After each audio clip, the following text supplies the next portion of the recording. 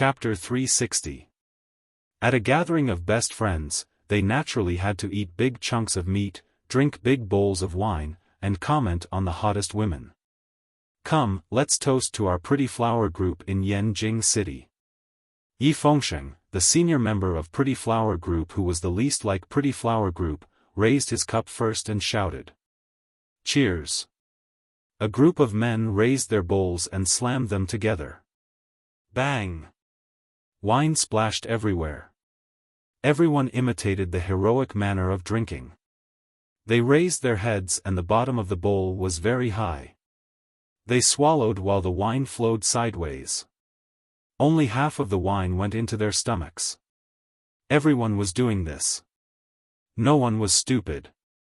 Fang Yan, Li Xiaotian, Huan Jing, Zhu Ziden, plus Chen Yanqing, who was currently working in a ministry in Yanjing City, and Wang Kaixian, who had moved into the military compound because of the promotion of his father's position. To be able to gather so many people at once was indeed a matter worth being happy about. Chen Yanqing walked to Fang Yan with a bowl of wine and said with a smile, "Running Fang, let's have a drink. Not everyone dares to stand, you row up. You're the first one. Just for this, I have to toast to you." "That's not running," Fang Yan said with a smile. "I just don't feel very well, so I wanted to go out for a walk and take a breather." "But that walk led to Huacheng?" Yi Fengsheng said with a sneer. "If anyone believes your nonsense, my sister will have to wait 1.5 years in the Fang family's martial arts hall before she can fight with you again." Fang Yan was not angry. He said confidently, "What's the fighting principle of our pretty boy group? Isn't it just to fight if we can win, and run if we can't? I can't beat Yi Ro, but I can run faster than her." "Yes. Running Fang is right."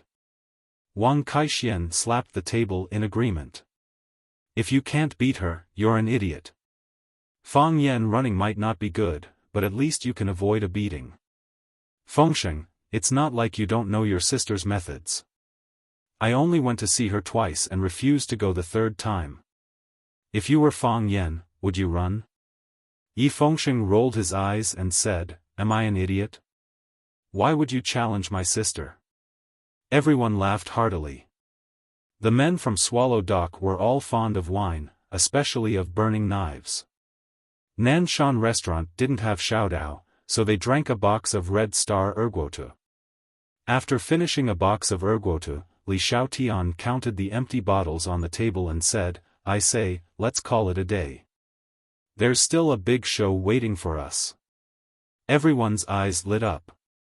Wang Kaixian said excitedly, "Li Xiaotian, can you really take us to see Luqi? I heard that the woman is very arrogant and rarely shows her face outside. Countless people can't even get a chance to see her even if they have 1,000 taels of gold. So what if it's thousands of gold?" It said that in order to save face in front of his friends, the son of a coal boss in Xixia threatened to give a building as a gift for every song he played. The music addict ignored him and turned around to leave, Zhu Ziden said. Li Xiaotian's face was full of pride as he said, "Normally, I wouldn't dare to guarantee anything for you guys. But today, don't worry, leave it to me." "Who is my cousin?" "Bruce Lee." Li Xiaotian's cousin was indeed called Li Xiaolong. Of course, he was not the international superstar who died young. He just had the same name as that person. Li Xiaolong was not good at martial arts, but he was good at business. Relying on his family's connections and resources, he rose rapidly in Yanjing City, which was a place of tigers and dragons, and he did get to know some very powerful people. It snowed heavily in Guangnan a few days ago, and the people of Guangnan were seriously affected. Tonight, a high-profile charity auction would be held at the Maple Leaf Club in Yanjing. In order to increase the gimmick and expand the influence of the auction, the organizers not only invited some popular stars to sing on the stage, but also specially invited Luqi Shuiyun, one of the 7 addicts of Wuxia, to perform on the stage. A stone stirred up 1,000 ripples, and one person caused chaos in Yanjing City. Hearing that Luqi Shuiyun was going to perform at the charity auction, those high-ranking officials and nobles naturally wanted to see the elegant demeanor of Wuxia, and the active ladies of Yanjing were even more scrambling. In the words of a certain child, if you can't make it to the auction tonight, how can you call yourself a first-class person in Four Corner City? Li Xiaolong was also from Swallow Dock, but because he was older than Fang Yan and the others, they did not have many opportunities to contact each other. But this time, Fang Yan and the others could have the opportunity to see the true face of Wuxia, and it was indeed because of Li Xiaolong's help. Speaking of the various legends of Wuxia, everyone was even more itchy. Yi Fengsheng paid the bill by swiping his card. All the brothers had drunk a lot and did not dare to drink and drive in Yanjing City, so they asked the restaurant to arrange 3 designated drivers. The group of people took 3 cars and rushed to the famous and mysterious Maple Leaf Club in Yanjing City. The weather this year was much colder than in previous years, and the snow was endless. The wheels broke the ice and crushed the snow on the ground, but the inside of the car was as warm as summer.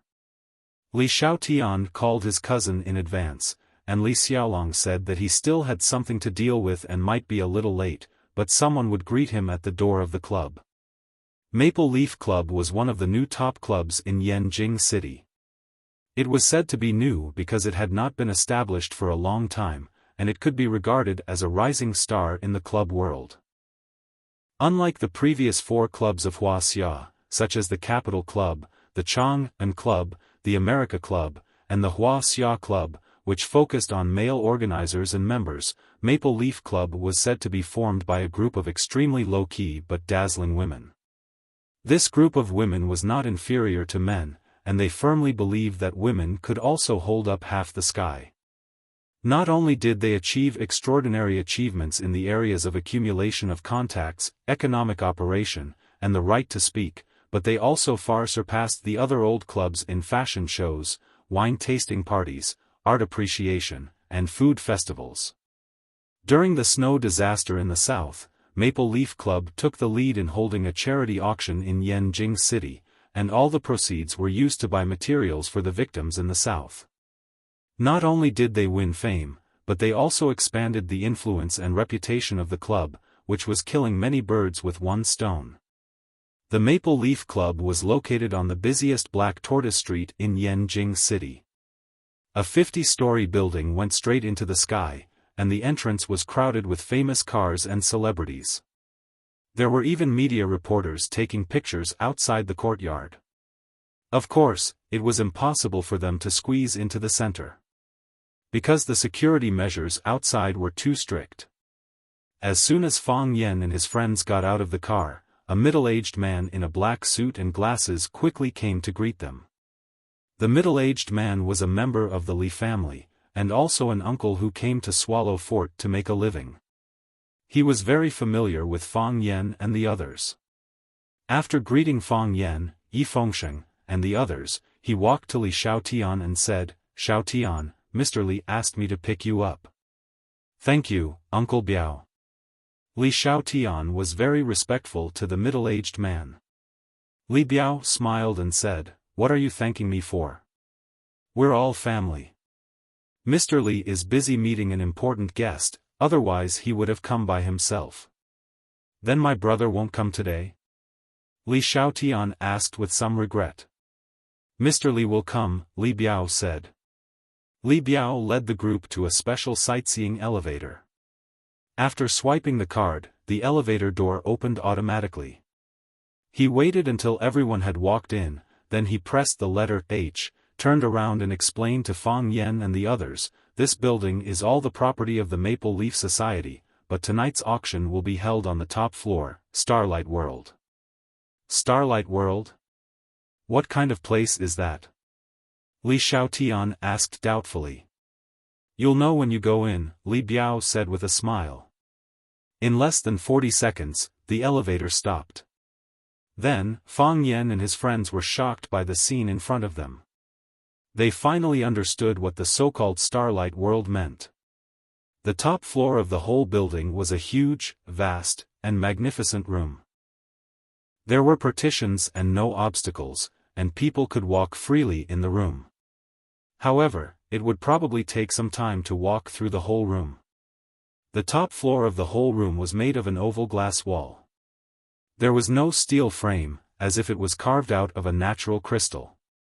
White light shone in, which was reflected by the snow on the top floor.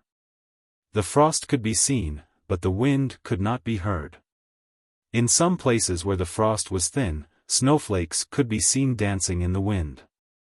One could imagine how beautiful this starlight world would be in summer when the sky was full of stars. Fang Yan said with a smile, "The owner of this club is really broad-minded and bold." "And a lot of money," Yuan Qian said with a smile. "Just this piece of glass is enough for me to live a carefree life." Li Biao said with a smile, "Feel free to walk around, I won't disturb you." "Thank you, Uncle Biao," Fang Yan said gratefully. Li Biao patted Fang Yan's shoulder, turned around, and walked outside. Yi Fengsheng looked around and said, "I'm really curious. I heard that this club was built by a few women. Who are they? It would be great if I could get to know them." "A toad wants to eat swan meat." A sarcastic voice came. "Who's scolding me?" Fang Yan thought angrily in his heart. These 2 days, he was very sensitive to the phrase, "a toad wants to eat swan meat."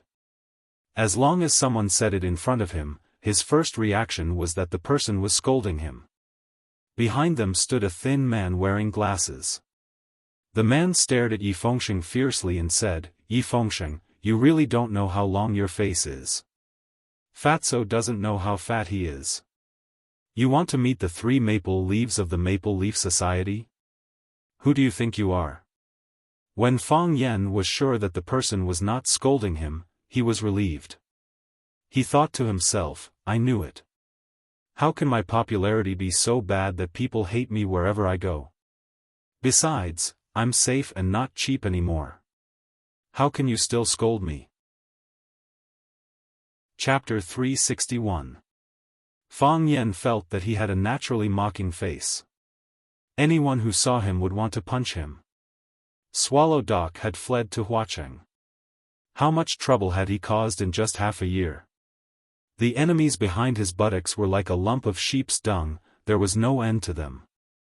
Fang Yan always felt that those who bullied him did not truly understand him. If they could calm down and understand him, they would definitely think of a way to kill him. Yes, he was a good person. He was a low-class, good-for-nothing good person. He was not greedy for the dark, did not blend in with evil. He was talented and righteous. For such a kind person, how could those bad people let him live a happy and long life? They would definitely think of a way to get rid of Fang Yan, this thorn in their side. This was because Fang Yan's existence would illuminate the dark and damp depths of their hearts. He would judge their ugly minds and rotten, pus, and blood hearts. Like mosquitoes under the light, like maggots roasted by the sun, they would reveal their true colors and have nowhere to hide. Good and evil were natural enemies. It was difficult to reconcile. Yes, that was what Fang Yan thought. Don't bully me. Those who bully me are bad people. Thank the heavens, no one bullied him today. However, it didn't feel good to see his friend being insulted. Fang Yan looked at Yi Fengsheng in confusion and asked, "You know him?" "Jiang Pingji, a scum." Yi Fengsheng curled his lips and said carelessly. "Last time in Kunlun, he tried to hit on my girl and I taught him a lesson. You're not talking about that little pepper from Bailey clan, are you?" Fang Yan asked. "You speak as if she's the only girl I have." Yi Fengsheng was very dissatisfied with Fang Yan's question. "But she was the one I brought last time, you go first," Fang Yan said. "Shout when you need help. Everyone, let's trample him. We men of Swallow's Dock won't do something like bullying others when we are outnumbered." "No problem. Just wait and see." Yi Fengsheng looked at Jiang Pingji with a murderous look and said, "I alone am enough. No matter if it's civil or military, he's not strong enough."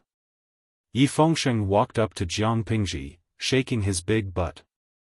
He stared at the pretty boy's face and asked, "Have you seen the 3 golden flowers of the Maple Leaf Society?" Of course I have." Jiang Pingji felt a little guilty, but since Yi Fengsheng had thrown out the problem, he could only bite the bullet. Otherwise, wouldn't the words he used to scold Yi Fengsheng just now fall on him? "Then tell us, who are the 3 golden flowers?" "Why should I tell you?" Jiang Pingji sneered. "If you're ignorant, then read more. If you're incapable, then lower your head more. Don't run out with your head held high like a giant dumb bird and get laughed at." Yi Fengsheng was stunned for a while. He looked at Jiang Pingji and said, "That sentence makes so much sense that I'm speechless. If you're ignorant, then read more. If you're incapable, then lower your head more." He had clearly never seen the 3 golden flowers before, and he might not even have heard of their famous names. Yet, he pretended to be very familiar with them. This kind of shameless act of sticking gold on his own face was not something an ordinary person could do. I suggest you do it less in the future.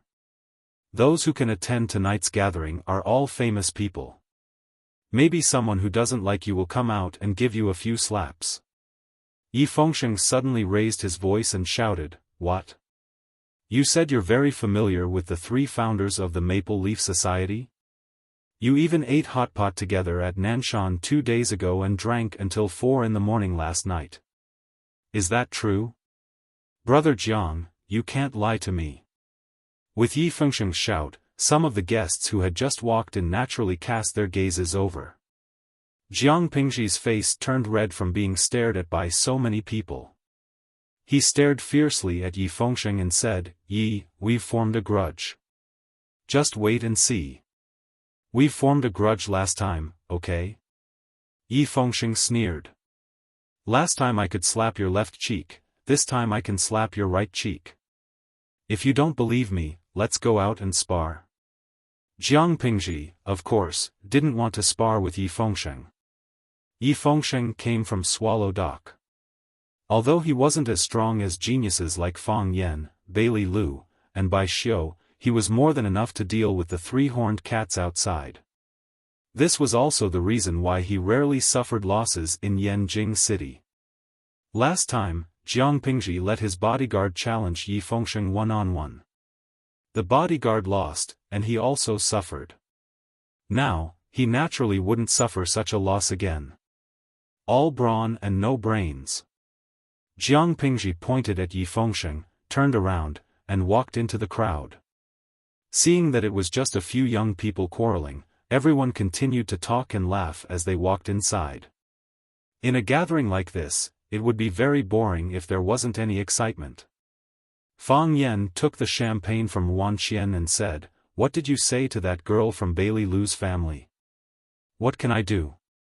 She has long been conquered by my heroic bearing and profound knowledge," Yi Fengsheng said with a face full of pride. "Whether or not I want her, it's just a matter of a word." Fang Yan laughed out loud and said, "Why do I feel that you can listen to the opposite of what you said? Run Fang, run, if you're like this, no one wants to be friends with you," Yi Fengsheng said angrily. "Shu, keep a low profile," Fang Yan advised. "Look at the others, the women are dressed in beautiful dresses, high heels, long legs, beautiful and dignified. The men are dressed in suits and leather shoes, refined and elegant, handsome and extraordinary, looking very stylish. We can't act too different and let others misunderstand that we're hooligans who sneak in to eat and drink. If the security guards come to chase us away, we'll be embarrassed, and Brother Xiaolong will also lose face, right? Come, everyone, be refined, be refined." Thus, Fang Yan and a group of friends held the golden champagne and sipped it, talking about Nietzsche, Kant, value and the distribution of capital wealth, and other big issues that affected the entire human society. As expected, the gazes that looked at them immediately became joyful and gentle.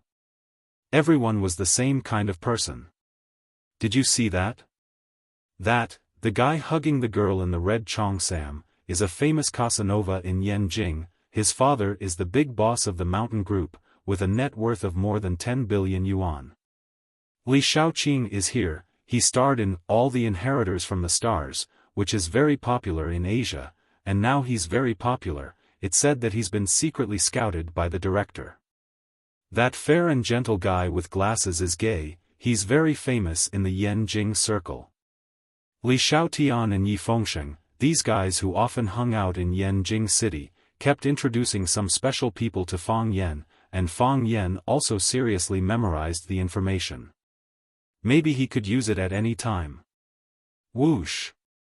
Another group of people rushed in. The man in the lead was tall, wearing a black suit and a white shirt with 2 buttons unbuttoned. He didn't wear a bow tie or tie like other men, making him look more unrestrained than others.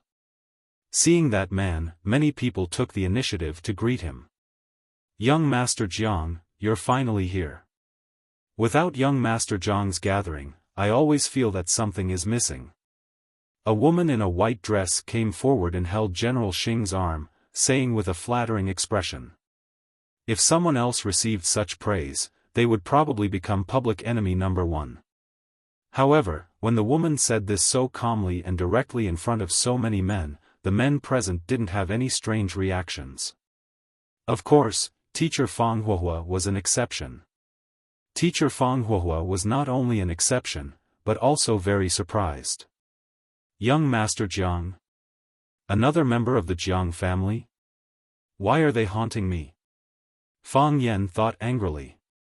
Young Master Jiang, you have to contribute more to the disaster area today. Do you even need to say that? When has young Master Jiang ever been stingy? More and more people gathered around General Xing, and the group became bigger and bigger. He had a completely mesmerizing appearance. What was even more surprising was that not only women were fascinated by him, but men were also fascinated by him. Even some of the older people expressed their deep affection for him. This made people have a whole new level of respect for him. Fang Yan was originally worried that he would be discovered by General Xing, and the two of them would have a hot-blooded, blood-spurting fight between a loser and a rich man in front of everyone. Now that the crowd had surrounded General Xing, even if he walked in front of Fang Yan, he probably wouldn't be able to see Fang Yan's existence. General Xing handled this kind of situation with ease. While dealing with the ambiguity of the beauties and eating some not too big but sweet tofu, he also had an intimate and harmonious conversation with the young masters who followed him or the people in charge of certain groups. General Xing, Yi Fengsheng, stood next to Fang Yan and said with a cold face, "He's very famous, but has very little ability. He's a playboy. You're definitely no stranger to his younger brother. Children should be like Jiang Junling." He's talking about his younger brother. The two of them don't seem to be born from the same mother at all. Fang Yan's eyes were fixed on General Xing in the middle of the crowd, and he said with a smile, "Don't say his name, don't look at his appearance, I can guess that he's born from the same mother. Why do you say that?" Yi Fengsheng asked doubtfully. No one thought that General Xing was similar to Jiang Junling. General Xing was elegant, and he was proud of the flowers. Jiang Junling was gentle and ordinary. If his name was not mentioned, everyone would think that he was a teacher or a writer when they saw him. No one associated him with the famous Jiang Junling. The way of showing off is exactly the same. Fang Yan said with a smile.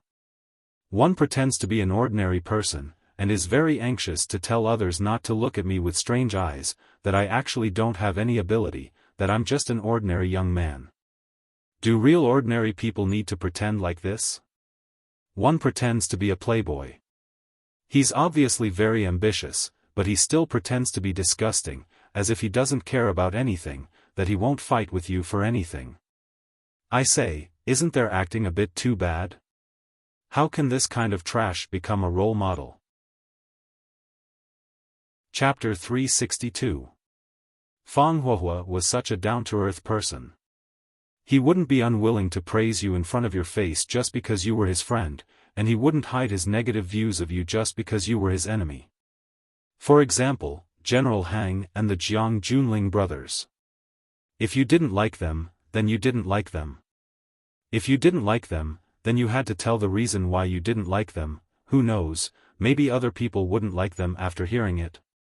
As expected, after hearing Fang Yan's comments, Yi Fengsheng, Zhu Zaidan and the others were indeed a bit confused. After thinking about it from a different perspective, they realized that Fang Yan's words were very reasonable, and they couldn't refute him.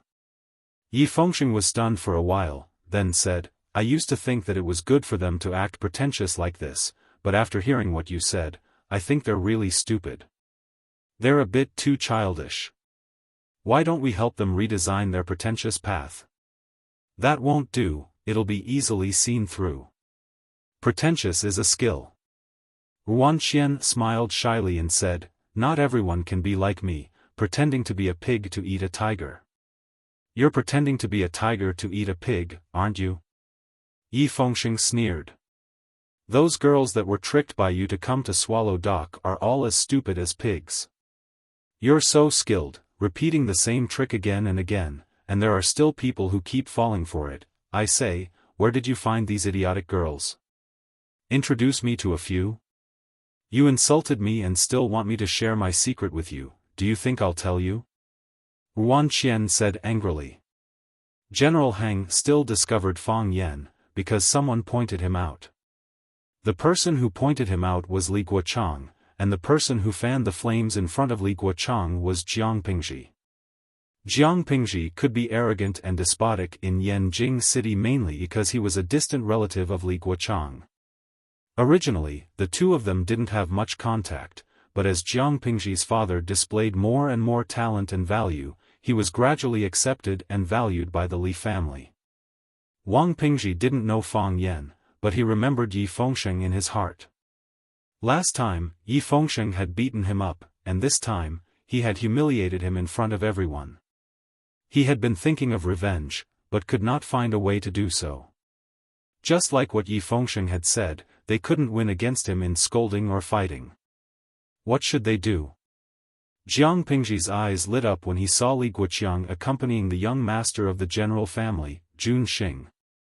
He thought of a ruthless way to take advantage of the situation. If Li Guoqiang was willing to stand up for him, then he would be able to settle his old and new grudges all at once. Even if Yi Fengsheng was barbaric and overbearing, how could he dare to challenge Li Guoqiang, who had a deep foundation in Yanjing City and had a close relationship with the young master of the Jiang family? As long as he wasn't stupid, he could only swallow this loss. Therefore, Jiang Pingzhi found an opportunity to go to Li Guoqiang's side and told him that he had been bullied. Of course, all the responsibility was pushed onto Yi Fengsheng.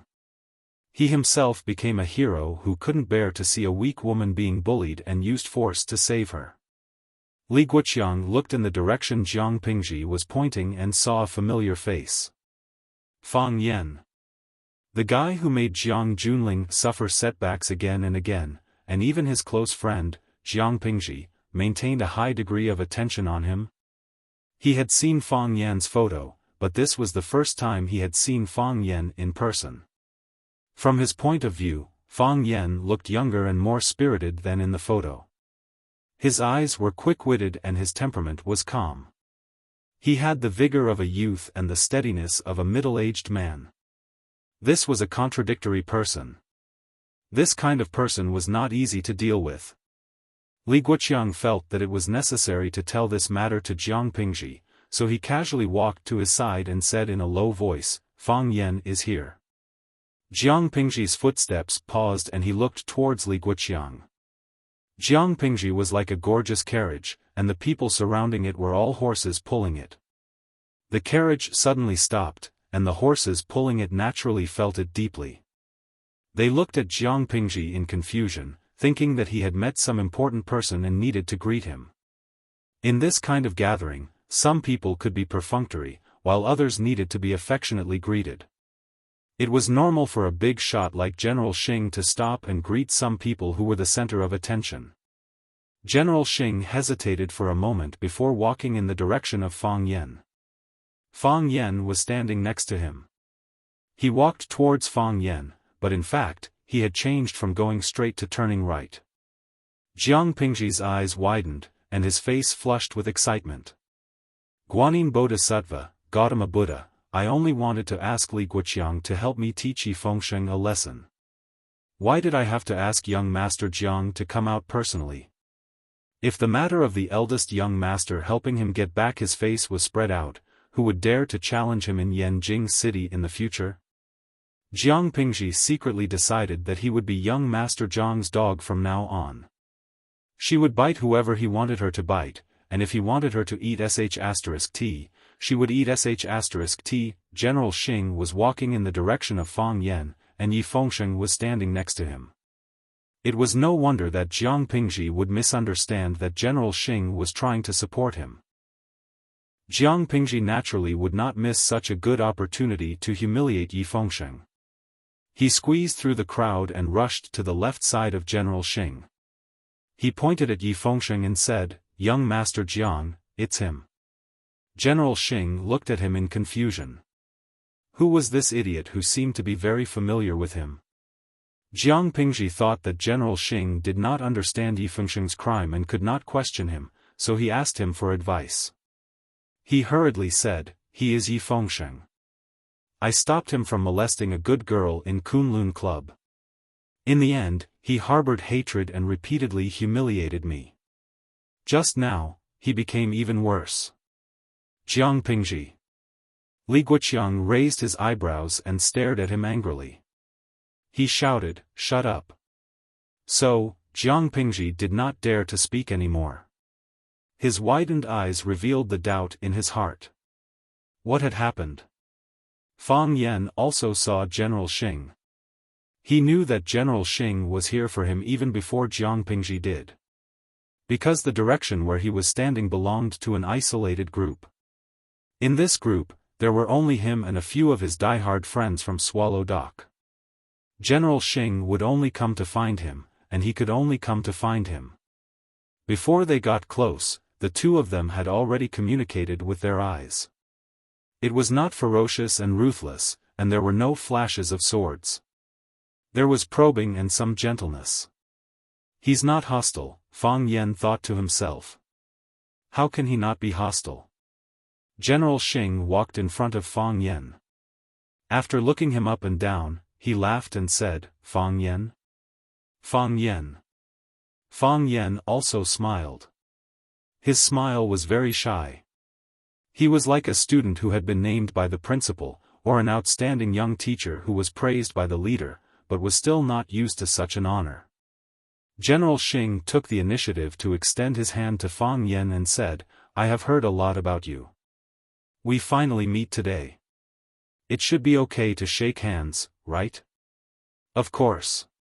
Fang Yan generously shook General Xing's hand and said, "Should be the one who said I have heard a lot about you. The rumors about the young Master Jiang are rich and interesting.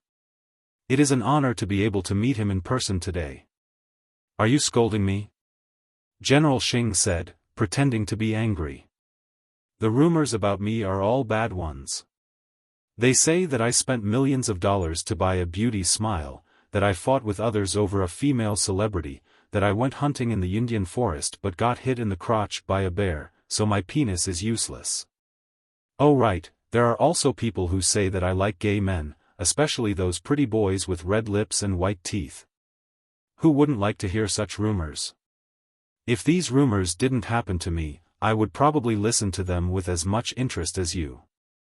Everyone laughed. They all said that young Master General was humorous.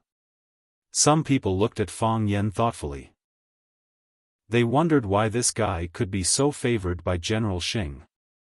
What was his background? Jiang Junling was tall. His long hair was combed back, revealing his deep and charming facial features. He didn't like to wear glasses like his younger brother. When he spoke, his eyes looked at you sincerely and warmly, giving people the feeling of a good uncle. He was elegant, and able to lift heavy things as if they were light. He spoke casually, but it was easy to gain the favor of others. Such a guy, Fang Yan thought to himself. He has Jiang Junling, a person from the Great Yin, as his younger brother. He must be very unhappy. However, Jiang Junling probably doesn't like having an older brother who knows how to build connections, right? Fang Yan let go of General Xing's hand and said, "That's why, young Master General, you have to maintain your style, maintain your standards, and create more rumors. Think of it as giving benefits to us fans." Everyone laughed again and praised Fang Yan for being humorous. Some girls also glanced over. They felt that Fang Yan had a handsome appearance, a refined manner, and a sharp tongue. He fit the image of a fresh meat in their hearts. If they could talk in private, having a friendly meal, drinking a cup of coffee, or going on a date was also a good thing. That won't do. There will be a lot of celebrities here tonight. I can't steal their limelight, General Xing said with a smile. He pointed at Fang Yan and raised his voice as he introduced him to the surrounding guests. Perhaps everyone is still a little unfamiliar with this little brother, Fang Yan, the square in Chinese, the yen in Chinese. Some of them had a look of understanding on their faces, but most of them were confused. Speaking of the name Fang Yan, you might not be familiar with it. However, it was this little brother who caused my younger brother, Jiang Junling, to suffer many setbacks in Huacheng and return to the capital in a sorry state.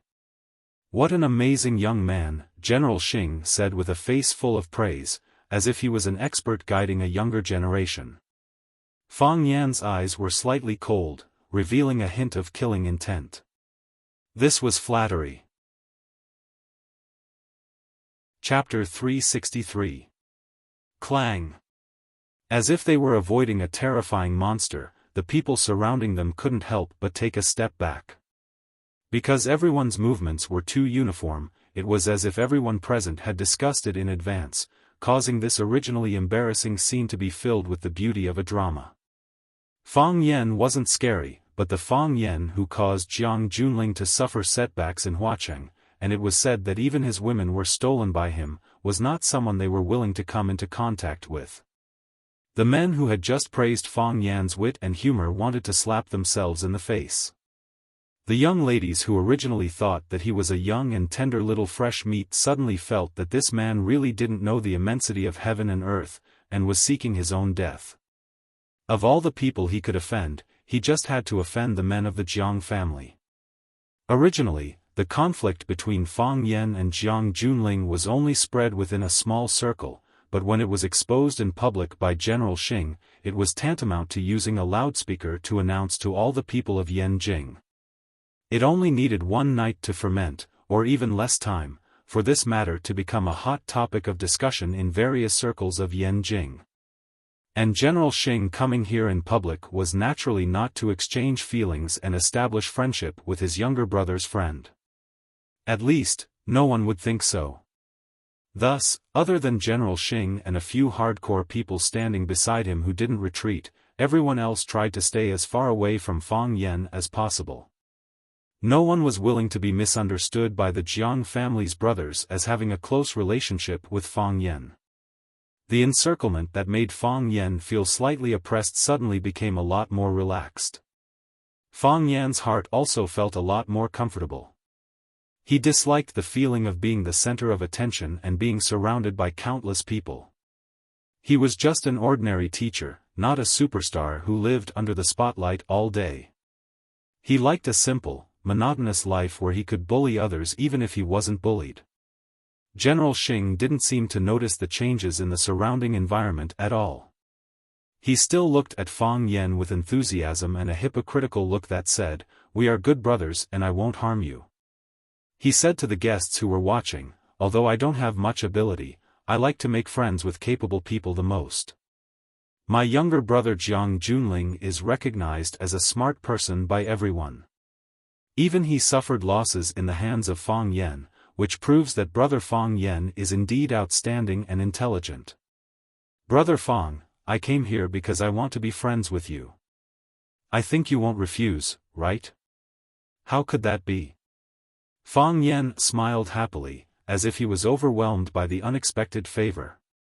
"I am very willing to be friends with young Master Jiang. However, young Master Jiang has spoken about the matter between me and your younger brother in front of everyone. I have to explain here. The younger brother I am talking about is General Xing's younger brother. Didn't you say that I deliberately called General Xing's younger brother? If your younger brother knew about this, wouldn't he misunderstand that you are trying to sow discord? The smile on General Xing's face didn't change, but there was a murderous look in his eyes. Of course, that murderous look disappeared in a flash, and he instantly regained his calmness. This guy was really a vicious dog, biting people whenever he had the chance. Don't misunderstand. I'm not saying that you brothers don't get along. Fang Yan sincerely comforted General Xing, saying, in a family like yours, there are often conflicts between brothers, and even fights between swords often happen. It's all for the sake of benefits. In a big family with a big business, it's inevitable that there will be conflicts. It's understandable. Of course, I know that nothing like this will happen between you brothers. However, I think it's better for young Master Jiang to avoid arousing suspicion. You said that your younger brother was bullied by me in front of so many people. Isn't that embarrassing your younger brother? If I were your younger brother, I would definitely feel uncomfortable in my heart and have some other thoughts. I would misunderstand and think that my older brother wants to smear my reputation so that I can't have a foothold in the circle. In the end, the family would have no choice but to consider letting my older brother take charge. I'm young and narrow-minded. So, the things I think are more complicated. I hope young Master Jiang won't take it to heart. Fang Yan sneered in his heart. Want to play dirty? Want to kill with a borrowed knife without drawing blood? Stab with a knife while smiling. Who's afraid of who in this kind of thing? The two people engaged in a battle of words and swords, and the atmosphere at the scene became even more solemn. Everyone held their breath and quietly watched, waiting for the next development of the matter. Jiang Pingji was ashamed and angry, and he was about to cry. Didn't you say that you would avenge me? Didn't you say that you would support me? Why did the target change? Moreover, the whole matter seems to have nothing to do with me. General Xing laughed heartily, and it seemed that he was not affected by Fang Yan's words at all. He said, Brother Fang is really interesting. But I want to say that your worries are unnecessary. Jiang Junling and I are brothers of the same father and mother. I am the elder brother, and he is the younger brother. My younger brother is smarter than me, more capable than me, and more capable than me. Everyone in Yanjing City knows this, including me. So, he is responsible for making money to support the family, and I am responsible for picking leaves and flowers. Our pursuits are not the same. I'm very glad that I have such a smart and capable younger brother. Only in this way can I be an idle playboy without any pressure. General Xing reached out and held the woman in the white dress next to him in his arms and said, Beauty, don't you think so? The girl in the white dress blushed and said shyly, Not everyone can be a playboy like young master. Besides, it's not like young master has nothing to do. In my heart, you are a very successful man. What if, Fang Yan looked at General Xing with a smile and said, what if young Master Jiang is not willing to be a playboy, and instead wants to learn from his younger brother to earn money to support the family? Brat, what are you saying? Li Guochang shouted. What are you? You dare to provoke the relationship between other brothers? That's right, gauging the heart of a gentleman with the yardstick of a villain. We have been friends with Big Brother for so many years, how can we not know what kind of person Big Brother is? Lincoln, who wore a pair of small glasses with a tortoiseshell hat on the bridge of his nose, was full of anger. Brat, are you here to cause trouble? Why don't we go out and practice? This guy was a typical fighter. General Xing's younger brother was the first to cause trouble, and the hot-blooded youths of Swallow Dock were not to be outdone. What are you? Who was the first to provoke the relationship? Even an idiot can tell? Are you idiots? Wang Kaishuan's father's generation were all soldiers, so when he opened his mouth, sparks flew everywhere. gauging the heart of a gentleman with the yardstick of a villain? These days, people's hearts are really not what they used to be. Any Tom, Dick, or Harry has the nerve to call themselves a gentleman. Your online name is Gentleman, right? If you don't put your face over, who would be willing to put in the effort to slap you? The hand that slaps the face also hurts. Yi Fengsheng, this guy, was also a natural bastard, someone who would rather die than suffer a loss. If others scolded him once, he would scold them back 10 times. Even if the quality wasn't as good as others, the quantity was still far greater than the other. Everyone stopped talking. Who was the one who said to go out and practice? Whoever doesn't go is a grandson. The belligerent Zhu Zidon waved his hand and was about to make a move. Fighting with people from Swallow Dock, was there something wrong with these people's brains? The younger brothers of both sides were busy fighting, but the leaders of both sides were still looking at each other with deep affection. General Xing looked at Fang Yan and said, "I have no enmity, I just want to make friends. Not everyone is qualified to be my friend."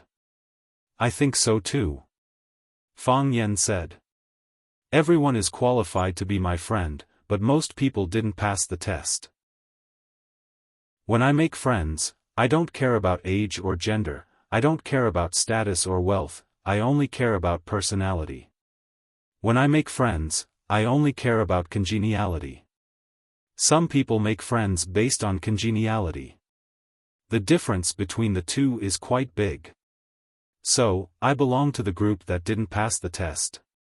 General Xing asked with a smile. "How could that be?" Fang Yan shook his head and said, "I didn't take the test at all." Everyone was silent. Fang Yan's words were too hurtful. Ordinary people still had a chance to take the test, but the young master of the general family, General Xing, didn't even have a chance to take the test. Even General Xing, who had a good temper, couldn't take it anymore. The smile on his face gradually disappeared, and he looked at Fang Yan with a gloomy expression. Everyone knew that as long as Jiang Junling gave the order, the bodyguards behind them would rush over and drag Fang Yan out of the venue. However, General Xing didn't do that. He looked at Fang Yan with sharp eyes and said, "You are full of hostility towards me. Young Master General, why aren't you?" Fang Yan said with a smile. "You are a successful person, a respectable person, a gentleman, and a gentleman. You are good at digging a hole with a smile, good at stabbing a knife in the dark, and good at killing your opponent with a smile. I'm just a nobody. I don't have a strong family background, and I don't have a fortune that can rival a country's. I can't bring 8 or 10 bodyguards with me when I go out. I'm my own driver. I'm even able to stand here and participate in this famous charity gathering because of my friend's brother. I'm not dignified enough, but I'm real enough. I am not a gentleman, so I can be frank and direct. I don't have a gentleman's grace. Whoever dares to bully me, I will directly slap them back. Young Master General, those who can stand here are not idiots." Fang Yan looked at General Xing and said, "Everyone knows that we can't be friends. Whether it is because of your background or because Jiang Junling is your brother, you can't treat me as a friend. However, I don't want to be a prop. A puppet used to smear your brother's name and damage his character and reputation. Because of what you said, I will fight with him to the death, and you will reap the benefits. So, forgive me for being more direct. Whether you can compete with your brother or not is a matter between you brothers. It has nothing to do with me." Chapter 364. You're courting death. Li Guoqiang shouted angrily. Several black-clothed bodyguards behind him immediately rushed over and surrounded Fang Yan and his friends. Clang clang clang, the black-clothed bodyguards moved nimbly and stood in position quickly. They only needed one order and they would attack together. The hot-blooded teenagers of Swallow Dock were not to be outdone. They set up their carriages and horses, ready to fight. Swords were drawn. Whether it was General Xing or Fang Yan, they only needed to make a gesture or give a simple order, and the two sides would fight together. The onlookers retreated to avoid being involved. The security guards of the Maple Leaf Club rushed to the scene. Seeing that the leader of the trouble was General Xing, they hesitated whether to stop them now or to stop them when they really started fighting. Or should they wait for General Xing to beat them up first and then clean up the mess? General Xing stared at Fang Yan for a long time. His dignified expression turned cloudy, then he shook his head and said with a smile, "It seems that you have a deep misunderstanding of us. We, the Jiang brothers, are not as petty as you think. My brother and I are not as indifferent as you think. Today we are gathered here to participate in a charity auction that is about to start, to help the people who are suffering from the disaster in Guangnan. Since it started because of my kindness, then let it end here. What I want to say is that I really have no malice." General Xing glanced at Fang Yan and said, "See you in a while." He took the lead to turn around and walked in the original direction. Li Guoqiang and others glared at Fang Yan fiercely and followed him to leave. The other guests felt that their breathing was smooth. They clinked their glasses and drank again, chatted and laughed, and followed behind General Xing to the main venue. Li Guoqiang walked beside General Xing and whispered, "Are we just going to let it go? It's not good for us to make trouble." General Xing said with a smile, "Have you forgotten our original plan? It's fine if we can't steal the chicken, but we can't help to scatter the rice for the chicken. We can't do such a stupid thing. We will be laughed at. I really don't want to." Li Guoqiang said in a low voice full of anger. In Yanjing City, they had never been bullied like this. "This isn't the only thing that I'm unwilling to accept," General Xing said calmly. "However, after this incident, they have become lone guests in this banquet, right? Everyone will more or less give the Jiang family some face." General Hang was right. Anyone who offended the Jiang brothers wouldn't be welcomed at any gathering. With so many people seeing Fang Yan arguing with General Xing, who would be willing to come into contact with him? Other than the few brothers he brought with him, no one else would come into contact with them, right? The crowd around them was surging, but no one was willing to exchange greetings or even a friendly look with you. This kind of gathering was really a test of a person's endurance and self-esteem. The area where Fang Yan was located had become a sure hell, and everyone kept a respectful distance from him. Fang Yan and the others took the initiative to walk towards a certain area. The person who was originally standing there immediately pretended to casually walk away. Fang Yan and the others were speechless. They just wanted to walk over to get some food. They didn't want to talk to them. Did they have to be so obvious? "Looks like we're not welcome here," Yi Fengsheng said with a bitter smile. "Fang Yan, you're a star of disaster. Wherever you go, you attract the arrival of the god of disaster. We just wanted to see Luqi, how did we end up like this? You can't blame me this time, right?" Fang Yan said.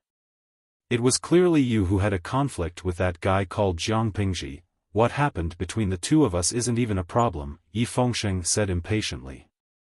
"Someone like General Xing would cause trouble for me because of a small matter with Jiang Pingji? It's obvious that he came for you."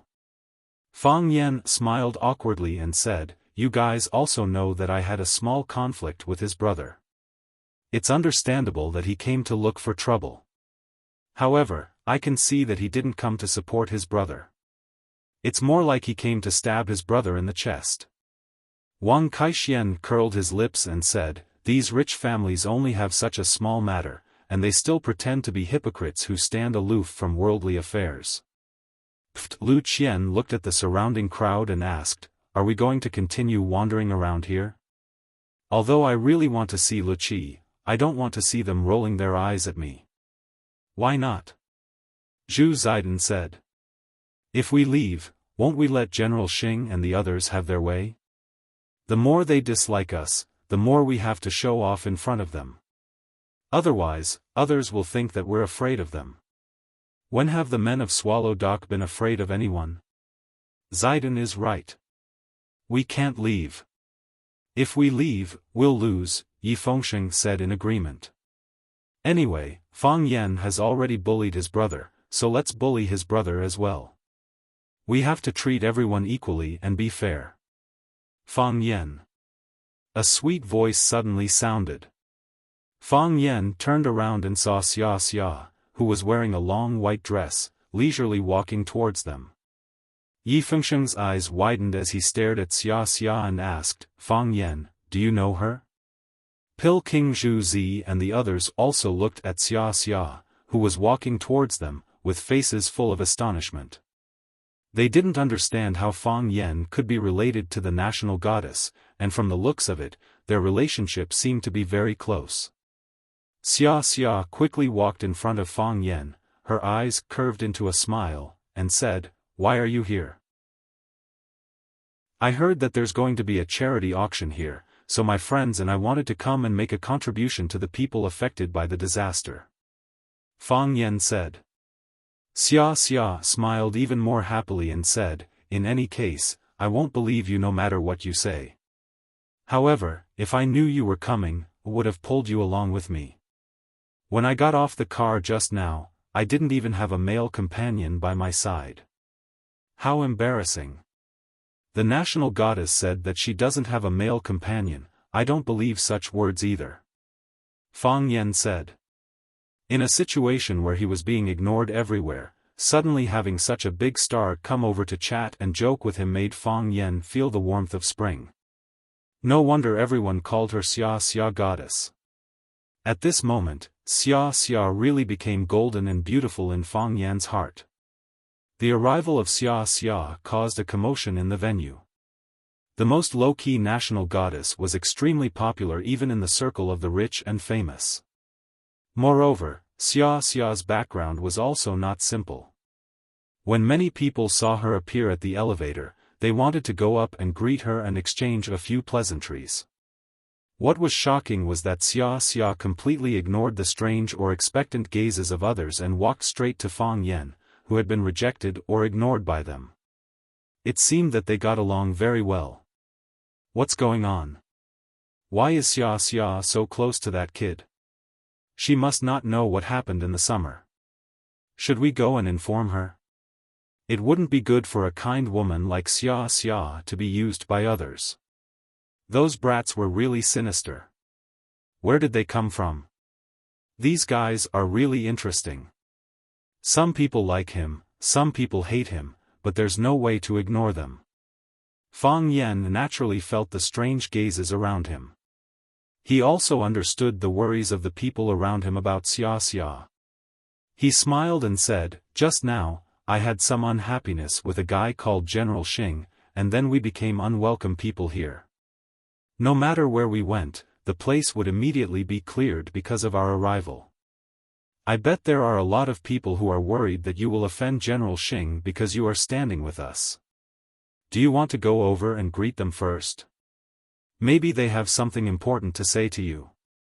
Xia frowned slightly, glanced around, and asked, Why did you clash with General Xing? You know him too? Fang Yan smiled and said, Looks like he's quite famous.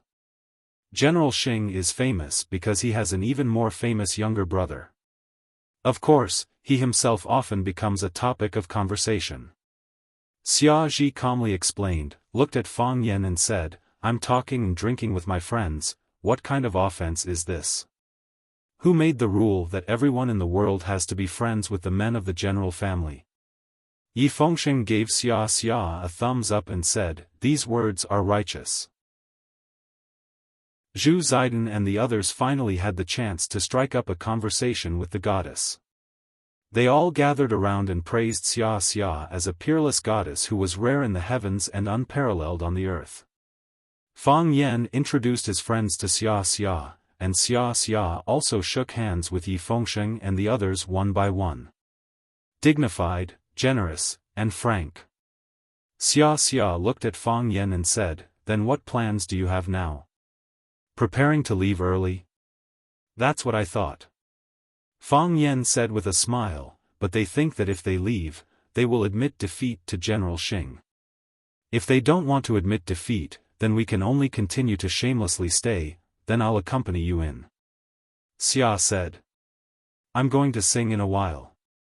But I didn't come here tonight to sing by myself. For the music fanatic? Fang Yan asked. Yes, it's for the music fanatic. Xia said with a face full of anticipation. The lingering sound lingers for 3 days. In the past, I always thought that it was impossible for there to be such music in this world. The person who said this must be a liar or an exaggerator. Now I understand that I am ignorant and inexperienced. It turns out that there really is such a strange person in this world, and there really is such music. Since you're here tonight, you must enjoy yourself. Under Xia's lead, Fang Yan and his companions walked into the depths of the crowd. Countless people took the initiative to greet Xia, and some hardcore fans pulled Xia to whisper some whispers. Xia smiled and thanked them, but did not alienate them. She still led Fang Yan and the others around. The so-called rumors, the so-called gossip, were just people worrying about nothing. Xia was calm and composed, the clouds were light and the wind was light. Chapter 365. A guy who became successful by selling successful studies once said that a millionaire's friends were all millionaires, and a multimillionaire's friends were all multimillionaires. Fang Yan felt that this sentence was bullshit. For example, he had 1 billion strings of coins on his waist, and he was a very rich person. Ruan Xian, this pretty boy, probably wouldn't even have 1 million even if he searched his entire body. The others also didn't have that much money, but this didn't affect the deep friendship between them at all. However, Fang Yan still clearly felt that there were circles between people. At this moment, at this place, the people who gathered together in groups of 3 to 5 formed small circles. These circles were closely connected, and there was me and you and me. What was worse was that Fang Yan didn't belong to any of these circles. Well, if this circle had to be defined, it could only be Swallow Dock Teen Idol Group. They all came from Swallow Dock, a great and glorious yet low-key place. Many people present didn't even know that there would be such a small village on the map, and that there would be such a tribe. The only comforting thing was that the Heavenly Queen, Summer, was always by their side. Even if countless people took the initiative to greet and toast her, there were even more people who tried to pull her into other circles to prevent her from getting too close to Fang Yan and offending the men of the general family. However, Summer was like a beautiful ginkgo tree, unperturbed by the wind and unafraid of the thunder. She stretched out her beautiful branches and deeply rooted herself in the soil where Fang Yan was. In Yi Fengsheng's words, this girl was really a real man. Summer was the most dazzling star tonight, and her every move was the focus of everyone's attention. Because of Summer's existence, Fang Yan and the others were always under the illumination of a 10 million watt light bulb. General Xing naturally discovered Summer's existence, and someone had already reported her provocative behavior to him. Why don't I go have a drink with her? Li Guochang squinted his eyes as he sized up Summer and said aloud. General Xing waved his hand and said, this kind of thing can't be forced. It's not a big deal to socialize with friends. Li Guochang stopped talking and started to chat with the people around him. This was indeed a high-standard charity banquet. Countless celebrities had gathered here. Ma Tian, who had just become the richest man in Wuxia because his e-commerce website was listed in the United States, Pan Shi too, the real estate magnate, the chairman of Hua Tian Entertainment, and some business and entertainment celebrities that Fang Yan found familiar but couldn't name. Bruce Lee also came. Bruce Lee was older than Fang Yan and the others. During the summer vacation, Bruce Lee brought his girlfriend back to Swallow Dock to play. Fang Yan, Yi Fengsheng and the others even had a water fight naked in Shihizi. They didn't have much in common and didn't have many opportunities to interact with each other. However, they were all children who grew up in Swallow Dock, so at least they were familiar with each other. Bruce Lee came with his friends. There were 3 middle-aged men about his age. They were talking and laughing behind him. They seemed to be having a good time. However, the one walking in front of them was a young man who was much younger than them. This young man looked to be about the same age as Fang Yen and the others. Fang Yen and Bruce Lee stood up to greet him. This was the proper etiquette. Bruce Lee had a square face and thick eyebrows. He looked very dignified. He looked at Li Xiaotian and asked, "Your breath reeks of alcohol. You didn't drive, did you?" "Not much. Less than 2 pounds per person." Bruce Lee smiled and said, "I didn't dare to drive. I got a driver to send us here." Bruce Lee nodded and turned to look at Fang Yen. He said with a smile, "I heard you broke through again." "I don't know if it's good or bad," Fang Yen said in distress. "There's no one to lead the way. I can only find my own way." "It's always a good thing," Bruce Lee said with a smile. "But there's a balance between work and rest. Let's have fun tonight. If you need anything, just come to me. As your big brother, I have to take care of you in Yanjing City.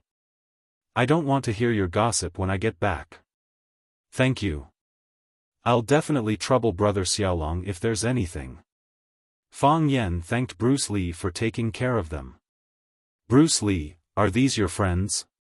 The young man who came with Bruce Lee stared at Fang Yen and the others and asked curiously. "Young Master Qin, they're the children of my neighbors. They're my younger brothers."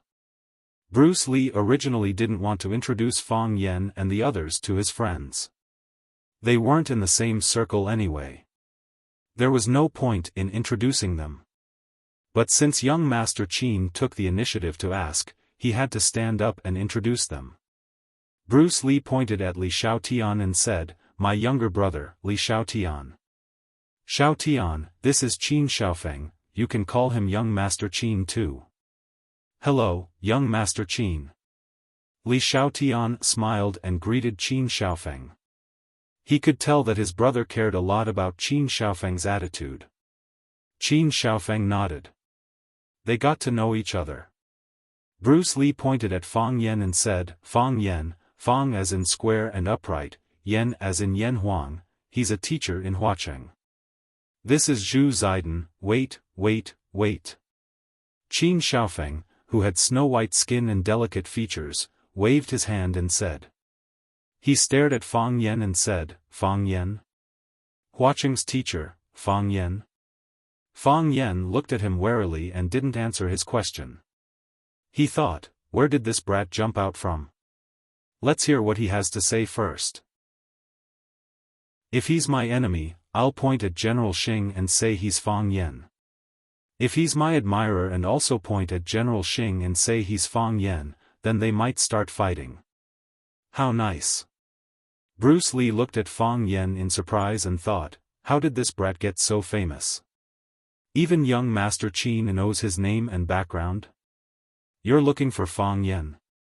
Yi Fengsheng also stared at Qin Xiaofan cautiously and asked. Fang Yen had too many enemies. As his brothers, they had to be on guard to not get ambushed. I'm not looking for him. But I've heard of him. Qin Xiaofang laughed and said, awesome. Awesome person. In Yanjing City, General Ling was as arrogant as the King of Heaven, not putting anyone in his eyes. But when he went to Huacheng, a layer of skin was scraped off his face. It said that the guy who scraped off his face was called Fang Yen, a teacher in Huacheng. Brother, don't tell me that Fang Yen is you? Fang Yen felt very conflicted. When faced with honor, should he accept it or reject it? That's him. Yi Fengsheng said proudly, he's that Fang Yen. To Yi Fengsheng, his brother's honor was his honor. He was very proud now. Ha ha ha, it's really you, Qin Xiaofang laughed. As he laughed, his face darkened and said, I see General Xing all right, let's not stand with this guy, lest those petty people from the Jiang family bear a grudge. Then, he turned around and walked toward where General Xing was standing. As soon as Qin Xiaofan left, the middle-aged people who were chatting with Bruce Lee also left. A hint of panic flashed in Bruce Lee's eyes. He looked at Fang Yan and asked, "Do you have a conflict with Jiang Junling?" "Something unpleasant happened," Fang Yan said frankly. This kind of thing couldn't be hidden even if he wanted to. He just couldn't understand. The conflict between him and Jiang Junling was very hidden. Only those people in Huaqing knew about it. How did it spread to Yanjing? Fang Yan wouldn't believe that there wasn't a murderer behind the scenes. But, which family did this? If he and Jiang Junling had a conflict, who would benefit the most? The Jiang family? Their family was the most likely. After all, the four families of Huaqing, the Lu family and the Gu family had formed an alliance with him because of the Rubik's Cube technology. Only the Jiang family's ambition didn't die. They actually held on to the thigh of the Jiang family, and the two families seemed to be connected by marriage. However, if this news was really released by the Jiang family, weren't they afraid of offending Jiang Junling, the most promising person in the Jiang family? Among these rumors, Jiang Junling's reputation was the most severely damaged.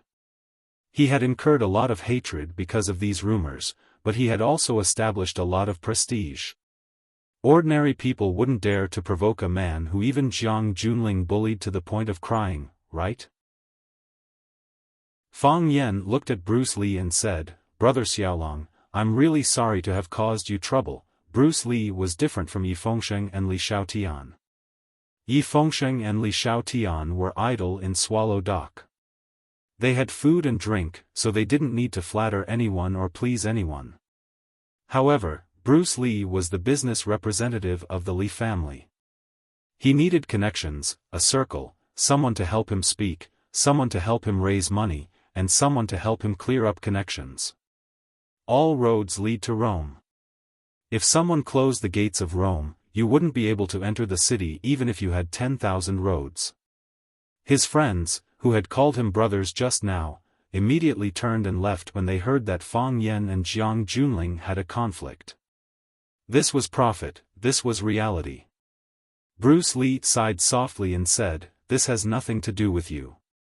A middle-aged man couldn't bear to see him like this. He turned and walked to Bruce Lee and said, "Xiaolong, we are businessmen, we have to take care of our fellow countrymen, but we also have to take care of the big picture. Let's go and sit with young Master Jiang. You can say that you don't know anything. This matter has nothing to do with you anyway." Bruce Lee hesitated for a moment and said, "Brother Ho, thank you for the reminder. However, these are my younger brothers. I can't abandon them." The man sighed and turned to leave. Qin Xiaofan pointed at Bruce Lee and laughed, saying, "Bruce Lee, don't be reckless. That kid is a troublemaker.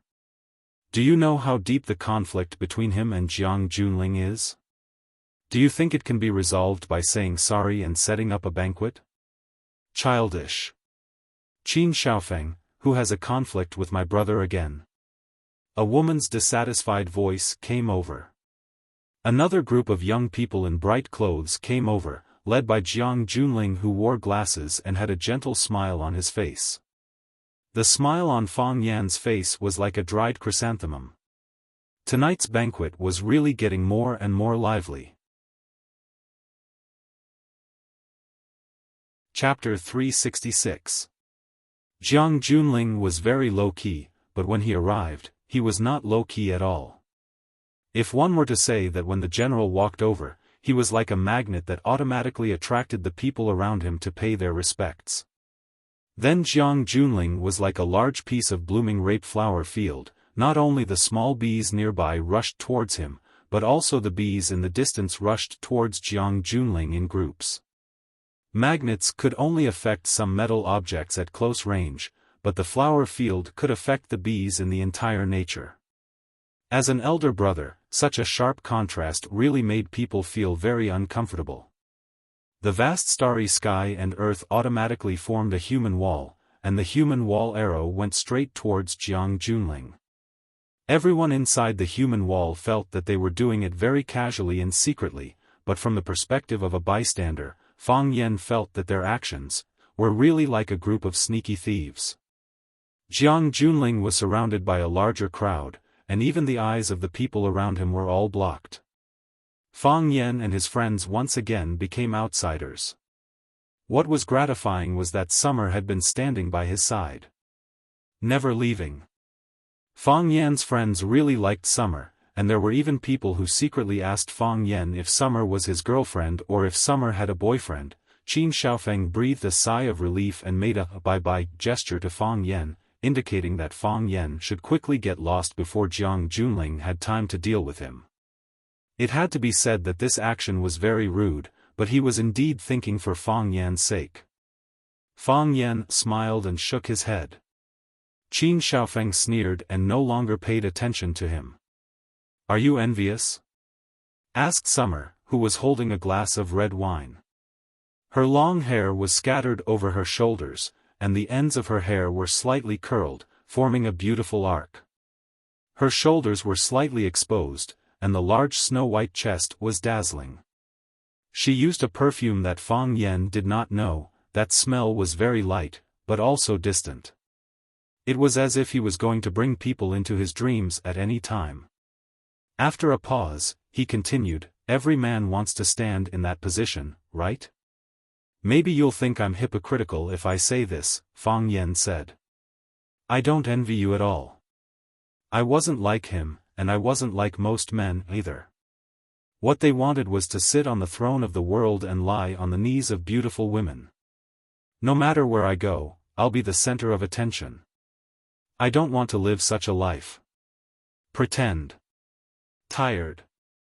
I just want to be a quiet teacher and pass on my life's knowledge to my lovely students." He didn't ask for a good life, but he didn't want to waste his time with them. In his spare time, he would read a few poetry collections, write a few calligraphy pieces, sit by the window and listen to the rain, or go to a tea house to get drunk. He would marry a wife who was not very beautiful. Of course, she could also be very beautiful and give birth to a few clever children. "I feel like my life is complete. This is the life I want." Xia Chen was sluggish for a long time, then he let out a weak sigh and said, "Although I know what you said is false, I still feel that this kind of life is very beautiful. It's very exciting." Yi Fengsheng glanced at Fang Yan and said, "I think you might as well sit on the throne of the world and lie on the knees of beautiful women. Looking at you pretending like this, I feel tired." In front of beautiful women, there were many cases of brothers stabbing each other. This was the case all over the world. "You don't understand." Fang Yan had a sad look on his face, as if it was hard to find a confidant in the world. "You don't understand." Jiang Junling was very gentlemanly. More and more people came to greet him, and they would also take the initiative to greet some elders or important people. The crowd would eventually disperse. When Jiang Junling's group of people once again appeared in Fang Yan's field of vision, Fang Yan knew that his misfortune was coming again. What was surprising was that those people didn't even look at him. Even Jiang Junling didn't look at him, as if he had never seen this person's existence. The person who had just scolded Qin Xiaofan was a girl with short hair. In this kind of situation, she walked alone in jeans and a white shirt. She looked young and fashionable, but at the same time, she didn't fit in with the rest of the crowd. However, everyone treated her as a child, and no one was too picky about her clothes. Jiang Rong strode in front of Qin Xiaofan, who was hiding behind the stone corridor, and pulled him out, shouting, "Qin Xiaofan, tell me clearly, who does my brother have a grudge with?" "No grudge, no grudge." Qin Xiaofang's heart was full of bitterness. He just wanted to distance himself from Fang Yan with a few words of gossip. How did the petty Jiang family hear it? "I'm talking about conflict. It's just a little conflict. Who has a conflict with my brother? How come I didn't know about this?" Jiang Rong clearly didn't want to stop here, and continued to pursue. "I only heard about it," Qin Xiaofan said. I heard that when second brother was in Flower City, he had some conflict with a guy called Fang Yan. You know that I have a loose tongue, and I like to talk nonsense when I hear something. Usually, when he hears something, he likes to talk nonsense. Maybe there's no such thing.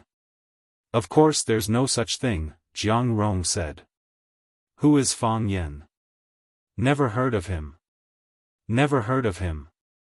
These 4 words expressed the Jiang family's attitude towards the conflict between the Jiang family Ling and Fang Yan. Never heard of this, never heard of a person called Fang Yan.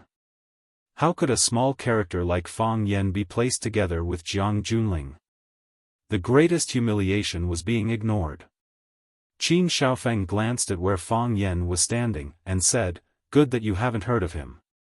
I haven't heard of him either. He's probably some small character that's not famous. I think those rumors are fake. Who can be a match for a genius like second young master? Humph, good that you know, Jiang Rong said coldly. Qin Xiaofan, watch your mouth, or I'll tear it apart. That won't do, Qin Xiaofan said with a smile. How can I drink and pick up girls if I tear it apart? I'll rely on this face and this mouth to make a living. Jiang Rong finally saw Fang Yan, or rather, she glanced at where Fang Yan was standing. Then, she frowned and asked, "Who are they? How come I've never seen them before?" This question was difficult for Qin Xiaofan to answer. He had just said that he hadn't heard of Fang Yan, so he naturally didn't know him. If he didn't know him, then how could he explain the fact that Fang Yan was standing here? Who brought them? Jiang Rong asked. Bruce Lee's face was livid, but he still walked out of the crowd and said, "I brought them." Fang Yan and Li Xiaotian didn't receive an invitation to the banquet. He did bring them in through his connections. This kind of thing couldn't be hidden. If they were found out, it would be more embarrassing. It was better to stand up and bear the responsibility himself. Jiang Rong looked at Bruce Lee, looked him up and down with a very sharp and mature look, and asked, "Who are you?" Bruce Lee replied. "Oh." Jiang Rong laughed. "The Bruce Lee who has the same name as the international superstar. I've heard of you. I heard that your kung fu is very good, and your character is also very good. But, who are those people you brought? They shouldn't have received an invitation from the organizer, right? You brought such an unknown person in. If anything happens, are you going to be responsible for it? Can you bear the responsibility? They are all my friends, my younger brothers.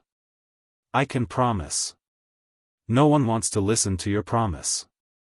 Jiang Rong interrupted Bruce Lee's words and said, "After it happens, any guarantee is useless.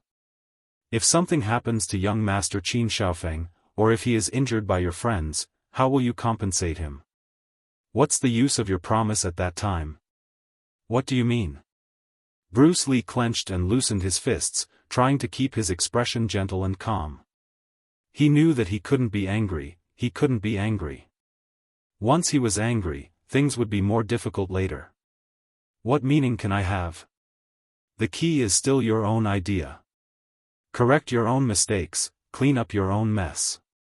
You brought people who were not invited into the club, which is not in line with the rules of the banquet. And these people may be aggressive. As invited guests of the banquet, we have the right to ask the club to deal with this matter. Of course, I don't mind giving you face and letting you deal with it yourself. You deal with it cleanly, lest the people of the Maple Leaf Club come out to clear the place, and you will lose face, right?" Jiang Rong was not old, but his words were sharp. And he was reasonable, as if he was completely standing in Bruce Lee's point of view to consider the problem. This was a blatant threat. Everyone knew that this was a threat to Bruce Lee by the Jiang family. Bruce Lee broke the rules first. If the Jiang family really asked the club to deal with this matter, the club could only follow the Jiang family's request and expel Fang Yan and Li Xiaotian. First, they were not invited guests of the banquet, but vagrants who got in through the back door. Second, in front of Fang Yan and the Jiang family, the club would naturally choose the Jiang family. Who would be willing to favor a young man with no foundation? Moreover, it was only a little girl of the Jiang family who came out to deal with this matter. The other important people of the Jiang family did not come out, as if they didn't care about what happened here. From the beginning to the end, Jiang Junling did not say a word, not even looking at Fang Yan. What happened here had nothing to do with him. Yes, he didn't need to do it himself, as a general could handle this matter. In his eyes, Fang Yan was just an insignificant person who did not matter. Jiang Junling thought so, and so did everyone present. Expel. This was an expulsion. Chapter 367. Bruce Lee had a splitting headache as if he was being roasted by fire. He had never thought that a casual decision would have such a profound impact on his entire life. He knew that these people's target was Fang Yan. He only needed to stand up and say that he had nothing to do with Fang Yan. He didn't understand how Fang Yan came in. Then, he didn't need to do anything. Fang Yan would be politely asked to leave by the club's security. But what if he did that? Where would the spirit of Swallow Dock be? Where would his reputation be? Where would his own spirit and reputation be? When he returned to Swallow Dock, he would be criticized by the elders in the village, and the teacher would use his shovel to beat his head. However, if he didn't accept the Jiang family's suggestion and insisted on standing on Fang Yan's side, it would be difficult for him to do anything in Yanjing City in the future. All the achievements he had made in Yanjing City and the connections he had built would collapse. All his efforts and achievements over the years would vanish. Because they had offended the Jiang family, which no one wanted to offend. Perhaps some people would care about their friendship with him, but they cared more about the living conditions of the family. This was the law of business, both real and realistic. Besides, even if he stood up to protect Fang Yan and told everyone here that he brought Fang Yan in, would he be able to protect him? Fang Yan didn't receive an invitation. He knew that, and many people here knew it. The person who helped to smooth things over also knew it. As long as the Jiang family was willing, they could even drive Fang Yan and himself out together. Bruce Lee alone couldn't protect Fang Yan. The reason why the Jiang family didn't directly go to the club to deal with this matter was not to save Bruce Lee's face. They didn't care about Bruce Lee's face. They let Bruce Lee deal with this matter because they wanted him to make a choice between standing on the side or sacrificing himself. Choosing to sacrifice Fang Yan or everything he had. More importantly, Fang Yan was driven out by his own people. This kind of humiliation was much more serious than being pushed out by the Jiang family. If Fang Yan was chased away by a single sentence from the general family, he would never be able to raise his head in this particular circle for a very long time. Everyone was looking at Bruce Lee. Everyone was waiting for him to make a decision. It was a decision that would change the lives of Fang Yan and Bruce Lee. At least, that was what they thought. What's the big deal? Someone sneered. Fang Yan strode toward Jiang Junling.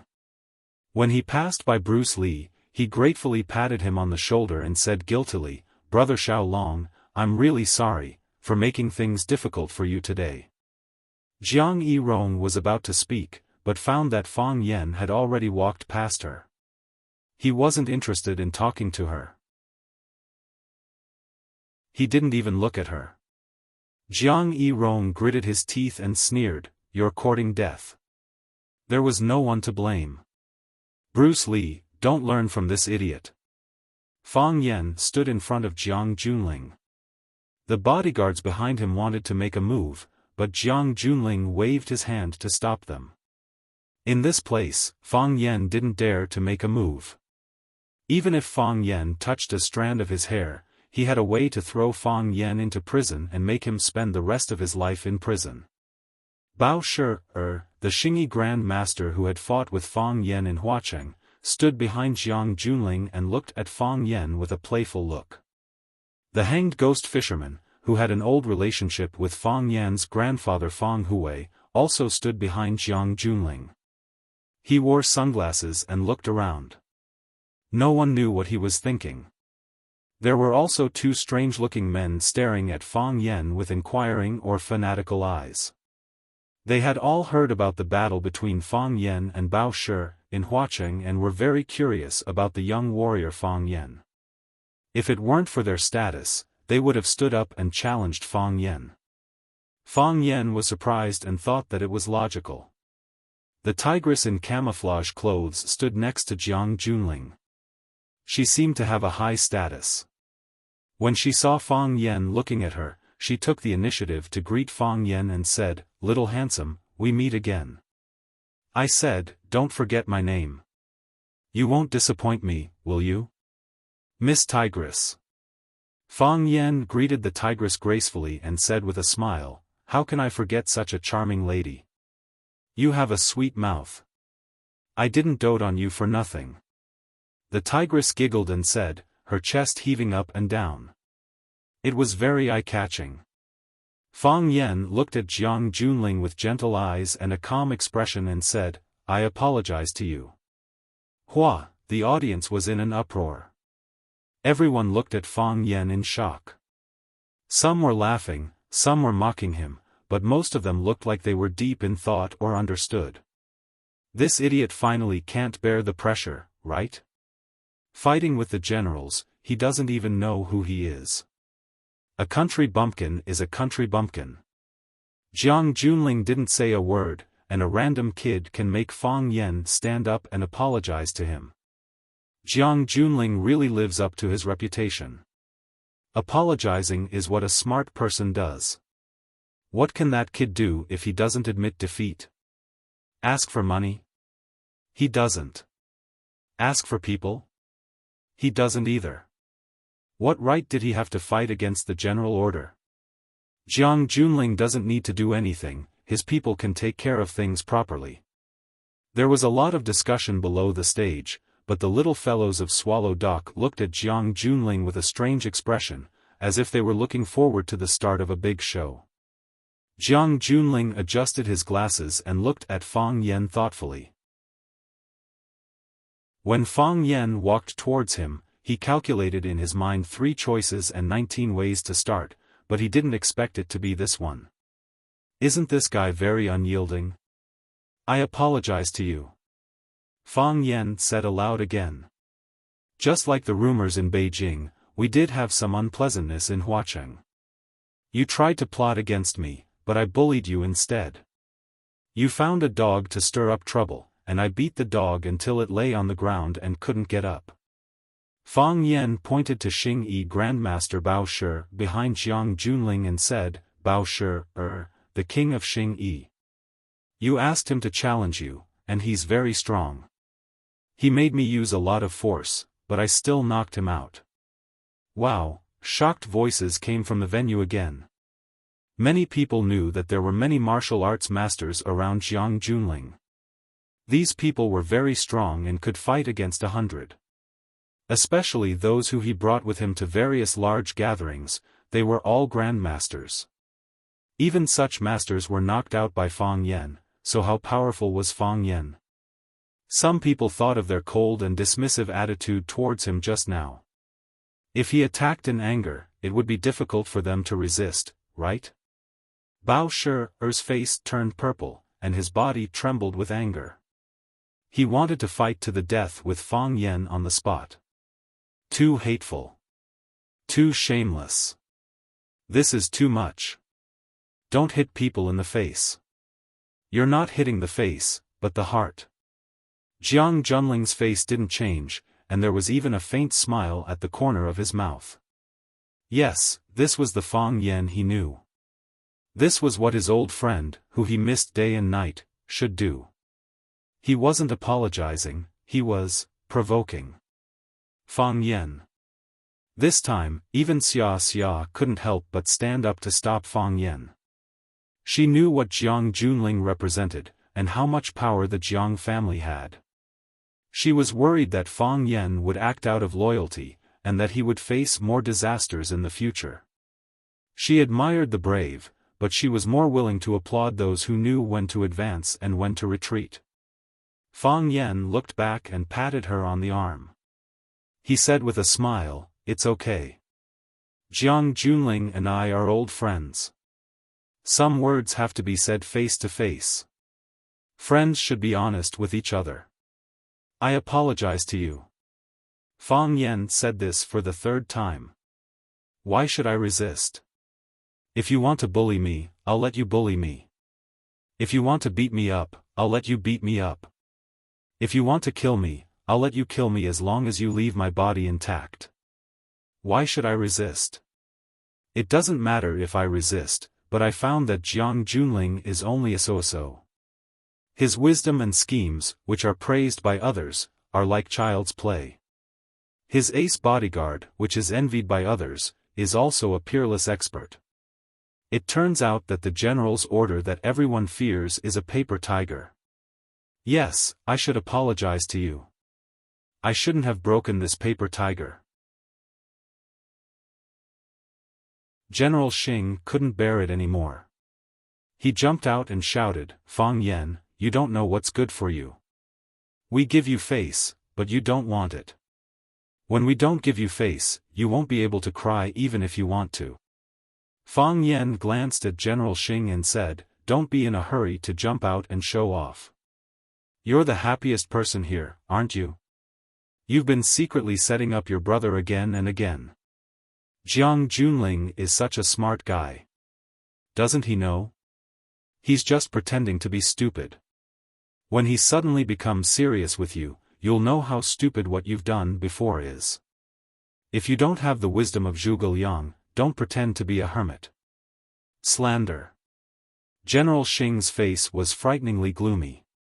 Fang Yan's eyes turned back to Jiang Junling's face and said, "Yes, you have money, power, and connections.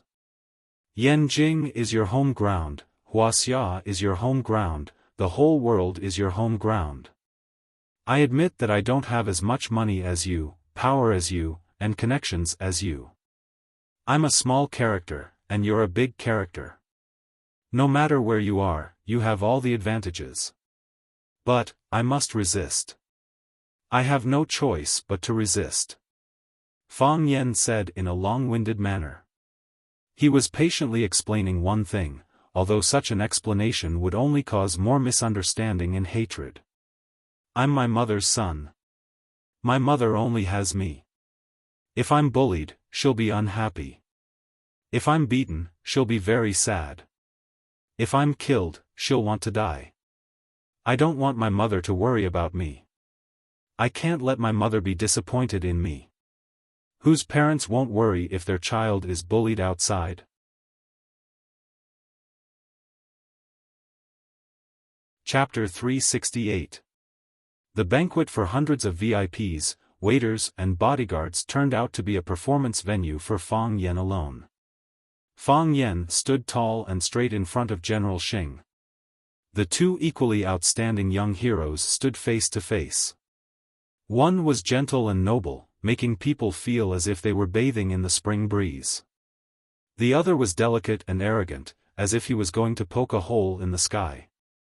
There were also many outstanding young people present, including General Xing, Jiang Junling's brother, Qin Xiaofan of the Qin family, Jia Yilin, the famous genius painter of the Jia family, Xia Tian, and several other super newcomers in the entertainment circle.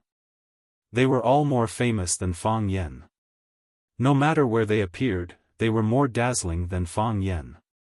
However, at this time and place, this was the battlefield of two people, the battlefield of Fang Yen and Jiang Junling.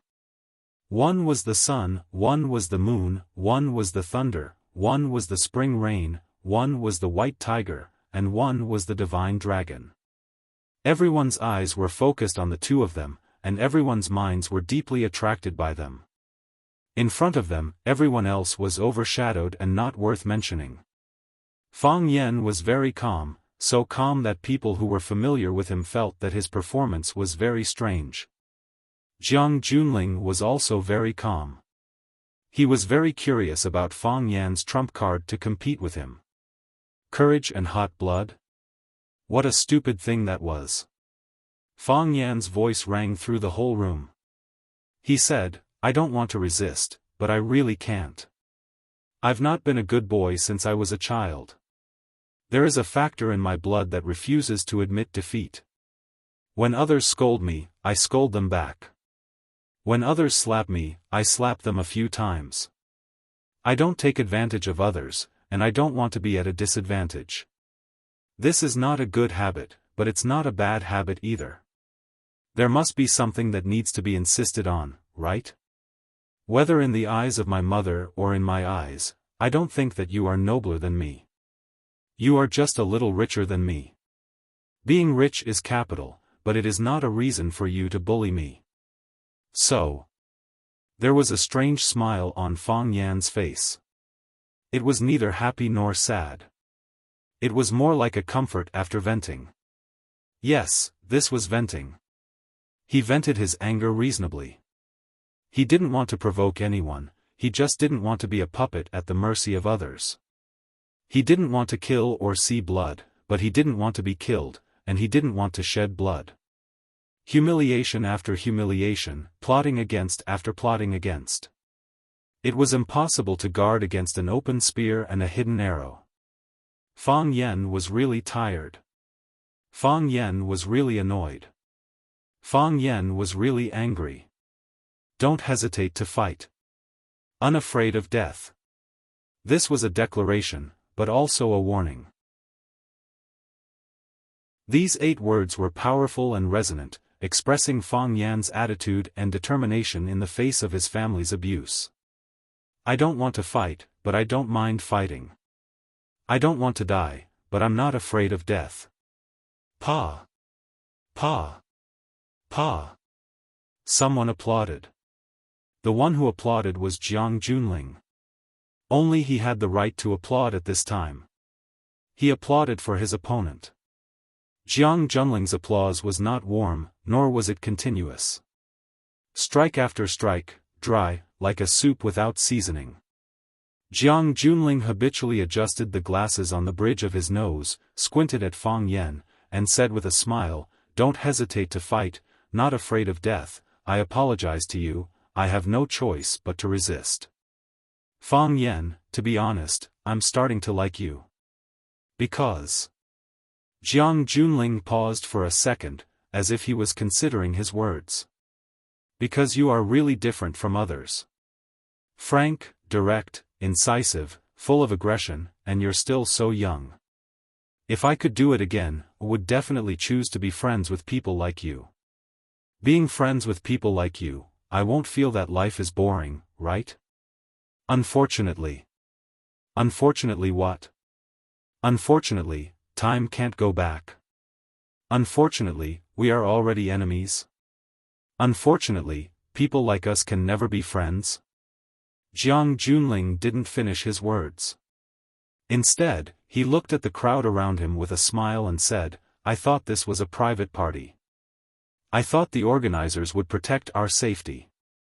We are willing to do charity and devote our love to the people affected by the disaster, but we also have to be responsible for our own personal safety. I feel that I am in danger. Do you feel the same? Do you feel the same? Although Jiang Junling's voice was calm and his smile was gentle, his words contained a fierce killing intent. I feel that I am in danger. Do you feel the same? Who dared to say no? Who could say no? If they didn't stand up at this time, if they didn't choose a good side at this time, then they would have no chance to do so in the future. Fortunately, this multiple-choice question was relatively easy. Which side should Jiang Junling and Fang Yan stand on? Did they even need to use their brains to think about this question? I felt it a long time ago. Li Guoqiang echoed loudly. Even cats and dogs jumped out to bite people. Isn't this party a failure? That's right. We are here to offer our love. How can some random people come here to make up the numbers? Even people without an invitation can come in. Can beggars from outside also come in? If a club like this can't protect our privacy, how can we be sure that it can protect our safety? Zhao Qingye, who was behind General Hang, also stood up to support. The Maple Leaf Club must stand up and give an explanation. Is the organizer responsible for this event? Who let them in? Are you going to hold those people accountable and give us justice? General Yi Rong's evil eyes glanced at Fang Yan as he shouted in a crisp voice. Sure enough, the situation was one-sided. First, the people brought by Jiang Junling and the General Hang brothers stood up to support Jiang Junling. Then, those who were close to the general family or had business dealings with Jiang Junling stood up to support him. Seeing that the commotion on the other side was getting louder and stronger, even those who were originally in the middle or who were emotionally inclined to Fang Yan's side also made a decision to denounce Fang Yan's existence. The law of the jungle was the iron law of the jungle. The meaning of these people was clear. They wanted to expel Fang Yan. If Fang Yan didn't go out, then the meeting couldn't continue.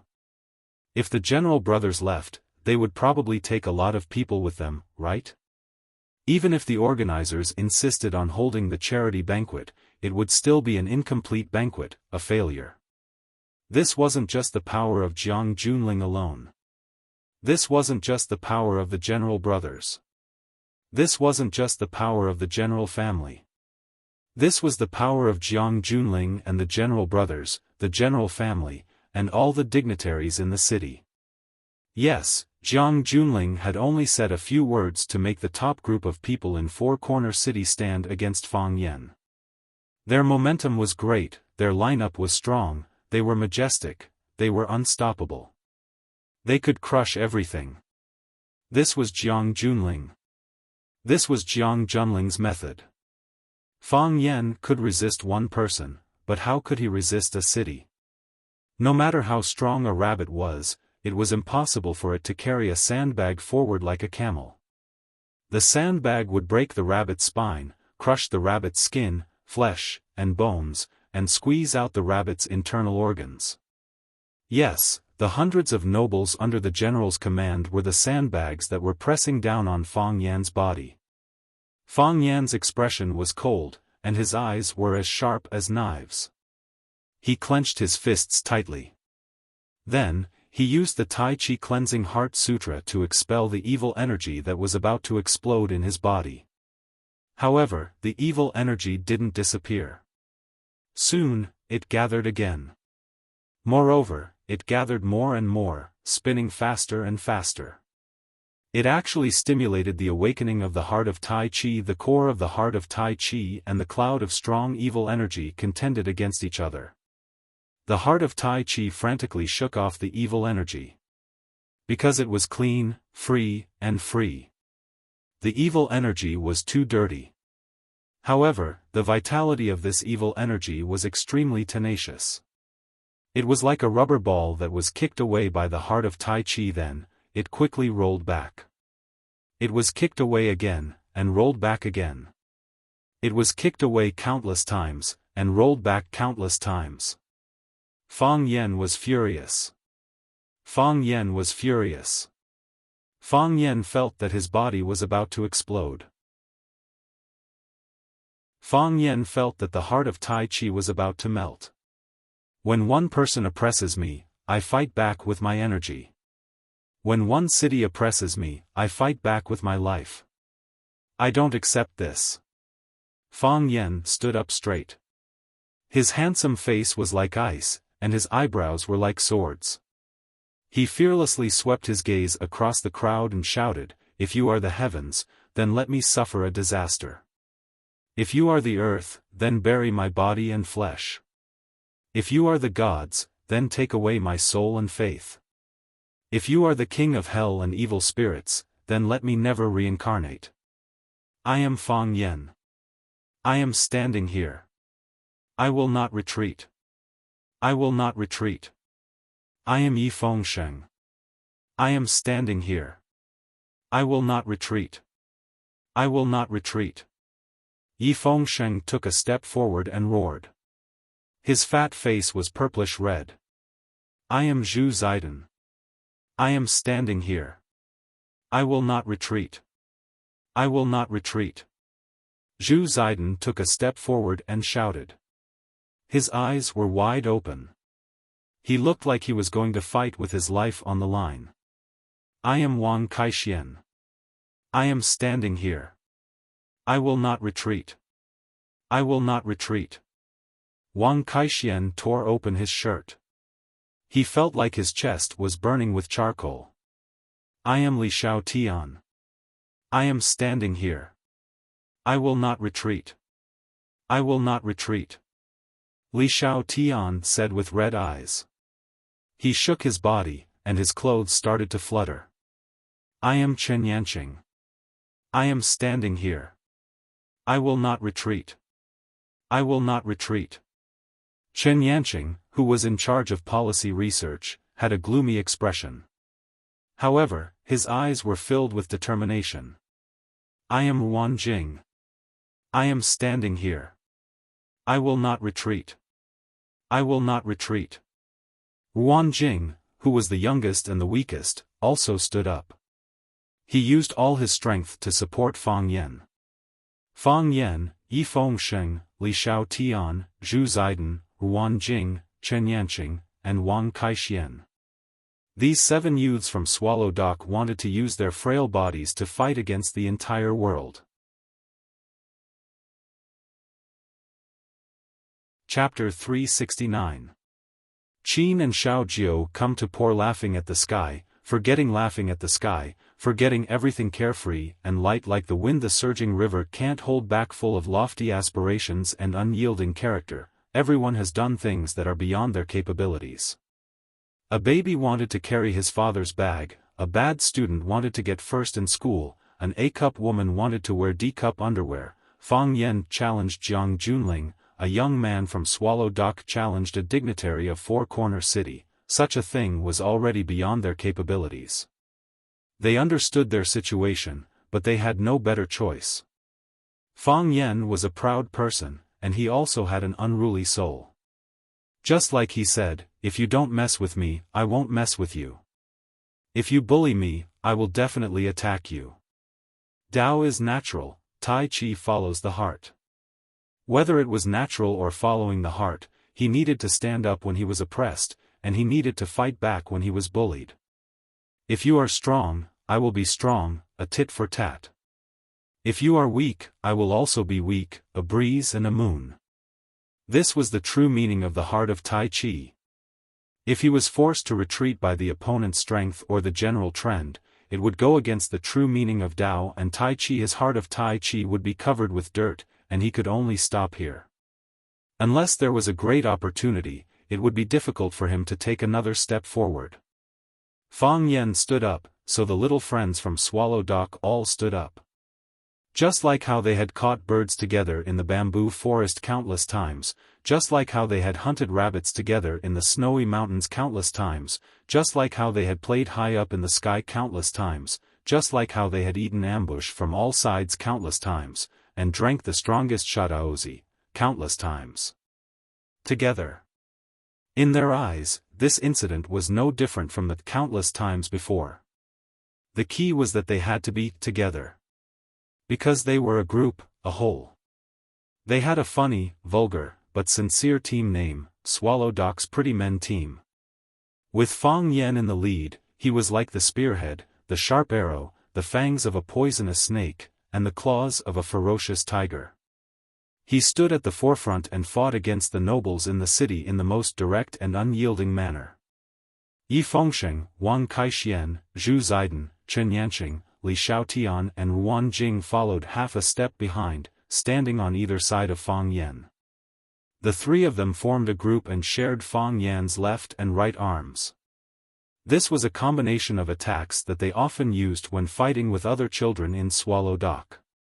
Indeed, as long as Fang Yan gave the order, they would charge towards the camp fortress just like they had, together, countless times before.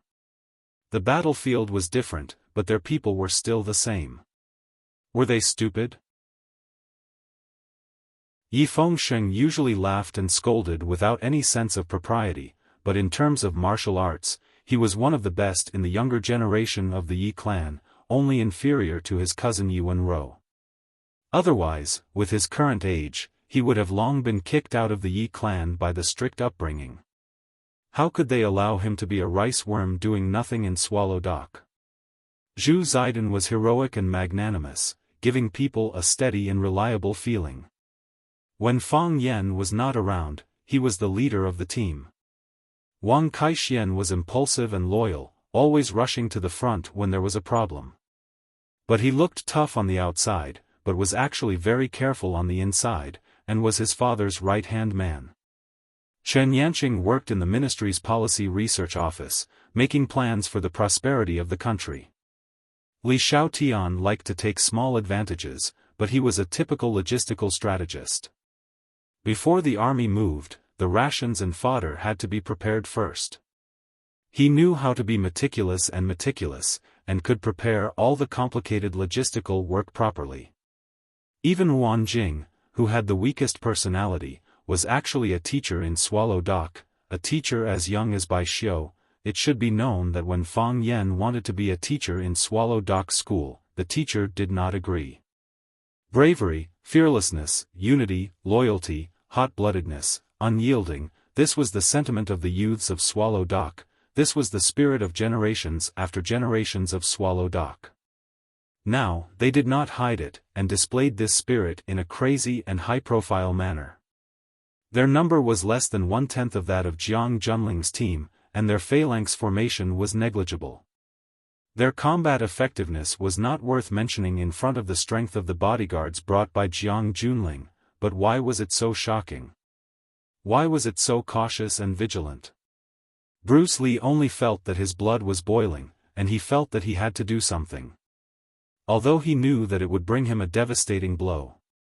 Clang, clang, clang, Bruce Lee strode to Fang Yan's side, stood side by side with him, and announced to the audience in a deep voice, "I am Bruce Lee, and I am also standing here. I will not retreat, not even a step." When he made this choice, his anxious state of mind suddenly became calm. Although the situation he faced was more dangerous, he knew that this was the path he should take. Confrontation. Confrontation. Confrontation. Jiang Junling's eyebrows were deeply knitted together. He was really provoked by Fang Yan. This was also the first time that many people had seen such an angry expression on Jiang Junling's face. Jiang Junling looked coldly at Fang Yan and asked aloud, "What do you want to prove by doing this?" Without waiting for Fang Yan to answer, Jiang Junling continued to say, "Prove that you are a man with backbone and courage. Prove that you are a man who will not easily give in to others. Prove that you are a man with several good friends and brothers. But what can this change?" Jiang Junling looked at Fang Yan with an exploratory gaze and said, "What can it change? You really don't have an invitation, and we really feel that there are some elements of insecurity in it, especially now, I feel more and more insecure. I think my friends around me should feel the same as me, right? If you are the heavens, let me bear the disaster of extinction. If you are the earth, bury my body and flesh together. If you are the gods and Buddhas, take away my soul and faith. If you are the evil spirits, let me never be reincarnated." Fang Yan, I have to say that you are a very provocative guy and a very talented guy in speech. Even I, a bystander whom you call an enemy, was ignited by the power of your words. But what I want to tell you is that we are not the heavens, not the earth, not the gods and Buddhas, not evil spirits. We are just kind people who come to this charity banquet and want to make a little contribution to the people in the disaster area. That's all. We are here, we feel the danger, we feel some loopholes in the organization, so, we make some kind suggestions to the organization. Is there anything wrong with this? It is a well-known fact that you don't have an invitation. You entered here without an invitation. You broke the rules first, we don't need to invite you, and the security personnel of the Maple Leaf Society will politely ask you to leave. Of course, I also know that your strength is not weak, and you have even put on a posture of not hesitating to fight. I know that no matter who wants to hurt you, you will beat and injure them, right? If the security personnel can't invite you, there is still the police, Fang Yan. There are rules and laws in this society. You don't obey the rules, but you have to obey the law. Isn't that the case? Jiang Junling adjusted the glasses on the bridge of his nose, looked at the many distinguished guests standing on his side with a smile, and said, "So, I really don't understand, they put on such a posture of marching to war, what are they going to do? I can guarantee that this is definitely not a movie, because the Maple Leaf Society will never allow a crew to come in to film." A general's order was a general's order. The stance that Fang Yan and the others had put up, the momentum that they had created, and the situation that had forced him to the edge of the cliff to fight had been easily destroyed by him. He didn't compete with you in terms of numbers, even though he had more people on his side. He didn't compete with you in terms of connections, even though his connections were stronger. He didn't even compete with you in terms of strength, blood for blood. He only needed to grasp one point, that Fang Yan didn't have an invitation, and they entered illegally. He only needed to grasp this point, and that was enough. When it was reasonable, he should reason, why must he use his fists? This was Jiang Junling's logical thinking, the choice of a smart person. He was Jiang Junling, not those unscrupulous playboys hanging around Yanjing City. Ha ha ha, is it because you are used to acting? You want to act everywhere you go? Li Guochang said with a smile. Look at their expressions, it's so funny. It's really funny when they are serious. They look like the performance team of the Shaolin Temple's martial monks, but, isn't that fatso in the middle a bit too much of a killjoy? Yi Fengsheng, you have to lose weight quickly, or it will affect the overall effect. Jiang Pingji, who had a grudge against Yi Fengsheng, felt that he had gotten his revenge, and was in a good mood. The process was a bit complicated, but the ending was perfect, and that was enough. Because of Jiang Junling's words, the situation was reversed once again. Fang Yan's side's imposing manner became like a worm's. In the eyes of Jiang Junling and his group, Fang Yan and his companions were just a group of actors who liked to perform. Xia Ji frowned, walked in front of Fang Yan, and extended an invitation in front of countless people, saying, "Fang Yan, I'll buy you a drink, let's go find a place, how about it?" Xia Ji didn't want Fang Yan to continue fighting with this group of people, because she knew their style of doing things and all kinds of shameless methods. When you reason with them, they use their fists against you. When you use your fists against them, they use the law against you. They have more resources than you, and the means they can use are also richer. Xia Ji didn't fear Jiang Junling, but she also couldn't easily become enemies with him. Because this wasn't just her own matter, it was a matter of two huge families. However, the national goddess publicly invited Fang Yan. Wasn't she afraid that the people around her would misunderstand? The people around them had indeed misunderstood. They looked at Fang Yan as if they were looking at a dinosaur in the modern world. In the past, they heard that Xia Ji was with a mysterious man, and that the man was Xia Ji's rumored boyfriend. Could it be the Fang Yan standing in front of them now?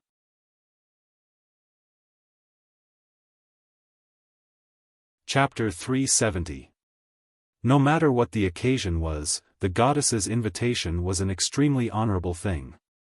If they did some other extracurricular activities after a drink, it would make people feel that no matter how much humiliation and censure they suffered today, it would be enough to make up for it.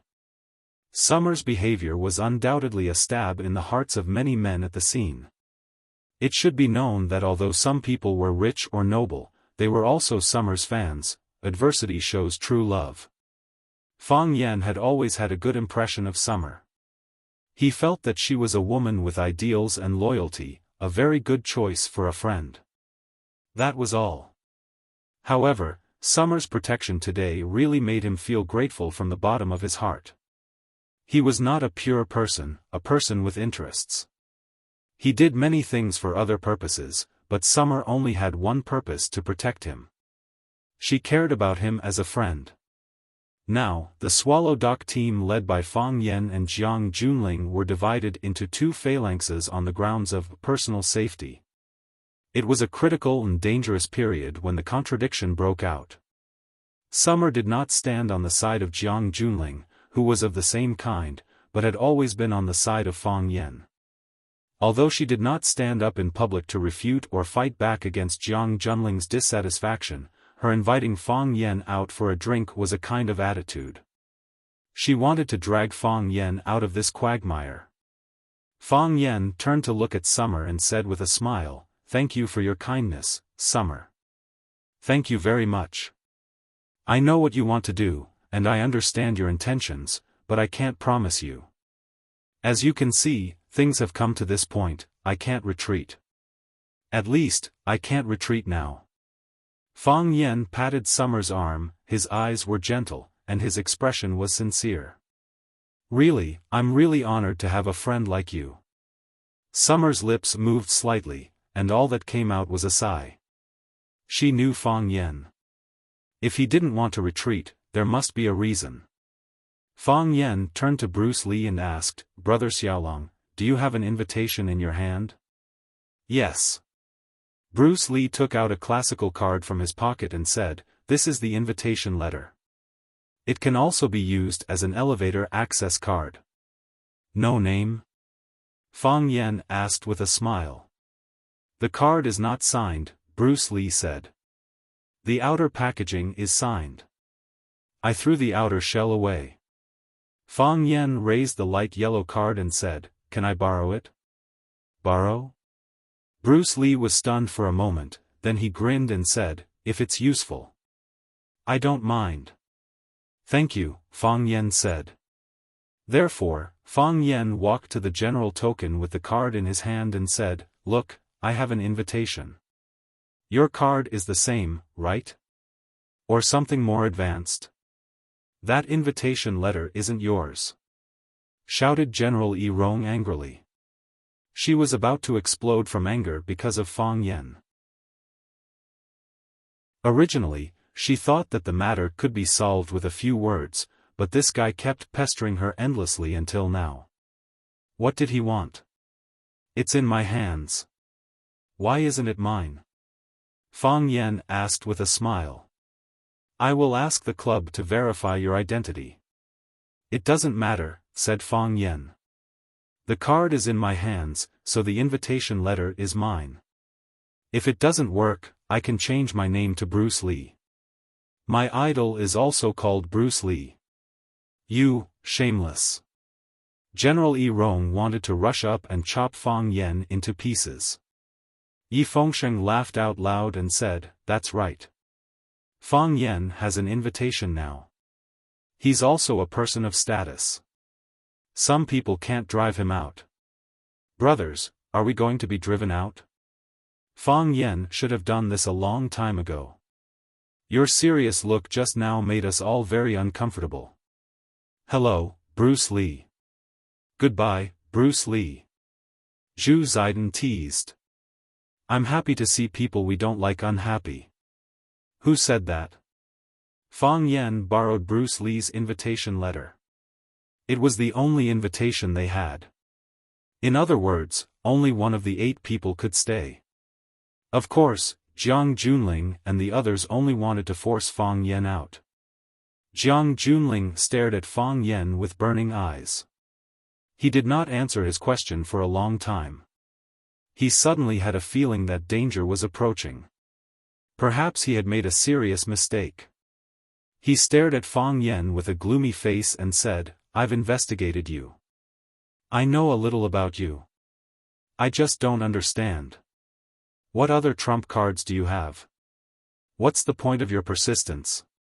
"I don't have any trump cards," Fang Yen said with a smile. "I just said, I'm just a nobody. I just try my best to spit on others when they step on me. I'm dirty, and so are you. It's embarrassing to say it, but there's really no better way." "If that's the case." Jiang Junling's eyes narrowed slightly. "Why do you keep looking at the time? You've looked at the time 5 times since I came in." 2 of them were the wristwatch of Miss Xia, who was closest to you. The other 2 were the wall clock of Starlight World. When you took the card from Bruce Lee's hand, you looked at the time on his wristwatch again. What are you waiting for? The luxurious European-style decoration and the gorgeous and complicated crystal lamps illuminated the room as if it were daytime. On the wall of the room, there was a huge screen. On the screen was the scene of Fang Yan and Jiang Junling confronting each other in Starlight World of Maple Leaf Association. The image of the big screen was excellent. The facial expressions and eye contact between Jiang Junling and Fang Yan could be clearly seen. Even the black hemorrhoid on Jiang Junling's face and the fluff on Fang Yan's face could be seen clearly. A girl in a red dress stood in front of the big screen like a proud princess, watching her knights doing their best to kill each other for honor. Noble, calm, and sure. A handsome man in a black suit stood beside her. Seeing a drop of sweat slowly flowing down Fang Yan's forehead, he said with a smile, "It seems that he's in a bad situation. Miss, do you want me to go out and help him?" "No need," the girl said softly. "What are we waiting for?" "Waiting for the arrival of what he's been waiting for." "What if he can't hold on?" "He'll definitely hold on," the girl said in a very firm tone. "Because, I won't let him lose." Swallow Dock. In the thatched hut. An old man in a leather jacket was lying on a chair drinking yellow wine. Bai Xiuxiu was adding firewood that had been chopped long ago to the fire. There was no heater in the old man's house. The weather was too cold, so a fire was needed to keep warm. Under the light of the fire, the old man's face showed a soft golden color. His face was full of wrinkles and ditches. Who knew how much wind and rain and the past had been contained in it? Gulp, gulp, the old man drank a mouthful of yellow wine and handed over the wine pot in his hand. Bai Xiuxiu, have a sip to warm up your body. No need, Bai Xiuxiu refused. I'm not cold. Yes. You're not cold, the old man said with emotion. Young people are full of vigor. Bai Xiuxiu glanced outside the door and looked at the dense crowd standing in the snow outside. Sir, you have to say something. The Zhu family's old master has come out, the Li family's old master has come out, the Fang family's old master has been pushed over in a wheelchair. Yi family's big uncle Yi has also come. Everyone is standing at the door, waiting for you to say something. But the sir didn't look outside, pretending that these people didn't exist. He scolded with a smile, I'm standing here, not taking a step back. These monkeys, do they think this is an act? Bai Xiuxiu chuckled and said, Isn't it an act? Yes. Isn't it an act? The sir said with a sigh. You young people are unreconciled, unconvinced. You're all suppressing a burst of energy. You like crowds, you like to stand out. You don't want to fall behind. But in the end, it's just a temporary flourish. Isn't it better for us, the people of Swallow Dock, to live our days in peace and tranquility? These monkeys came to Four Corner City, shouting and jumping, and even put on a show of facing death with equanimity. Didn't they want this old man to take a stand? Didn't this family's old master and that family's grandma standing outside also come to force this old man to abdicate? Who would have thought that the real battlefield of a few little monkeys in Yanjing City would be here, in Swallow Dock? Naturally, someone thought of it, Bai Xiu said. Yes. That kid from the Fang family must have thought of it. This show was directed by him, how could he not have thought of it? The sir shook his head with a wry smile. He came to me a few days ago, saying that we, Swallow Dock, have kept a low profile for hundreds of years, shouldn't it be high profile for once? I sang a verse from the virtuous works of Zhenguang for him. Who would have thought that in the blink of an eye, he would bring a bunch of kids to Yanjing City to play this show for me? Fine. They've already set up the stage in Yanjing City, if I don't go up there and sing a song, it looks like I won't be able to fulfill their expectations. The Sir stood up with the wine pot in his hands, walked to the corner, and took out a small golden key. He used the key to open a wooden box. Inside the box was a well-preserved wristband telephone. He dialed a few numbers, and the phone was quickly picked up. A man's dignified and respectful voice came from the phone, saying, "Sir, what can I do for you? I didn't want to make this call, but I drank a few mouthfuls of yellow soup today. Listen to me for a while, and don't feel impatient. You run the country, and we protect it. I don't think that anyone is nobler than the other, just that we work harder than the other." The ancestor of the Zhu family was a Hanlin, but when the mutated tribe invaded, the whole family fought against the enemy, and only one of the 9 sons survived. The Li family's old grandmother, father, and brothers all died in that unknown local conflict. The Yi family's old grandmother's husband was the captain of the guards of the old chief, and he used his own chest to block 2 bullets for the old chief. The Fang family's Fang Hui's father was an apotheosis realm Tai Chi master, and he died in the battle for the dragon Qi between the east and the west. There's also Fang Hui himself, who injured his legs when he accepted the challenge of the Western Red Devil, and became a cripple. You're familiar with the 24 histories, and you're even more familiar with modern history.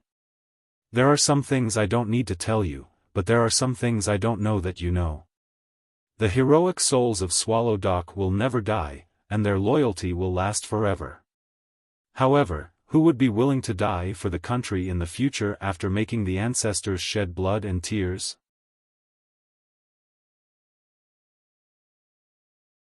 Chapter 371. In the long river of Wuxia's glorious and torturous history, countless heroes, sages, and warriors emerged. Yu Fei was enraged and loyal to the country. When Tianxiang fought against the Yuan and died in Yidu, Zheng Qinggong crossed the sea and seized the island, protecting the integrity of the country. Deng Shichang died in battle in the Yellow Sea. During the 5 Barbarians' rebellion, the Han people were almost wiped out, but Ranmin fought back and was covered in Hu blood, earning himself the title of Butcher. For the great Wuxia, for the Han bloodline, they shed their blood, served the country, and were loyal to the people. Some people became the bright moon in the sky, the dazzling stars, the role models of humanity, leading the future generations to follow their example, to forge ahead, to continue forward. Even more people turned into spring flowers, into weeds, into dew, and returned to the earth. Many people of Swallow Dock, many people, turned into dust that no one knew about, and no one would pay attention to. At the entrance of the dock, there was a stone tablet that had stood for hundreds of years, and even after many renovations, it was still broken. The various contributions that the men of Swallow Dock had made to the country were recorded on it. Some of them could be written down, but most of them could not be engraved on a tablet to show the world. Although they were not famous, and their stories were not popular, because of the efforts of generations of sages, Swallow Dock was still respected and relied on by the rulers of the past dynasties. Since the 5 Barbarians period, the tradition of the general dismounting from his horse and the prime minister alighting from his sedan chair had appeared. Now, the country of Wuxia was peaceful, and the weather was good, but the enemy was still there, and the people of Swallow Dock were still fighting the enemy in various dangerous areas, protecting the dragon's vein. Fang Yen had accepted the challenge of the Japanese sword god Chiba Hashirama. And in those unknown dark corners, how many heroes were fighting one life and death battle after another? In the North Sea, in the Sky Mountain, in the land of the Goshawk, how many men of Swallow Dock were killing enemies and hunting prisoners? I understand. The man's dignified voice sounded like a heavy hammer hitting a nail, hammering the nail into the wall. But he gently and intimately said, "Sir, take care of yourself. When I have time, I will find you for a drink." After hanging up the phone, the man let out a sigh of relief. He raised the wine bottle and drank 2 mouthfuls of yellow wine. Only then did he wipe and fasten the telephone with fine silk and carefully lock it into the wooden box. He was so serious, as if he was collecting the most precious antique in the world. Bai Xiu walked over to support him and said, "Sir, do you want to go out and have a few words with them?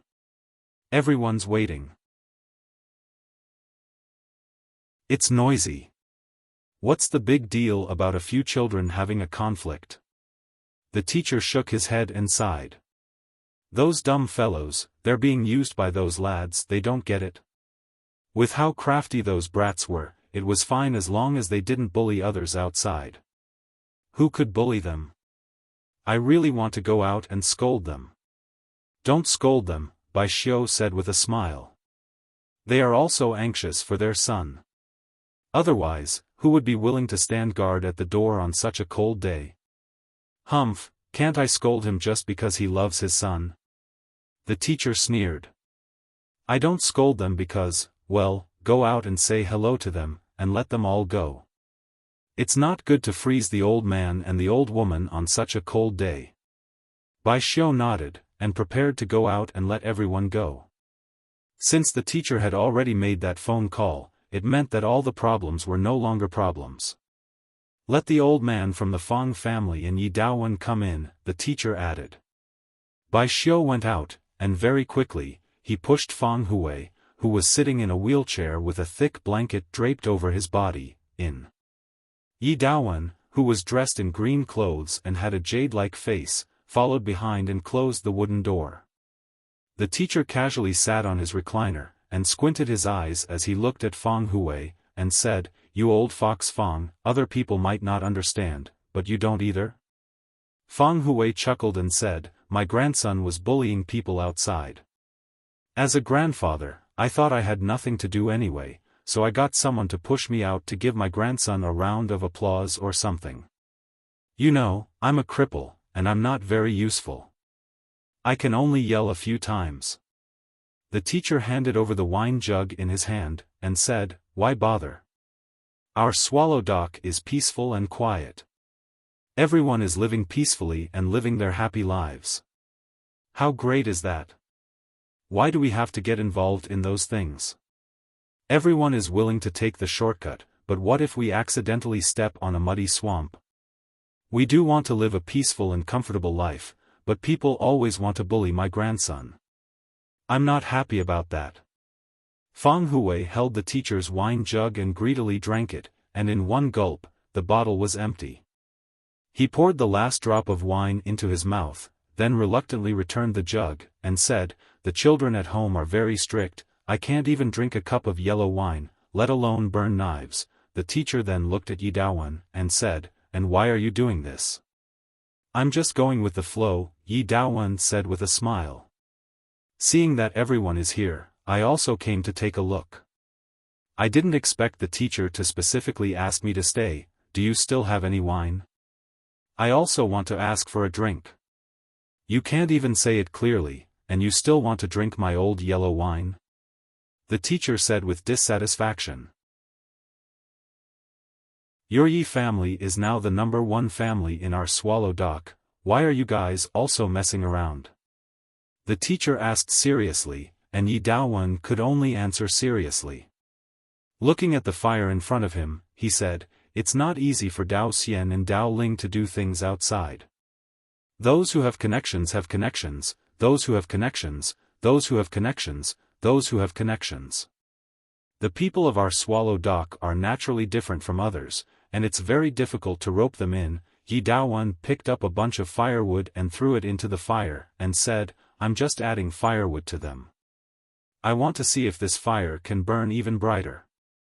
The teacher narrowed his eyes, and said, "Looks like I'm really old."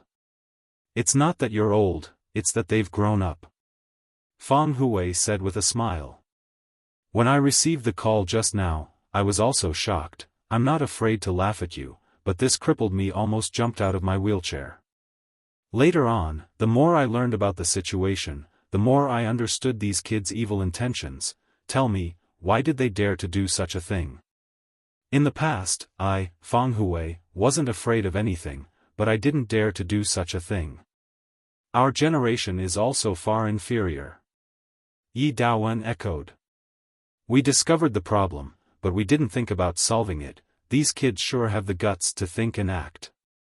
When Yi Fengsheng went out today, I even told him not to cause any trouble. It seems like he didn't listen to my words at all." The teacher waved his hand, and said, "Forget it. Forget it. They went through the trouble of setting up the stage, and you guys were beating the drums and gongs, so I had no choice but to come out and sing a song. It should be over there soon, right? Go back and rest. I'm tired." Seeing the teacher's tired expression, Fang Hui said with a serious expression, "Teacher, rest well. When that stinky kid of mine comes back, I'll give him a good spanking. That kid of yours is smart, knowledgeable, and has accumulated a lot of knowledge. Why didn't I let him enter Meng school as a teacher? I was worried that he would lead the good seedlings of our swallow dock astray. Even after guarding against him, we were still led astray by him." The teacher sighed and said. Yi Daowen's expression was also full of respect, and said, "Teacher, take care of yourself. We won't disturb you anymore." Yi Daowen pushed Fang Hui away. Bai Xiu took a military coat and covered the teacher's body, then added some firewood to the fire, and quietly left. The teacher was drunk, so he slept soundly under the light of the fire. It was a vast expanse of whiteness outside, and the sky was full of snow and wind. Bai Xiu looked in the direction of Yanjing City, and said with a smile, "How wonderful. What are you waiting for?" Jiang Junling asked. Jiang Junling was a conceited and smart man. He was good at observation, and his mental calculation ability was extremely strong. Although he didn't seem to focus his attention on Fang Yan, he clearly saw how Fang Yan had secretly looked at his watch since he entered the school. Fang Yan cared a lot about time, and caring about time meant that he had something to look forward to. What was he looking forward to? Who was he looking forward to coming to his rescue? It had to be said that Jiang Junling's question really put pressure on Fang Yan. He didn't have much contact with Jiang Junling, and the few times they met, they didn't get along very well. At that time, everyone was thinking of ways to knock down their opponents, so where would they have the energy to carefully observe and understand his character and habits? After Fang Yan got off the plane and was intercepted by two groups of people, he began to prepare for this big gamble. This time, he had the help of the Qin family, but what about the next time? Next time, when his family wanted to take him away, who would be willing to stand up and help? There was bound to be a winner and a loser in a gamble. Whether he won or lost, the decision was not in his hands, nor was it in the hands of Jiang Junling, but in the hands of the old man in Swallow Dock. He couldn't answer Jiang Junling's question because he didn't know the answer. He made a big bet and waited for someone to lift the cup. Clang, clang, clang, because of the confrontation between Fang Yan and Jiang Junling, the whole starlight world was strangely quiet. Therefore, when the phone rang, everyone would feel that it was abrupt and ear-piercing. Seeing the ringtone coming from Jiang Junling's arms, Fang Yan suddenly breathed a sigh of relief, and his tense body finally relaxed a little. Jiang Junling took out the mobile phone from his pocket and glanced at the caller ID. His face immediately became as pale as paper. After answering the phone, he said, "Grandpa, come back." An old man's hoarse voice came from the phone. "You lost a long time ago. You lost completely." Jiang Junling held the mobile phone tightly, and his nails deeply pierced into his flesh.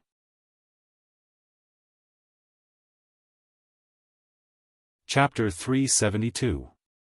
When Jiang Junling saw that the phone screen showed the landline number of his grandfather's old house, he knew that something had happened that he didn't know about. He knew that his premonition was right. The feeling of uneasiness and dryness of the mouth when danger struck really did exist. He rarely experienced this kind of feeling. But, what on earth had happened?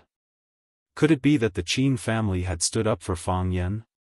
Only one person from the Qin family would stand up for him, and that person wouldn't alarm his grandfather. It was just a child. She should stand up for him and say a few harsh words, or ask someone to send a few invitation letters to help him out of trouble. This was what a girl should do. If it was just this, how could it make his grandfather say such a serious word as a crushing defeat? Did other forces intervene? If he had other powers, why couldn't he even get an invitation letter before? Swallow Dock. In just a breath's time, Jiang Junling had already thought of all kinds of possibilities. Finally, the target of the attack was Swallow Dock. They did have the strength, but what motive did they have? Just as he knew, Swallow Dock didn't belong to Fang Yan alone, but to everyone in Swallow Dock. The results of Jiang Junling's investigation showed that there were also cracks within Swallow Dock. Many people didn't have a good impression of the Fang family. Most importantly, Swallow Dock had been silent for 100 years. Just because of the disturbance caused by a few children, they were suspected of being bullied. So that old man stood up and shouted for them? His grandfather wouldn't explain the reason to him over the phone, and he couldn't ask anything over the phone. Jiang Junling didn't disobey his grandfather's words. He said meekly, "Grandfather, I'll go back now." After hanging up the phone, his expression had already returned to normal. Seeing that everyone's eyes were focused on him and the phone in his hand, Jiang Junling smiled and said, "Everyone, I have to go first." Wow, all the guests looked at the general's order in astonishment. They didn't understand why Jiang Junling wanted to leave at this time. After all, when both sides were at daggers drawn and ready to fight, leaving would mean that he was backing down, which meant that he had failed. Or did he already realize that he had failed? How could Jiang Junling fail? How could Jiang Junling fail in Yanjing City? Shock, fear, doubt, and hostility. Jiang Junling's failure was equivalent to the loss of their bets. They did not blame Jiang Junling, who failed with their expectations. Instead, they blamed his opponent for winning. Fang Yan, this country bumpkin, what kind of power was he hiding? Yi Rong quickly walked over and said discontentedly, "Brother, what happened? Why does Grandpa want you to go back at this time? Didn't you explain it to him?"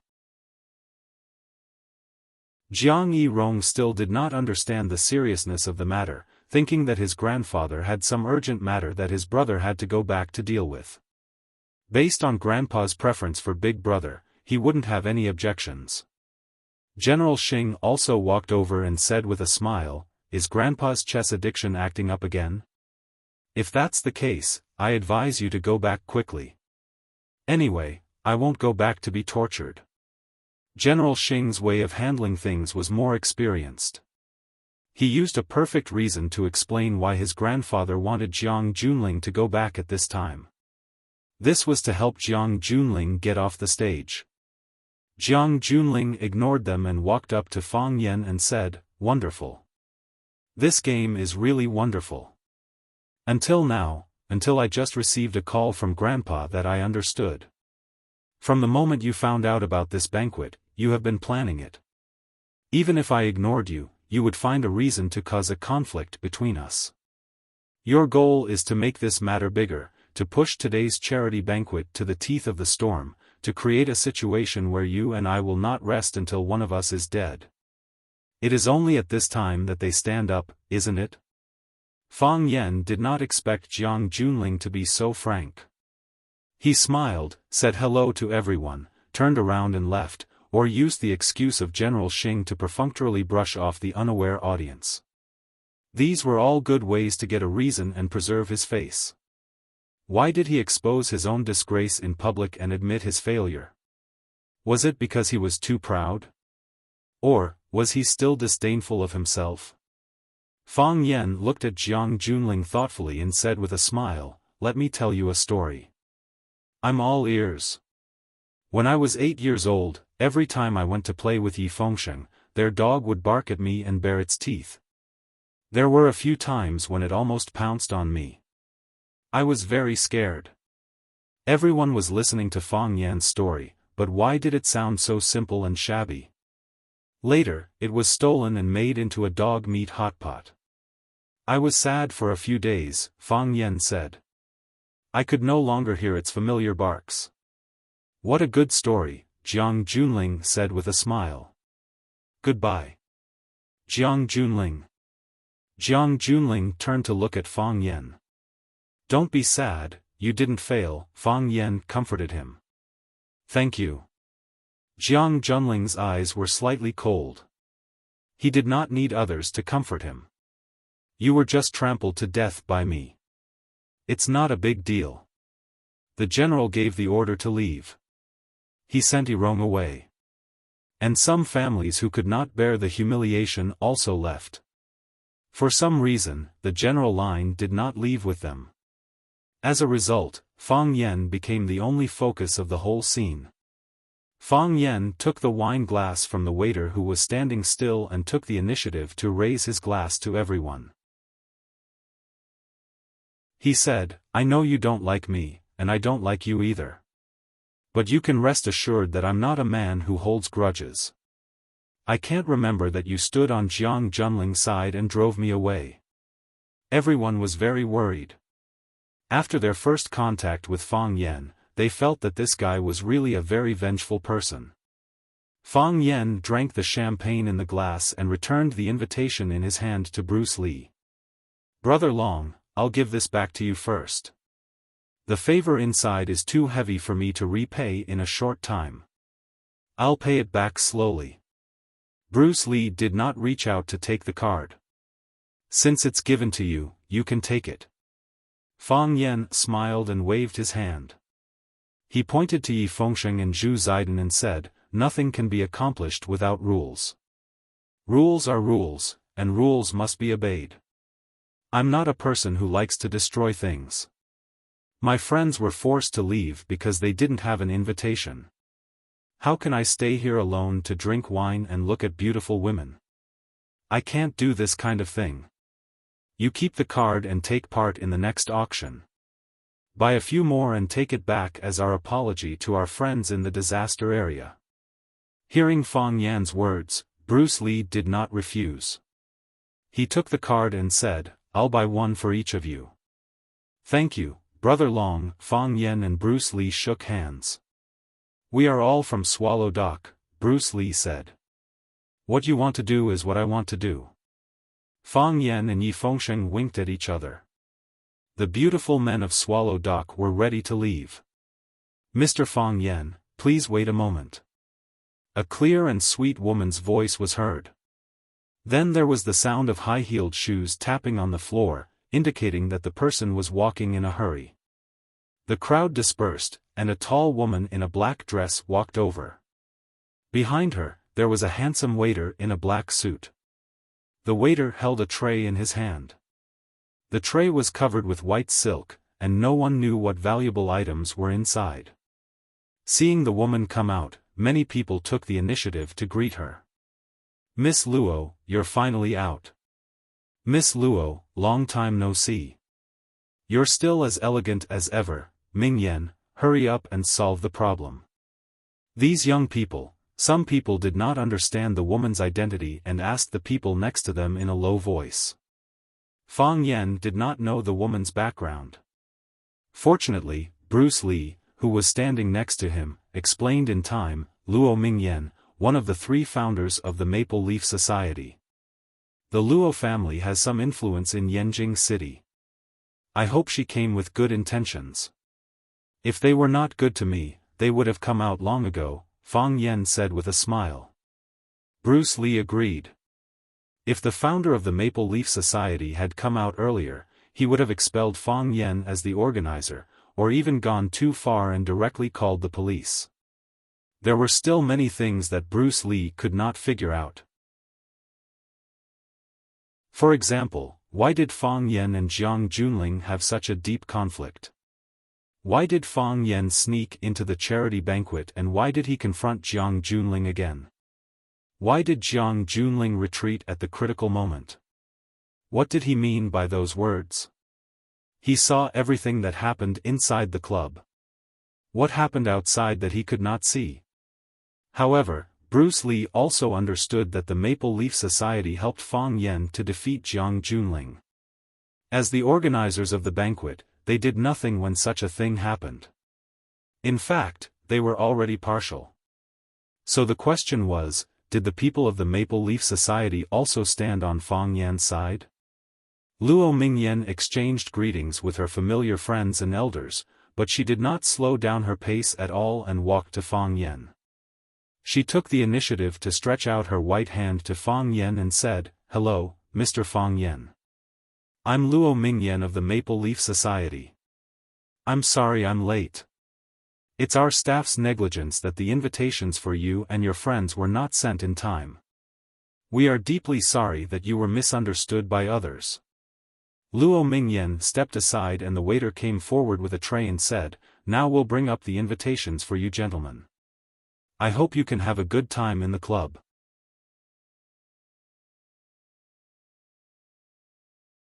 Chapter 373. Luo Mingyan uncovered the embroidered white silk on the plate, and there was a row of small envelopes lying quietly inside. Luo Mingyan collected the small envelopes and handed them to Fang Yan with both hands. Fang Yan took them and said with a smile, "Thank you, Miss Luo, and thank the Maple Leaf Society for inviting me and my friends.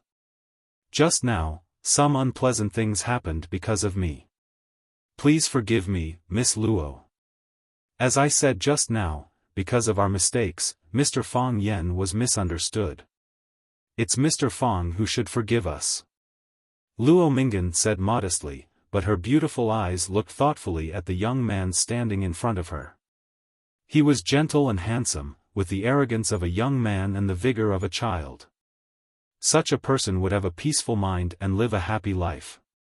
The curve of his smile was beautiful, and there were shallow dimples on his face. According to physiognomy, such a man was filial and considerate. However, was this the reason why he was treated differently? Sometimes, people really wanted to know the answer to everything.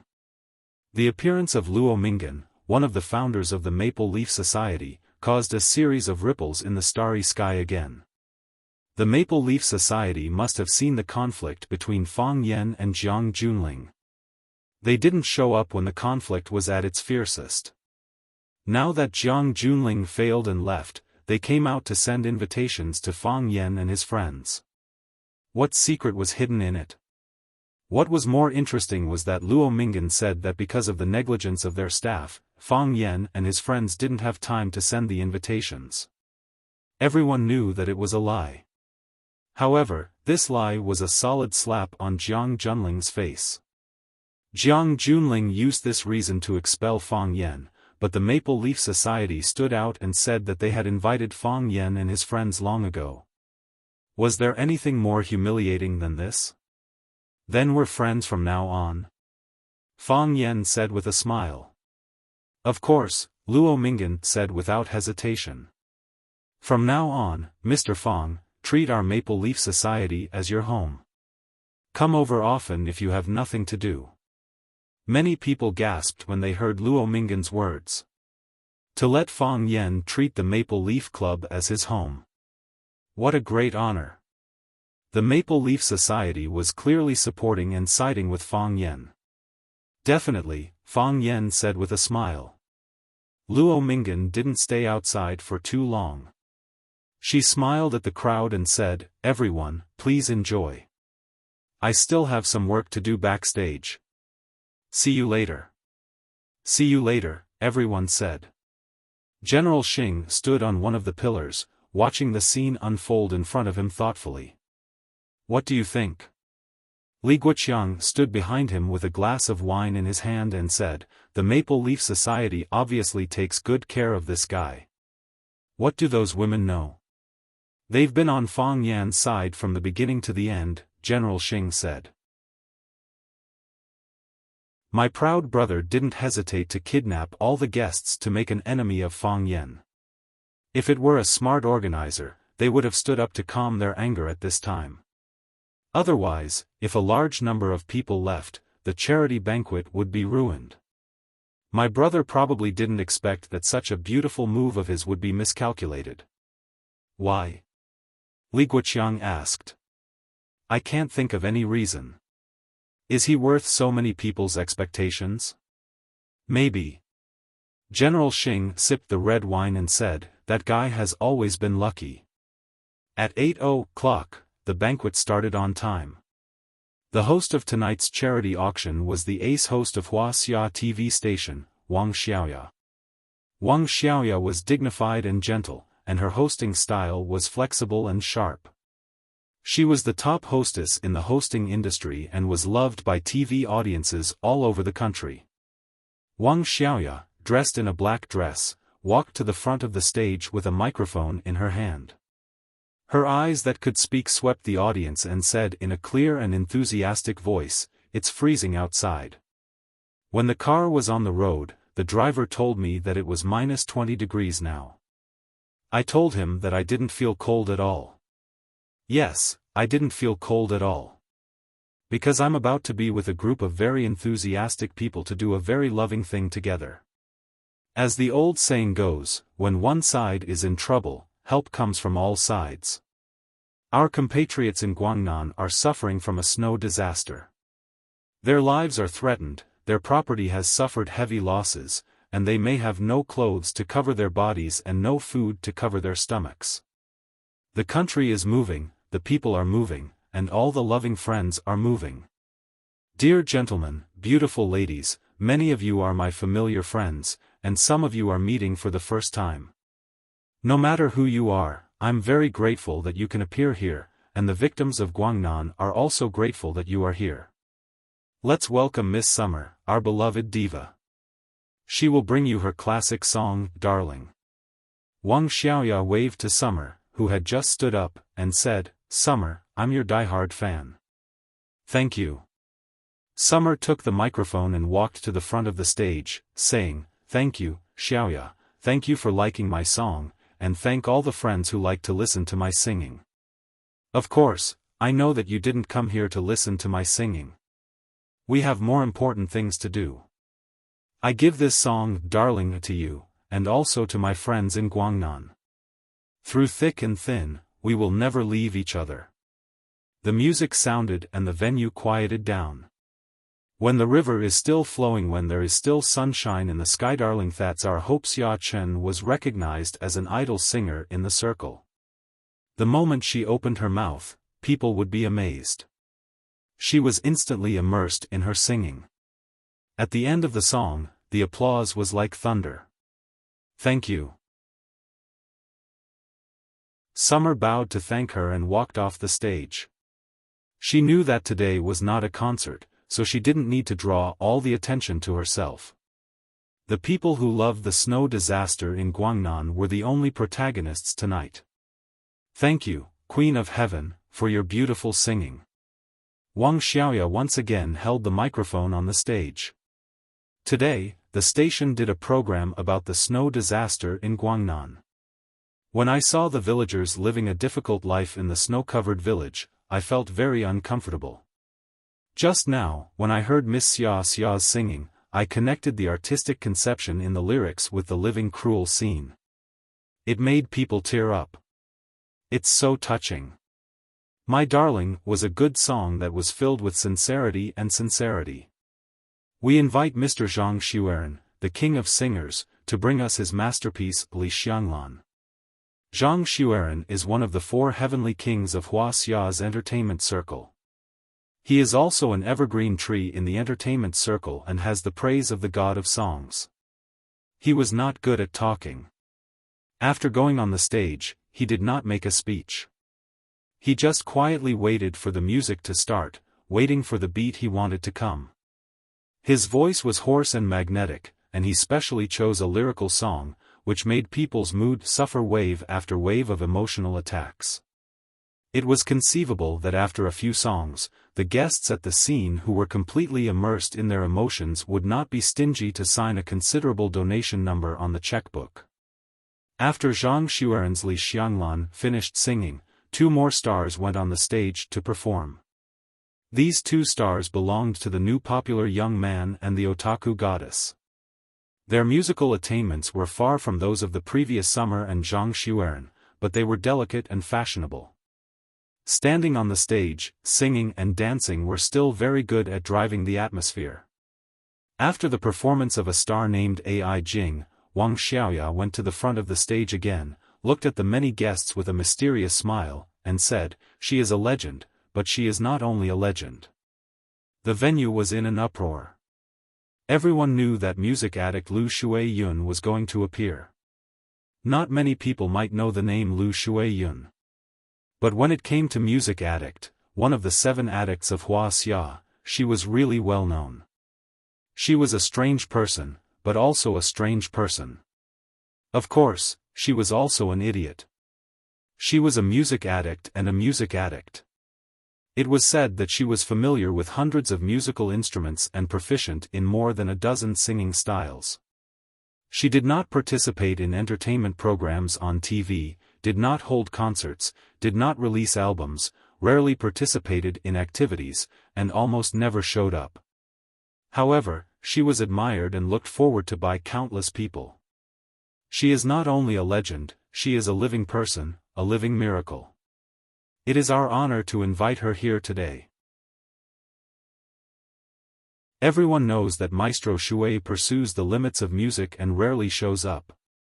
This time, the leader of the Maple Leaf Society personally invited her and said that this is to raise money for the victims of the disaster, so Maestro Shuai agreed to come and give us good news. "I'm really looking forward to it," Wang Xiaoya said with an intoxicated look. Many people laughed, because this was the common thought of many guests below the stage. "Like you, I don't know what instrument Maestro Shuai can perform. So, like you, I will calm down and listen." Wang Xiaoya left the stage, and all the lights on the stage suddenly exploded. All the lights in the whole starry sky were turned off, only a small dim yellow light and the flying snow in the sky illuminated everyone. The dazzling banquet scene that had just been lit up with wine and a moment ago had suddenly turned into a deserted village street, and the guests holding wine glasses had turned into people returning home at night in the snow. Silence. Dead silence. No one spoke, no one drank, and even felt that breathing was disrespectful to music addict. Waiting, a long wait. Just when Fang Yan thought that music addict was treating everyone as idiots, a low voice finally came out. "Jade person blowing the flute." The voice was very low, like an old man's soft sigh, or like the cry of the wind in the wild. Fang Yan's dantian suddenly became hot, as if it was being roasted. Unexpectedly, his Taiji heart was aroused by this simple tone. Like a mad dog that was throwing a tantrum, he spun and ran wildly without any shame or impatience.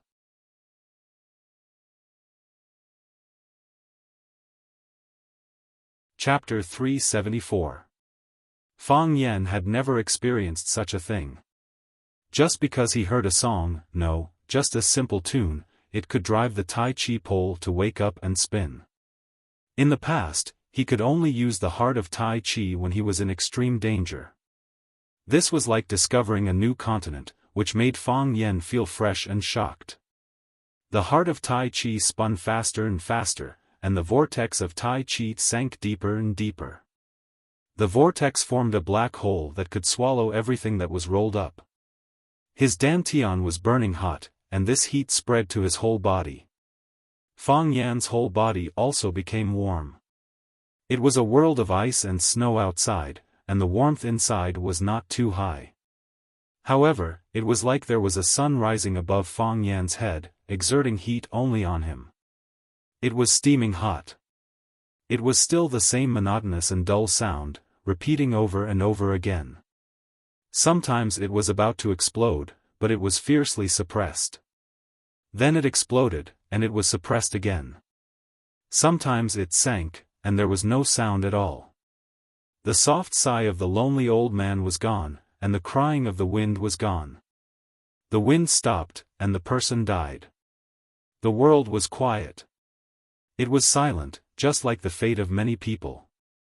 Just when you could no longer feel its presence and thought that everything was over, it would emerge from a faraway place, whimpering and sorrowful.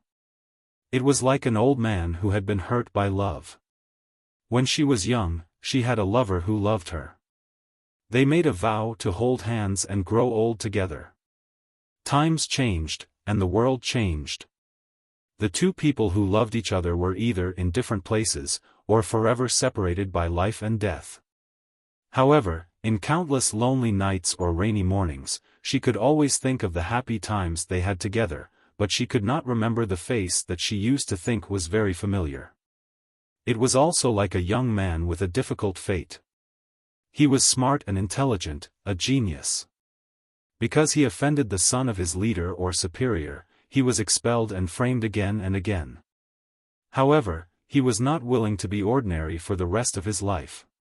He gritted his teeth and stubbornly worked hard day after day. He raised his head again and again, but he could never escape the big net woven by power and wealth. This flute sound was everyone's state of mind, it was everyone's fate, it was every heartbroken person's cry, and every pitiful person's loneliness and indignation. There were young girls crying, middle-aged men with red eyes, and some elderly people hiding in the shadows. Their expressions couldn't be seen, but they could feel their regret and helplessness. Fang Yan's heart of Taiji merged with this tune. When the flute sound was deep and gentle, the heart of Taiji would spin gently and comfortably. When the sound of the flute was about to reach its peak, the speed of the Taiji heart also increased, as if it was about to explode. When the sound of the flute sank to the bottom of the valley, until there was no more sound, until the people had left and the tea house was already empty, Fang Yan's Taiji heart also came to an abrupt stop, like the calm surface of a lake. The sound of the flute rose again and pressed down again. It rose again and pressed down again. He lifted it up again and again, and pressed it down again and again. You light the fuse, anticipating the bang. The knife you stabbed was waiting for blood to splash on your face. You spent so much time and energy flirting and rubbing against each other, just for that moment when your soul and flesh merged and your essence erupted, explosion. Everyone was waiting for it to explode. Fang Yan's heart of Taiji also went through this process. Just as it was about to explode, shatter his dantian, and tear his body into a pile of meat paste, it returned to calmness again and again. Then it exploded again and again, and again and again. Over and over again, as if it was going to exhaust its entire life. Woo woo woo. The sound of the flute gradually faded away, then disappeared without a trace, without a sound. Finally, everything disappeared. The old woman sat in front of the window for a long time, but her lover didn't come. The young man struggled all his life, but still remained unknown. You lit the fuse, but it was a squib. You stabbed out, but it only stabbed empty air. You flirted and rubbed against each other, but met someone who didn't love you. All living beings suffered. This was an extremely sad story. Silence. It was still deathly quiet. The music had stopped for a long time, but the lights in the hall were still not turned on. Everyone stood silently in the darkness, not knowing if they were waiting for the sound of the flute to resound again from the desolate wilderness or the boundless sky, or if they were unable to extricate themselves from the silence of the past. The moonlight of the old days shone on me a few times. Playing the flute beside the plum blossom, summoning the jade woman, regardless of the cold and picking. A clear male voice suddenly rang out in the darkness. He soon is getting old now, and has forgotten about the spring breeze. But no wonder, the sparse flowers outside the bamboo, the cold fragrance enters the Yao mat. Jiang country is silent. Sighing to the distant road, the night snow has begun to accumulate. Emerald jade is easy to exhaust, and Hong Yi is speechless. Long memories once held hands, 1,000 trees pressed down, and the west lake was cold and blue. When will we see each other? The man was very talented in reciting. A lonely and helpless ancient poem was sung with his unique voice, making people feel deeply immersed in it. Loneliness followed him like a shadow. This poem and the flute sound of the music fanatic echoed each other and promoted each other. Music was the voice of the heart, and the words were the soul of the music. It made one's entire body go soft, as if life had lost all meaning. The person who read the words was General Xing. Although it was dark, Fang Yan could still recognize his voice. Fang Yan's heart of Tai Chi was spinning because of the music fanatic's unknown flute sound, and General Xing was also deeply touched. It was one thing to have feelings, but to be able to express one's feelings in a poem was another. This was enough to show a person's cultural attainment and personal quality. Only after listening to General Xing's explanation could he have a deeper understanding of the music fanatic's song. Many people should be grateful to General Xing, right? This kid was always able to silently buy people's hearts. Pa! It wasn't until the man finished reading that the lights in the hall lit up in unison. The girls hurriedly wiped the tears from the corners of their eyes. Some rubbed their eyes and squeezed out a sad smile. Even more people lowered their heads and drank to hide their sadness. Pa! Someone clapped. Clap, clap, clap, more people joined in. After a few breaths, the applause was like thunder. They didn't see the music fanatic, nor did they see a huge band or gorgeous instruments. There was only a clear flute, but it brought everyone to reflect on their lives. This was the music fanatic. Yi Fengsheng rubbed his eyes and looked at Ruan Qian beside him with red eyes. He said, "I don't know what's going on, but I just feel terrible. It's like that woman doesn't want me anymore." The music fanatic's reputation is well deserved. Her music is not only pleasing to the ear, but it also cleanses the soul. Zhu Ziden, the iron-blooded man, was actually sobbing like a little girl. It's like listening to a sad story or watching a sad movie. Chen Yanqing said. Yi Fengsheng turned to look at Fang Yan and said, "Fang Yan, how do you think you became like this?" Fang Yan looked like someone had poured a bucket of water on his head. His entire face was covered in sweat. His forehead was dripping with sweat, and beads of sweat rolled down his cheeks. His clothes were completely soaked, but the soaked clothes didn't stick to his body. Instead, they were lifted high by an invisible gas. Yes, Fang Yan's current state was like a wet doll that had been filled with air. His face was red, and there were flames burning in his eyes. The hot air above his head evaporated, and a white gas came out from his hair, forming a white pillar that shot towards the ceiling of the hall. "I'm going out." Fang Yan's voice was hoarse. His mouth was dry, and his throat felt like it was about to be roasted dry. There was no water in it at all. The music stopped, but his Taiji heart was still spinning crazily. Moreover, it was spinning faster and faster, completely out of his control. "Take a breather," Fang Yan said. He used 2 sentences to finish these 6 words, and there was a long pause in between. Hearing Yi Fengsheng's exclamation, Zhu Ziden and the others all looked over. When they saw the smoke coming out of Fang Yan's head, they all turned pale with fright.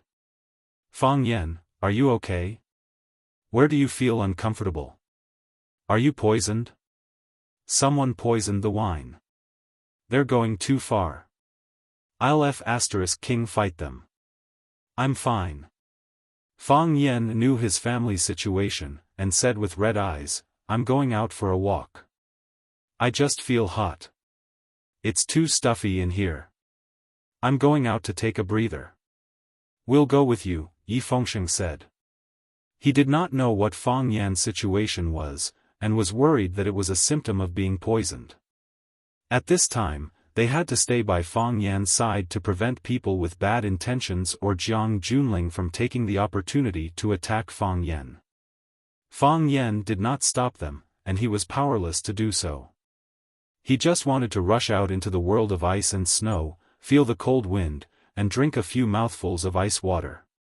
Fang Yan took a step forward.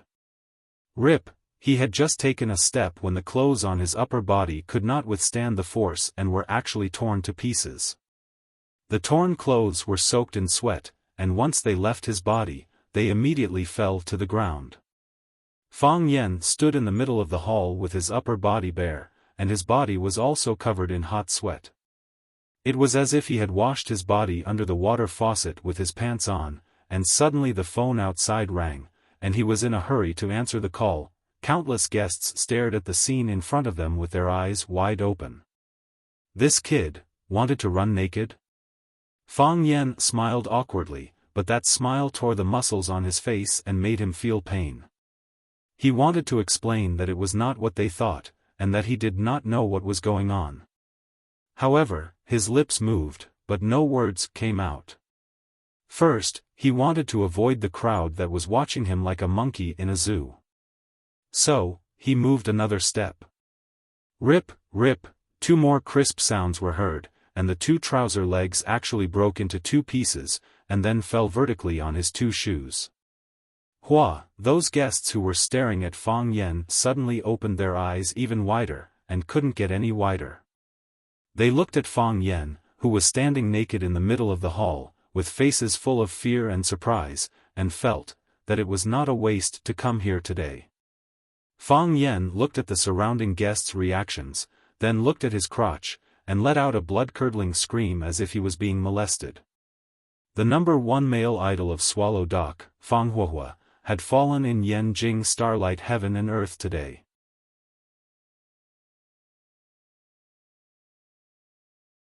Chapter 375. Fang Yan once wanted to amaze the world with a single brilliant feat, but he never thought of becoming famous as a bird. He was not a very open person. He could swear to Guanyin Bodhisattva, Buddha, and all the gods in the world that he was still a virgin. But, why did it become like this? He stood naked in the center of the stage. There was wind blowing, and his butt was slightly cold. He should cover his crotch or let everyone enjoy it. This was an unforgettable night because the pupils of every audience were blooming like fireworks exploding. This modern poem, called Time, was not written by Fang Yan. It was written after the banquet by a modern poet named Xiaofan, who was inspired. This poem was first published in a newspaper's poetry anthology. Later, it was reprinted and published by countless media, and was also quoted by the online media. It became popular for a while. Many people wanted to restore the story after seeing this poem, and even more people wanted to find out who he was standing naked in the center of the stage. Xiaofan became famous again because of this poem, and became the representative of the avant-garde poets of Wuxia. As for the person involved, Fang Yan, the young virgin Fang Yan was scared out of his wits. The hot sweat on his body turned into cold sweat, sticky and stuck to his body. Because of the crazy rotation of the heart of Tai Chi, the strong Chi peeled off his clothes. And because of this explosion, the heart of Tai Chi in his body finally calmed down. Since he learned to bathe himself, no one except him had seen his naked body. Of course, the battle at Sword Peak did not count. Fang Yan stubbornly believed that it was night time at that time, and other people must not have seen anything real, but this time was different. The lights were bright, and the crowd was crowded. Everyone's eyes were only focused on one point, and everyone's smile was so playful. No one wanted this to happen. Fang Yan opened his mouth and wanted to explain something, but the words that came out were so weak. Then, he covered his crotch and ran out of the clubhouse with his bare butt. When he ran to the door of the elevator, he remembered that the club's elevator required a card to go down. So he turned around and shouted, "Yi Fengsheng! Yi Fengsheng, hurry up!" Yi Fengsheng, Zhu Ziden, and the others were still a little dumbfounded. Everyone had just played as the 7 warriors of Wolf Ivory Mountain. Why were they cosplaying as streaking demons in the blink of an eye? Even if you have a hobby in this area, you still have to inform your brothers in advance, right? How are we supposed to cooperate with you when we are not prepared for your sudden attack? The fat on Yi Fengsheng's face kept twitching. He said to his brothers, "What is this? Anyway, I don't care what you guys think. This time, I won't be stripping with him. I won't take it off either." Zhu Ziden shook her head with a serious expression. "I would rather die than take it off," Huan Qian said with a serious expression. "If I take it off, I won't be able to face anyone. A man in black walked over, looked at Fang Yen and said, "Sir, we have all the spare clothes, if you need them, yes." Fang Yen interrupted him and said, "Quickly take me to change clothes." "Please come with me," the man in black said. Fang Yen didn't follow him. Instead, he jogged in front of him. After running a few steps, he felt that it wasn't safe, so he covered his crotch and retreated behind the man in black's butt. "Walk faster," Fang Yen said. "I'm in a hurry." The man in black had no choice but to quicken his pace. An evil smile that Fang Yen couldn't see appeared on his face. Fang Yen left, but the banquet scene exploded. "Oh my God, that kid, that guy called Fang Yen, did he just run around naked? Is this to celebrate? To celebrate his victory over Jiang Junling? What a face of a villain intoxicated by success. How could he do such a shameful thing? This kind of person really isn't a qualified gentleman. Oh my God, I actually forgot to take a picture. Did you guys take a picture? This kid's body is quite nice." General Xing turned to look at Li Guochang and asked, "What is this for?" Li Guochang's expression was dignified as he said in a deep voice, "This kid is too cunning. He doesn't act according to common sense. On the surface, he looks crazy, but every word he says and every action he does has a hidden meaning. Otherwise, Jiang Junling wouldn't have suffered such a big loss in his hands. He actually ran around naked in public. With such a big sacrifice, his intention must not be small. What does he want to do? I still can't understand for the time being." General Xing sighed and said, "This is really a guy who thinks of himself as a piece of mud. Meeting such an opponent is really not a lucky thing. No wonder my younger brother kept failing. This time, my younger brother must have had a very serious fall, right? I really should go back and comfort him." Li Guochang smiled and said, "At this time, what he doesn't need the most is comfort, so I didn't follow him back." General Xing said with a chuckle. Fang Yen has a very reasonable saying. "In the past, I pretended not to care about a lot of things, but now I really don't care about those things. I really don't care." "That's because you have thought it through," Li Guochang said. "Yes.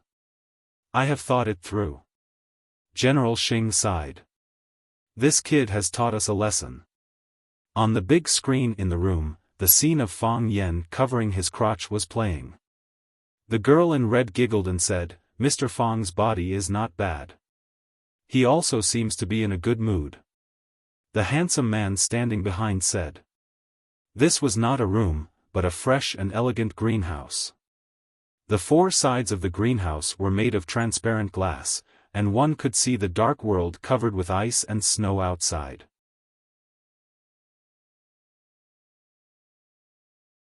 It was windy and snowing outside, but it was as warm as spring here. All kinds of red and yellow flowers were blooming brilliantly, and there were butterflies dancing among the flowers. In the middle of the flowers, there was a woman in white whose age could not be seen. Her facial features were not stunning, but everyone who saw her felt that she was beautiful. They felt that her eyes were beautiful, her eyebrows were beautiful, her mouth was beautiful, the way she spoke was beautiful, the way she held her chin and thought was beautiful, and every move she made was beautiful. Some women won with their faces, and some women's temperament could kill everything. They were Wuxia, crazy for music.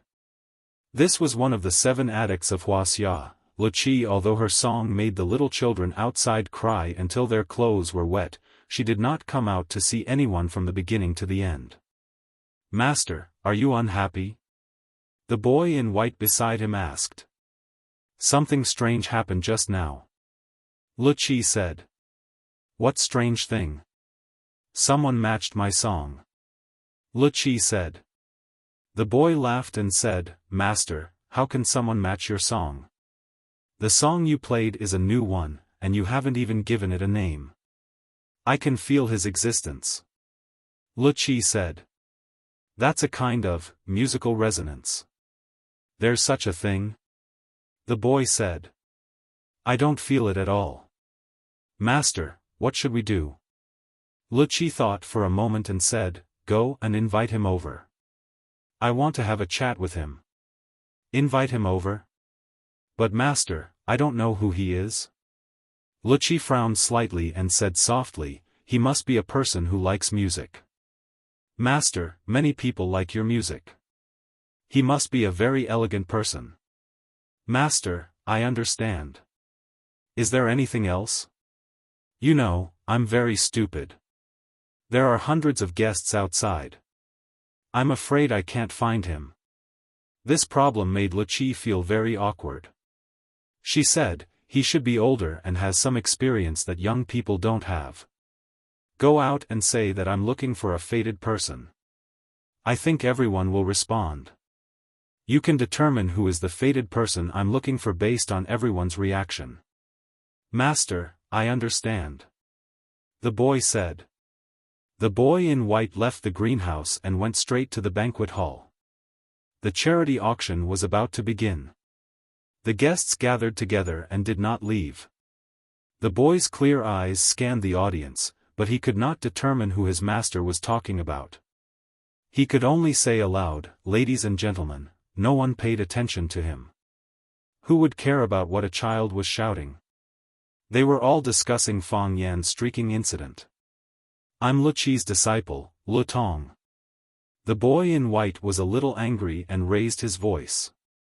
Swoosh, a person's name was like a tree's shadow. As soon as the name Wuxia came out, everyone stopped talking. They looked at the boy in white in surprise and thought, Wuxia's disciple. What is he doing here? As the host of the party, Wang Xiaoyao quickly walked to Lu Tong and asked, little boy, are you a disciple of Master Shui? I'm not a little boy. Lu Tong said unhappily. I'm Wuxia's disciple. Okay, you're not a little boy. Wang Xiaoyao said with a smile. Then tell me, what do you want? Master asked me to find a fated person. Lu Tong said. A fated person? Everyone's eyes lit up. There were hundreds of guests present. Who wouldn't want to be Mr. Wuxia's fated person? If they could meet Mr. Wuxia, it would be something that would make them famous in Beijing. It would be as eye-catching as Fang Yan streaking. Of course, their reputation would definitely be much better than the former. Which fated person? Wang Xiaoyao asked with a smile. She thought that if she could be that fated person, it would be a wonderful thing that could be spread around. I don't know. Lu Tong said frankly. Master said that he and Master have a resonance in music. He should be a gentleman, right? Resonance in music? A gentleman of respectability? Many people turned their attention to General Xing's face, because after Wuxia's flute ended, General Xing recited a poem that suited the occasion very well. General Xing was the fated person that Wuxia wanted to meet?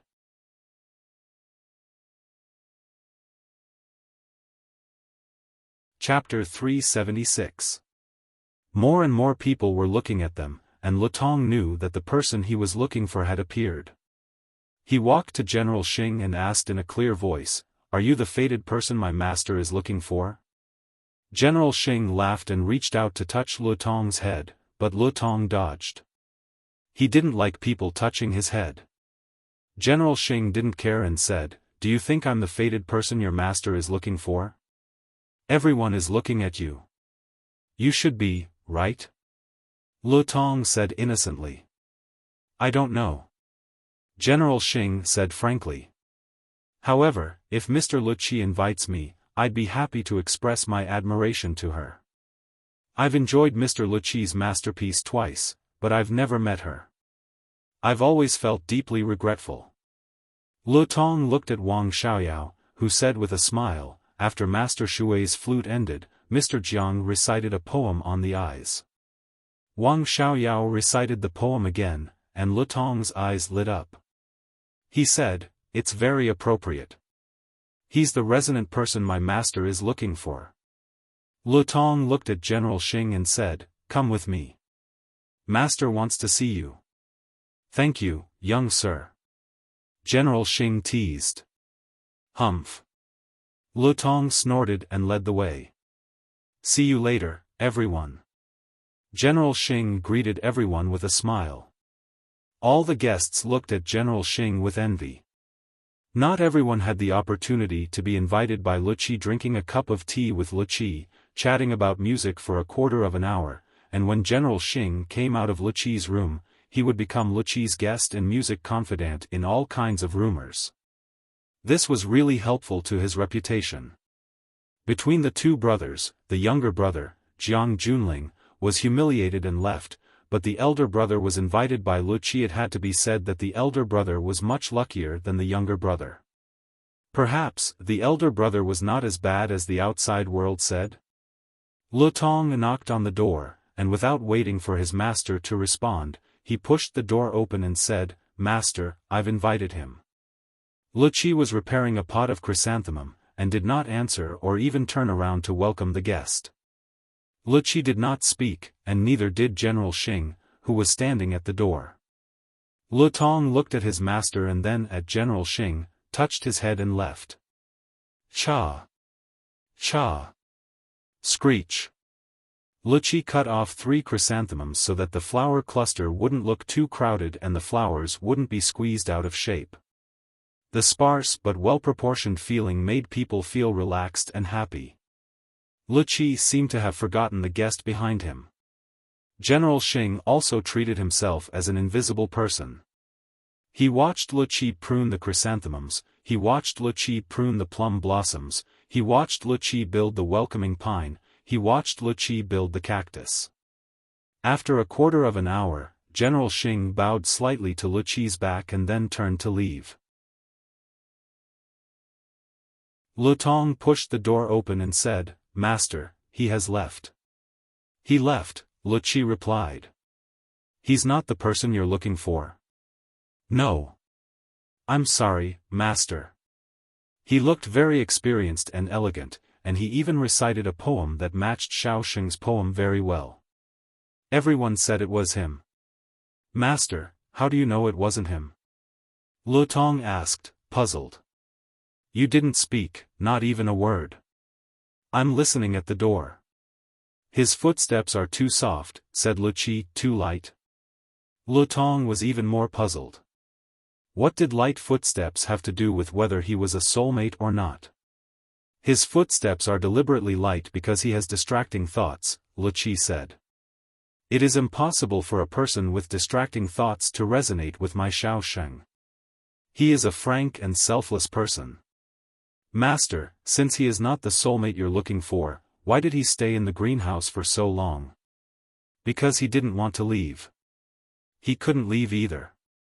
"Why couldn't he leave even if he didn't want to?" Luqi did not explain this to his disciple. He was still young and did not understand how complicated the thoughts of adults were. The man just now, he was invited in by his disciple in full view of everyone. If he left as soon as he came in, what would people outside think of him? If he stood in the greenhouse for a while and then went out, the outside world would have a different interpretation of his meeting, wouldn't they? As for why she let him stay, it was because she owed him something. This was her compensation for him. She invited him in and had already pushed him to the eyes of everyone. If she kicked him out and made him lose face, it would be tantamount to forming a deadly feud between the two sides. She just wanted to make music and didn't want to make enemies with others. This was also the reason why the general bowed to Luqi when he left without a word of dialogue between them. She understood, and so did he. "Master, I'll go out and help you look for him again," Lutong said. "No need." Luqi shook her head and said, "If we are fated, we will meet again in the future. If we meet, ask him to name this song." "I'm quite curious," Lutong said with some regret. "What kind of person can resonate with Master's music?" Luqi stopped talking and focused on trimming the flower branches in front of her again.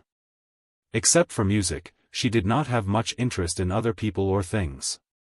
The buildings were getting taller and the Sihiyuan were getting fewer and fewer. It was also because things were rare that the remaining Xiaofan had become a unique landscape in Four Corner City. And any one of them was worth hundreds of millions of dollars. Zijing Alley, this was an inconspicuous narrow alley on the map, which could only accommodate one car. Two cars could not go side by side.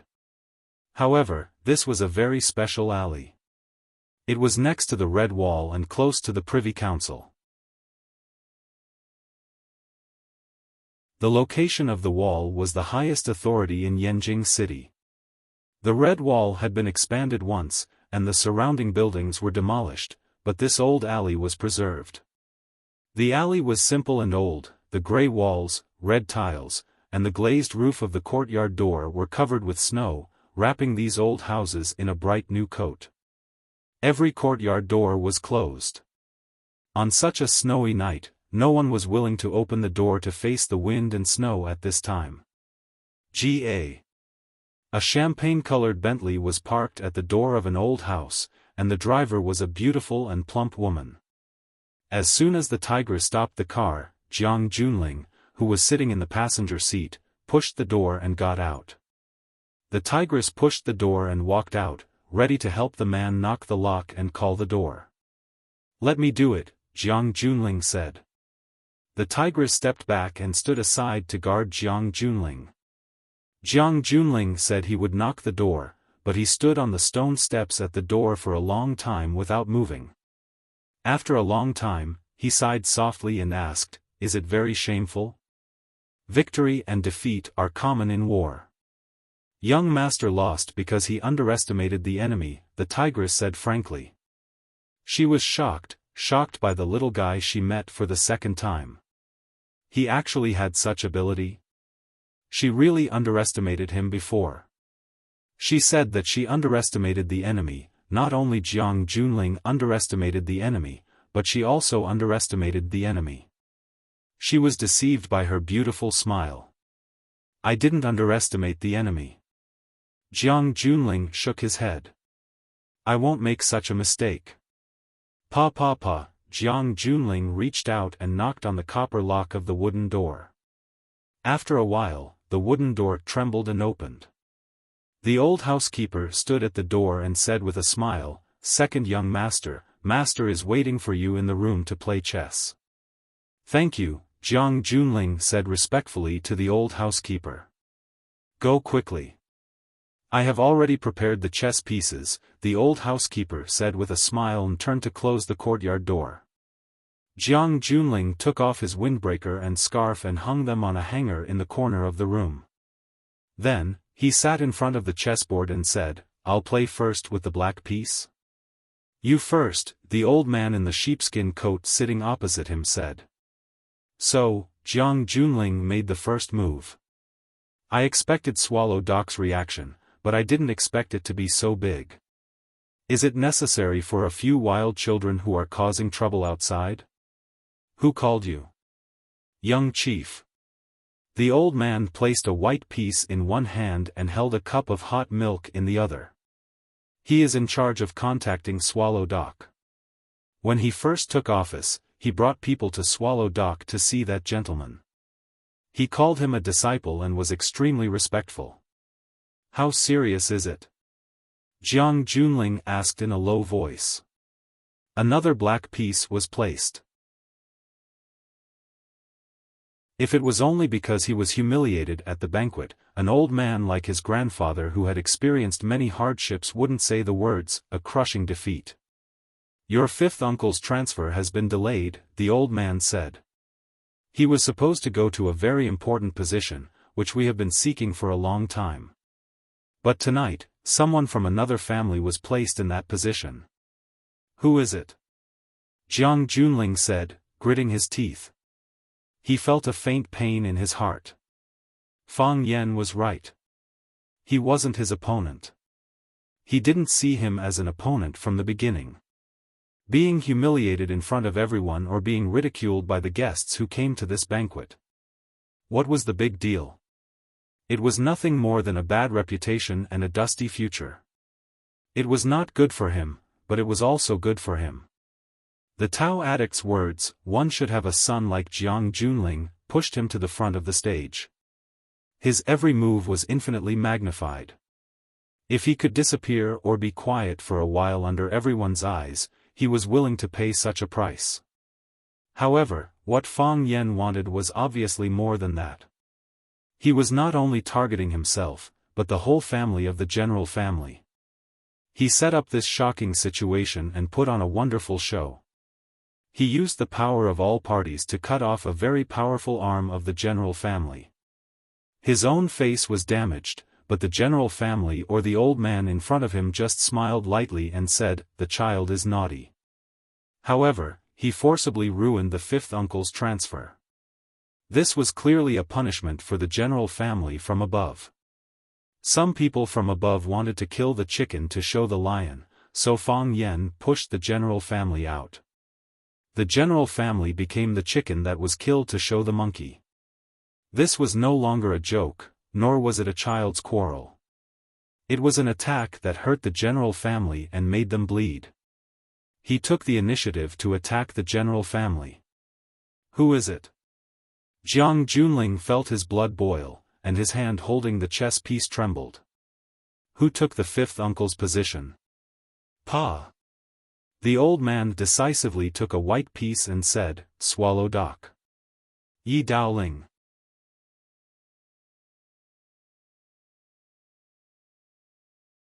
Chapter 377. People from the Yi family. Jiang Junling grinned.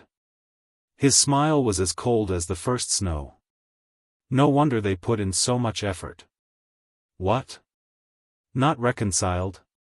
The old man threw the white chess piece in his hand into the white jade porcelain jar, took a sip of milk, and asked aloud. "So what if I'm not reconciled?" In the end, he won. "I heard that you and that child had some unhappiness, and I just watched happily. You're still young, and he's also young. Why should old guys like us get involved in young people's affairs?" This time, he really made people look at him in a different light. Our Jiang family spent so much effort and spent so many resources. The matter that was already set in stone was forcefully ruined by him. This is no longer a child's play. This is a grand strategy that ordinary people can't plan. Even some people with high political intelligence ratings don't have this kid's brain. Think about it, how can a few children's jokes affect the decision of this level? The old man's eyes became deep, as if there was an endless river in them, and anyone who jumped into it would be drowned forever. He said in a low voice, "If this is just a coincidence, because that brat pushed it from the outside, it just so happened to conform to some people's intentions, and your fifth uncle's position was swapped, I can still accept it. But if that brat predicted this situation from the beginning, then you, young friend, are really worrying." Jiang Junling pondered for a long time, and still truthfully said to his grandfather, "Perhaps, Grandpa's worry about him is necessary." Maybe from the beginning, he had already predicted such an outcome. The old man's expression became more and more dignified, then he grinned and said, "Interesting, really interesting. I've lived for so long, but I never thought I would fight with a kid." "Grandpa." Jiang Junling clenched a black chess piece tightly in his palm. A person like his grandfather actually regarded Fang Yen as an opponent, where would the face of the younger generation be? He said firmly, "Fang Yen, leave it to me. Do you still have confidence?" The old man looked at his grandson with a burning gaze and asked aloud. "I've never lost confidence," Jiang Junling said. "He is an opponent worthy of respect, but I will solve his problem." The old man sighed and said, "Why would I have a conflict with him? Such a person. How good would it be if they could become friends? I won't get involved in this matter, and I won't let them get involved either. Since you're the one who brought it up, then you'll be the one to take it back. But, let's calm things down first." The blow this time was too heavy. Since that person had made a move, it meant that they were already angry. He had to give them some face. Also, swallow dock isn't as simple as you think. In the past, everyone tried their best to ignore their existence. He didn't provoke them, nor did he give them any important tasks. You, on the other hand, let them take advantage of you. With Yi Daoling's position occupied, his future is limitless. I understand. Jiang Junling nodded. I didn't think it through this time. This is a dead knot. You can't untie it. Even if you didn't go to the banquet today, what about next time? What about the next time? There will always be a time when they meet. You're just a partner chosen by him. The old man finished the milk in the cup and said, I'm old. I can't stay up all night. Grandpa, I'm sorry. Jiang Junling said with a face full of guilt. If it weren't for his matter, Grandpa would have already fallen asleep at this time. Okay, go back. Take a bath and have a good sleep. When you wake up, many things still haven't changed. You are still Jiang Junling, and he is still Fang Yan. Your sister-in-law may have some gossip, but you don't have to take it to heart. Women always have long hair and short knowledge. They don't understand the complexity and danger of the world. Grandpa, I will go to fifth uncle's house to apologize to him. Jiang Junling said frankly. This matter started because of me. I must give him an explanation. Jiang Junling helped Grandpa lie down on the bed, covered him with the quilt, and turned off the light in the room. Then, he closed the door and retreated. Standing on the eaves of the corridor and looking at the pure white snow in the small courtyard, Jiang Junling reached out his hand toward the sky. A small flower fell into his palm. It was light and cool, but it didn't hurt or stimulate him at all. He looked at the small flower and murmured, why do I have to lower myself to the same level as a small flower? The small flower felt the temperature of his palm and slowly melted into a drop of water. It will eventually be melted. In a white shirt and black suit, Fang Yan, who stood in front of the mirror, couldn't believe that the handsome man was himself. It was said that beauty was a feast for the eyes. Seeing a beautiful woman, one didn't need to eat. Fang Yan, on the other hand, was relieving his worries with beauty. When he saw his image in the mirror, all the awkwardness, embarrassment, and hostility that he had suppressed in his heart were swept away. He felt that his mood had suddenly become sunny. The clothes fit me very well, as if they were specially prepared for me. Fang Yan said with a smile. Did they really prepare it for me? The man in black only responded with a smile and didn't answer. Right, can I see your president and thank her? Fang Yan asked. The man in black shook his head. No. I'm just a bodyguard. I received an order from the walkie-talkie to bring you here to change clothes. The man in black said. I've never seen our president. I can only convey your request to the manager, and then the manager conveys it to the higher-ups. I won't force it, Fang Yan said. Next time I have the chance to see her, I'll definitely call you. The man in black grinned and said, that's great. The charity auction had just begun, and the most exciting part had yet to come. But Fang Yan was too embarrassed to return to the scene. Who knew if someone would misunderstand and think that he deliberately took off his clothes and ran around naked? These clothes, can I wear them outside? Fang Yan asked. Up to you. The bodyguard in black said. Thank you. Fang Yan said. Please send me out. No problem. The bodyguard in black said. Fang Yan followed behind the bodyguard in black and carefully walked towards the elevator. As he walked, he prayed that he wouldn't meet any acquaintances. Fang Yan. A familiar voice was heard. Fang Yan turned around and saw Xia standing in the brightly lit side hall with a smile on his face. Fang Yan opened his mouth to smile, but the smile was incomparably twisted and painful. He was too embarrassed to look into Xia's eyes and said, the auction has just begun. Why did you come out? The assistant is here to help. I received a call and need to go back to deal with some matters. She looked at the suit on Fang Yan with interest and said, "It seems that you don't plan to stay anymore, do you? They are playing here. Do you think it's suitable for me to stay here?" Fang Yan asked seriously. Xia thought for a moment and said, "Not suitable." Fang Yan's face was filled with pain, and Xia giggled. Xia Ji took a step forward and naturally held Fang Yan's arm. He said to the bodyguard in black, "Sorry to trouble you, I'll accompany him down." The bodyguard in black knew that his part was over, so he took the initiative to press the elevator button and respectfully sent the two of them off. The elevator descended quickly, and the scenery in front of them kept changing. The outside world looked like a blurry abstract painting. "I'm sorry."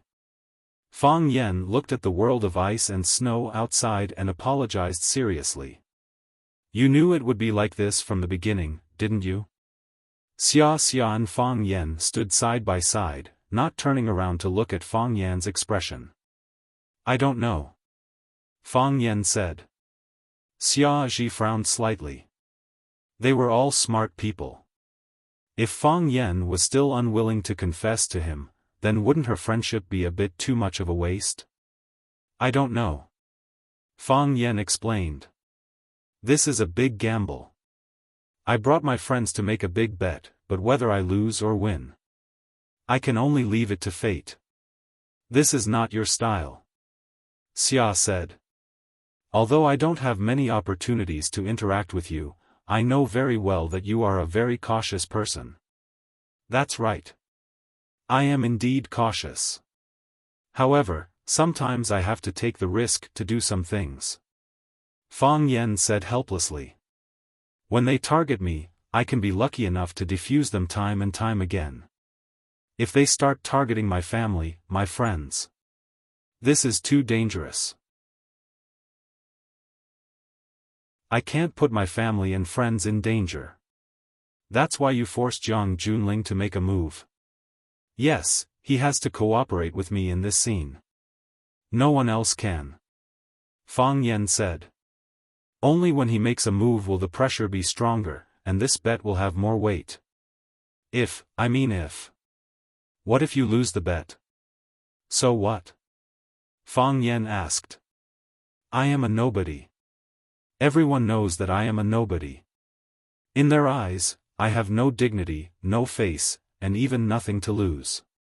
Even if I lose the bet and get expelled by them, it will only make them laugh for a while. Maybe when they wake up tomorrow morning, many of them will forget my name. What do I have to lose? For you, this is a bet you must win. I may not win, but I will definitely not lose," Fang Yan said. Clang, the elevator reached the first floor. Before the elevator door opened, Xia turned to look at the side of Fang Yan's face and said, "For a while I was very angry, I was worried that I would also be your chess piece, and now?" Fang Yan asked seriously. "Now? I'm just a little worried. Worried that I will become your chess piece in the future." Fang Yan grinned, revealing 2 rows of white teeth, and said, "Xia, you don't need to worry like this, because we are friends. Very good friends." Xia was about to speak, but saw a girl waiting in the snow, whose eyes were shining like the stars in the sky, and said with a smile, "So, what about her?"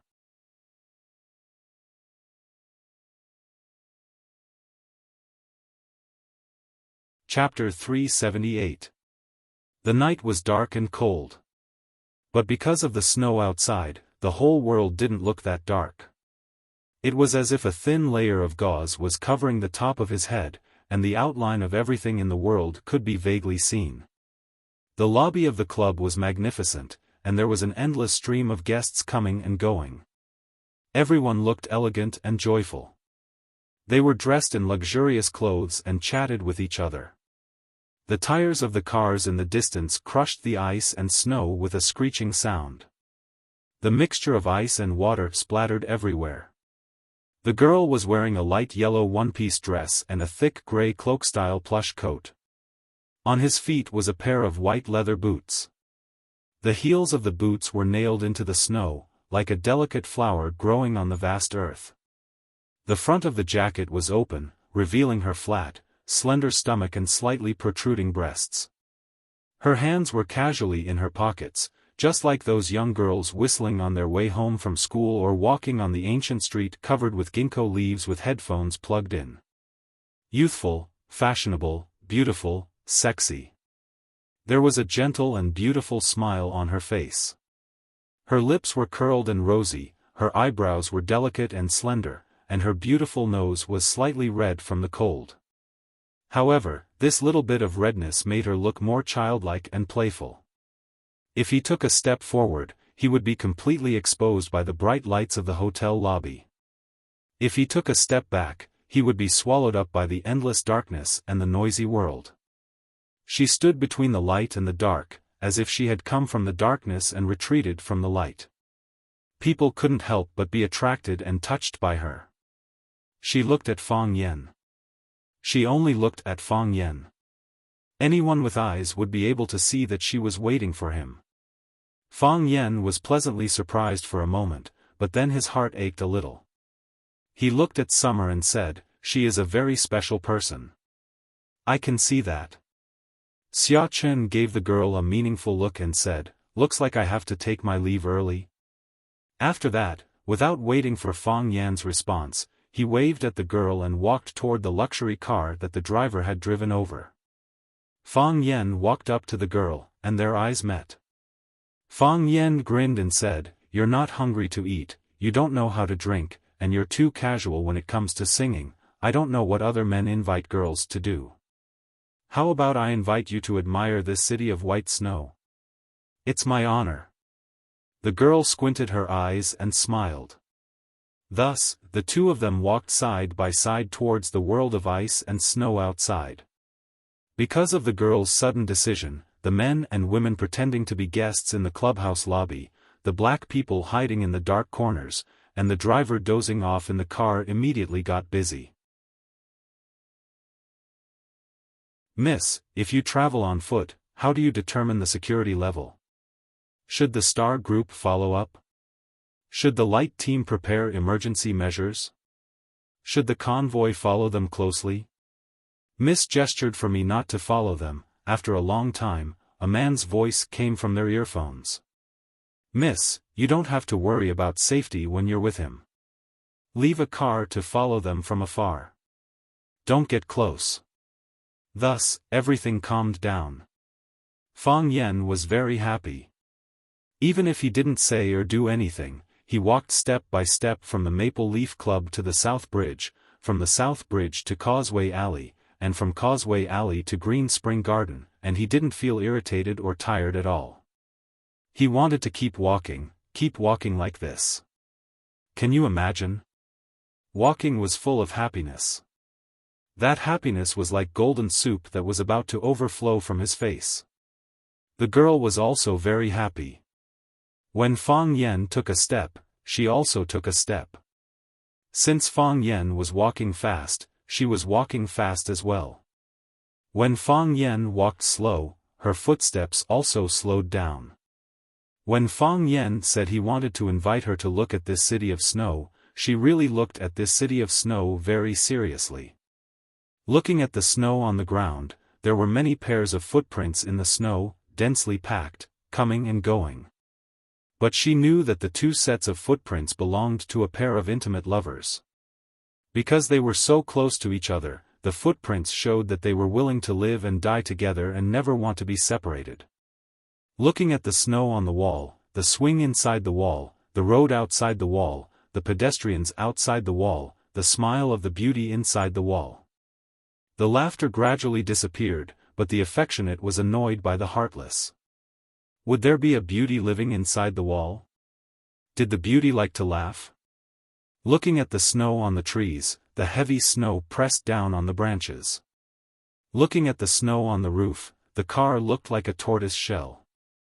Looking at the boiling snow in the sky, looking at the snow falling on the tip of his nose and eyelashes, every place was exquisite, and every place was interesting. They walked from Tiantong Courtyard to Yenjing University, from Yenjing University to Shuimu University, from Shuimu University to Renmin University, and from Renmin University to Aviation University. The girl finally stopped. She looked at Fang Yan and said, "I'm hungry." "I'm hungry too," Fang Yan said. They had walked a very, very long road. It was 10 kilometers, not 20 kilometers. Or it could be said that they had already walked one round around Yanjing City. All the students knew that there would be a food street in front of every school. The girl said she wanted to eat noodles, so Fang Yan found a stewed noodles restaurant.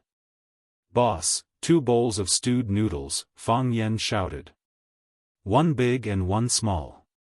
Put more mutton and less noodles." "Boss." "2 big bowls," the girl corrected Fang Yan's words. Then she also said, "Put more mutton and less noodles." In some aspects, they had reached an agreement. The chubby boss was amused by their conversation and said, "2 bowls of stewed noodles, put more mutton and less noodles." Time passed really fast, or it could be said that the chubby boss's actions were really fast. As soon as they ordered the noodles, the stewed noodles with more mutton and less noodles were delivered to them. Fang Yan used his chopsticks to pick it up. There was indeed a lot of mutton, and of course, there was also a lot of noodles. Fang Yan smiled at the boss, and the boss waved his hand, indicating that it was not a big deal. So, the two of them buried their heads in the noodles. Fang Yan ate up the mutton and the noodles. Then he drank up the noodle soup. Strange? Why was the noodle so delicious? The girl ate up the mutton, ate more than half of the noodles, and then drank a mouthful of noodle soup. She clutched her stomach and said in pain, "No, I really can't eat anymore." Fang Yan looked at her oily lips and smiled as he took out a tissue and handed it to her. She did not mind that it was dirty and took it to wipe her mouth. "Boss, give me a bottle of wine," Fang Yan said. He suddenly wanted to drink, preferably the strongest Shaozi.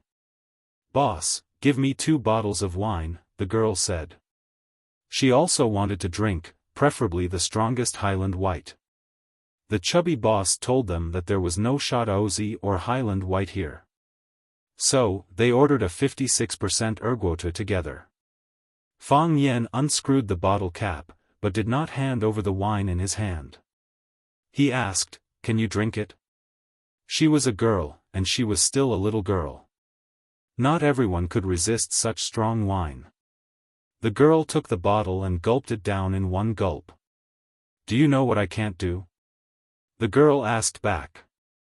Only at this time did she show a little pride. Tonight, she had nothing to do with nobility, pride, or genius. She was just a friendly, natural, and cute girl next door.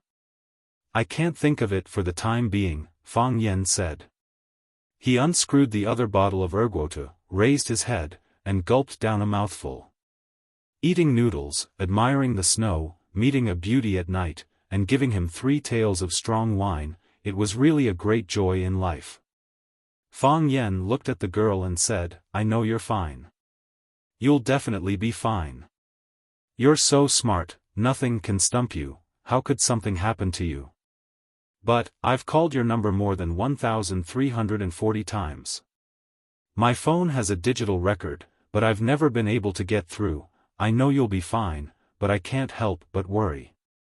I've been waiting for you to come out to see me. I thought, if you don't come out, I'll go to your door. Although I don't know where your house is, someone will know.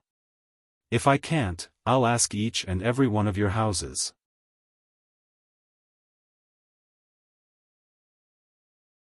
Eventually, I'll find out. I know you have your difficulties and difficulties. I've seen this kind of plot too many times. Girls from big families like you are like the princesses and princesses of the past. Your life is not free. I also know your family doesn't like me and don't want to see me. Let them scold me, let them scold me, let them beat me. I think, I'll be able to lure you out, and I'll be able to see you." Fang Yen looked at her beautiful eyes with a face full of guilt and said, "Only when I see you with my own eyes can I know that you're fine, that nothing has happened to you. I'm fine." The girl's eyes were red, but she raised her head to stop the tears from flowing. For her, tears were a sign that her body was weak. It was easy to make a mistake at a time like this, which would give her opponent an opportunity to take advantage of. Even if she thought that there was nothing in this world that she couldn't do. But there were some emotions that she really couldn't control. "I've always been fine." "I know that Eagle Mu is one of your men," Fang Yen said. "Yes, Eagle Mu is one of my men," the girl said. "I know that you invited Jiang Junling." "Yes, I had someone invite Jiang Junling," the girl said. "I know that you prepared this suit for me." "Yes, I prepared this suit for you," the girl said. She looked up and down at Fang Yan's body and said, "It looks like it fits you, but I don't understand, why?" Fang Yan asked. "Why did you send Eagle Mu to help me? Why did you invite Jiang Junling on my behalf? Why did you prepare clothes for me? And why, take a bullet for me?"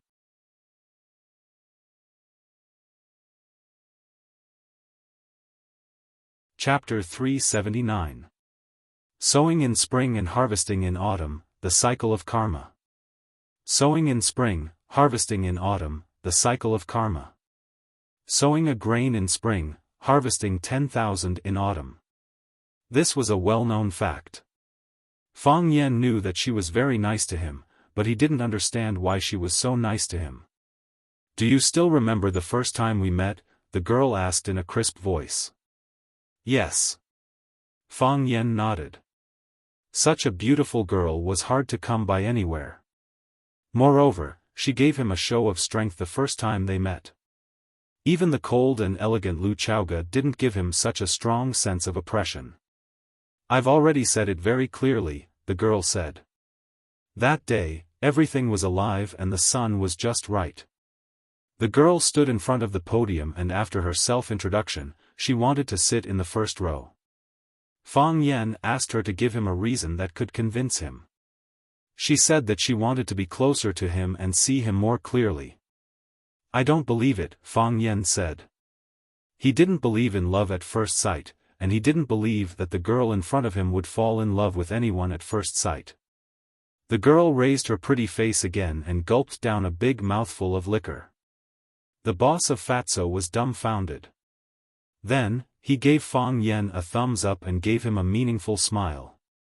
Fang Yen wanted to rush up and beat him up. If it wasn't for the big bowl of stewed noodles with enough mutton. Qin Etian looked at Fang Yen and asked, "You really don't have any impression at all?" "No," Fang Yen said. "Beidei." The girl looked at Fang Yan's face and said word by word, "Jianfeng Ridge." "Beidei? Jianfeng Ridge?" A crack appeared on the sturdy flagstones, and bright light shone through the crack. Fang Yen felt the divine light falling from the sky. His mind was still in a state of shock, but it was suddenly brought to the distant past. When was it? Was it when he was 13 or 14? At that time, Fang Yen was just an inexperienced youth, or rather, a half-grown child. At that time, Fang Hui was awe-inspiring. His legs were not paralyzed, and his Tai Chi skills were rarely matched. At that time, Fang Hui was highly respected in the Jianghu. He had many disciples and hundreds of friends. He was loved and respected by the people in the circle. At that time, the old drunkard Mo Qingdi was like the sun in the sky, a rising star in the inner river. He defeated close to 100 tyrants, trampled on enemies from all directions, and shone brightly. At that time, the Fang clan wasn't in such dire straits that they were bullied and humiliated by others. At that time, Fang Yen was just a playful monkey. One summer, Fang Yen accompanied his grandfather to Beidei to attend a high-level conference. Grandpa had a mission to complete and had to accompany the leaders of the conference, so he couldn't accompany Fang Yen. Thus, Fang Yen, freed from his restraints, roamed around Beidei. Fang Yen walked along the shore of Beidai, passed through the security zone, and arrived at the free sea area where tourists could freely enter and exit. The beach, the sea breeze, the bikinis, the beauties were as numerous as the clouds, and the temptation was like wine. It was a feast for the eyes. The young Fang Huohua secretly swallowed a few mouthfuls of saliva, then continued walking forward. When he walked to the edge of the road, he saw a black off-road vehicle parked there. He glanced at the off-road vehicle, and the driver of the off-road vehicle glared at him. The smell of blood. Fang Yen smelled the smell of blood. Fang Yen was born in an ancient martial arts family. Although he was young, he clearly knew that those were the eyes to kill. Although some people looked ferocious, their eyes did not have any hostility. This man was different. He looked ordinary, but his eyes were like a hungry wolf staring at a piece of fat meat. As long as he opened his mouth, he could swallow you whole. Fang Yen was vigilant, so he didn't directly clash with him. He turned into a supermarket and bought a bottle of mineral water to drink. After walking for such a long distance, he was indeed a little thirsty. When he was paying, he saw two men quickly rushing toward the van from the supermarket's glass. Their footsteps were steady, and their speed was surprisingly fast. It was obvious that they were martial artists. One of the long-haired men was holding a bedsheet in his arms, and there was something wrapped in the bedsheet. Fang Yen didn't know what was inside, but when they opened the door and got into the van, a small foot fell out from the bedsheet. It was a child's foot. Human traffickers. Fang Yen cursed and rushed out of the supermarket. Just as he was about to approach the off-road vehicle, the vehicle suddenly started and charged forward at high speed. Perhaps it was the temperament of a teenager, or perhaps it was because his blood was boiling. Fang Yen knew that if this child was kidnapped, then one or even several families would be destroyed and sent to hell. He must save this child. Fang Yan's running speed couldn't keep up with the car's full speed. The off-road vehicle gradually moved further and further away, and finally disappeared before Fang Yan's eyes. Fang Yan didn't give up.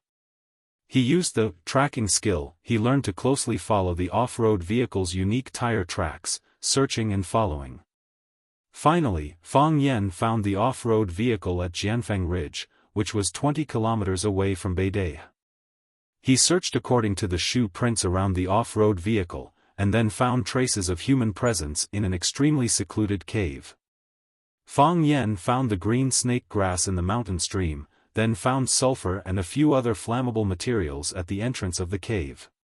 When he ignited the green snake grass, and thick smoke billowed into the cave, he covered his mouth and nose with a wet cloth and rushed in. The resistance was weak.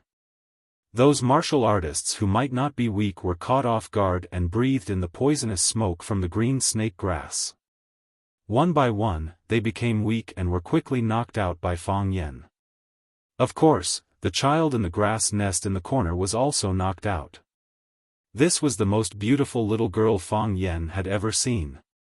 Perhaps even the human traffickers didn't have the heart to treat such a child too harshly, and even used licorice to make a comfortable little bed for her. It wasn't until Fang Yen saw a gun sticking out from the waist of a human trafficker that he realized these criminals might not be as simple as he thought. The green snake grass was still burning, and the poisonous gas in the cave was getting thicker and thicker. Fang Yen left with the little girl. He ran to the hillside with the little girl in his arms. Perhaps it was because she was woken up by the mountain wind, or maybe it was because Fang Yen was carrying her in the wrong position, or because the running was too bumpy, but the girl woke up. Her skin was white and tender, and her facial features were flawless. Long eyelashes, and the pair of dark eyes that looked at Fang Yen were like a pair of the purest black gems. Fang Yen only felt that his heart was about to melt. At that time, Fang Yen, who was only a teenager, actually had a sense of responsibility as a father and brother.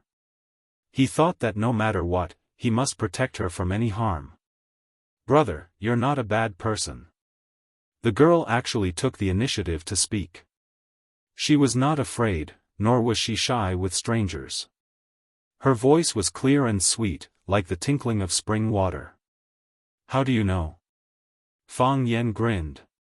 He thought that this child was really interesting. Lying in the arms of a stranger when she opened her eyes, why didn't she cry out in fright? It's because your face is red, the little girl said with a straight face.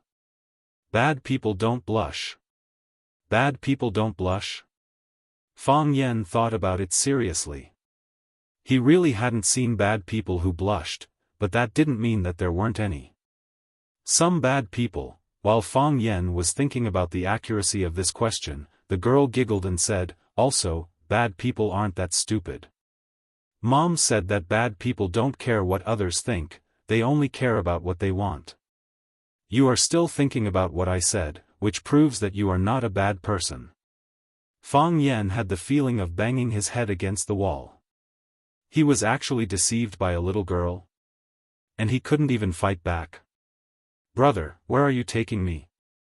I'm taking you to find your mom. I don't know where my mom is, but the police uncle must know. Because I got lost, my mom will definitely call the police, the girl said very seriously. Okay, I understand, Fang Yan said. When he was searching up the mountain, he saw a police station at the foot of Jianfeng Ridge. It was said that it was specially set up to prevent people from racing on the mountain at night. Fang Yan carried the little girl to the police station. The girls at the police station were on guard. Some were on the phone, some were running up the mountain, and even more were guarding the little girl, separating Fang Yan and the little girl far away. The little girl sat in a separate room to rest. Fang Yan was chased out of the door. After recording his statement, no one cared about him anymore. Fang Yan walked to the yard and stood outside the window to look at the little girl in the room. Brother, what's your name? The little girl walked over and tiptoed to talk to Fang Yan outside. You won't remember it even if I tell you, Fang Yan said with a smile. You are still young, it's useless to remember these things. Quickly forget everything that happened today. He knew that if some children suffered trauma in their childhood, it could affect their fate for the rest of their lives. Fang Yan didn't want this kidnapping case to affect the future of this cute little girl who was like a baby boy hanging on the wall. She was so cute, how could God bear to let her suffer like this? But then again, this child could definitely be sold for a good price. The little girl shook her head and said in a tone that only adults would have, but, I want to repay you. Fang Yan was once again amused by the little girl's words. He found that this child had a shrewdness and understanding that shouldn't be present at her age. I don't need your repayment, Fang Yan said. I just did what I wanted to do. Fang Yan waved his hand and turned to leave. Since the child had been handed over to the police, and they had called the little girl's family, then he should leave, right? After all, Beidei was still far from here. If he walked back, it would take some time. He didn't want his grandfather to be unable to find him after the meeting. At that time, Fang Hui's temper was really bad.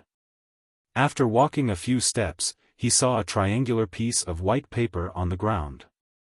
He picked up the paper, folded it into an airplane, and flew it toward the little girl in the room. Whoosh! The paper airplane actually flew through the gap between the steel bars of the window and flew in front of the little girl. It's a gift for you.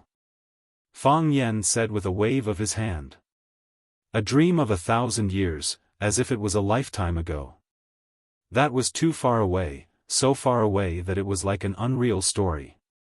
The girl took out her wallet from her pocket, opened the innermost layer of the wallet, and took out a yellow paper airplane. She said, "This is the paper airplane you gave me. I have always kept it in my wallet. I'm good to you because you're good to me. That's all."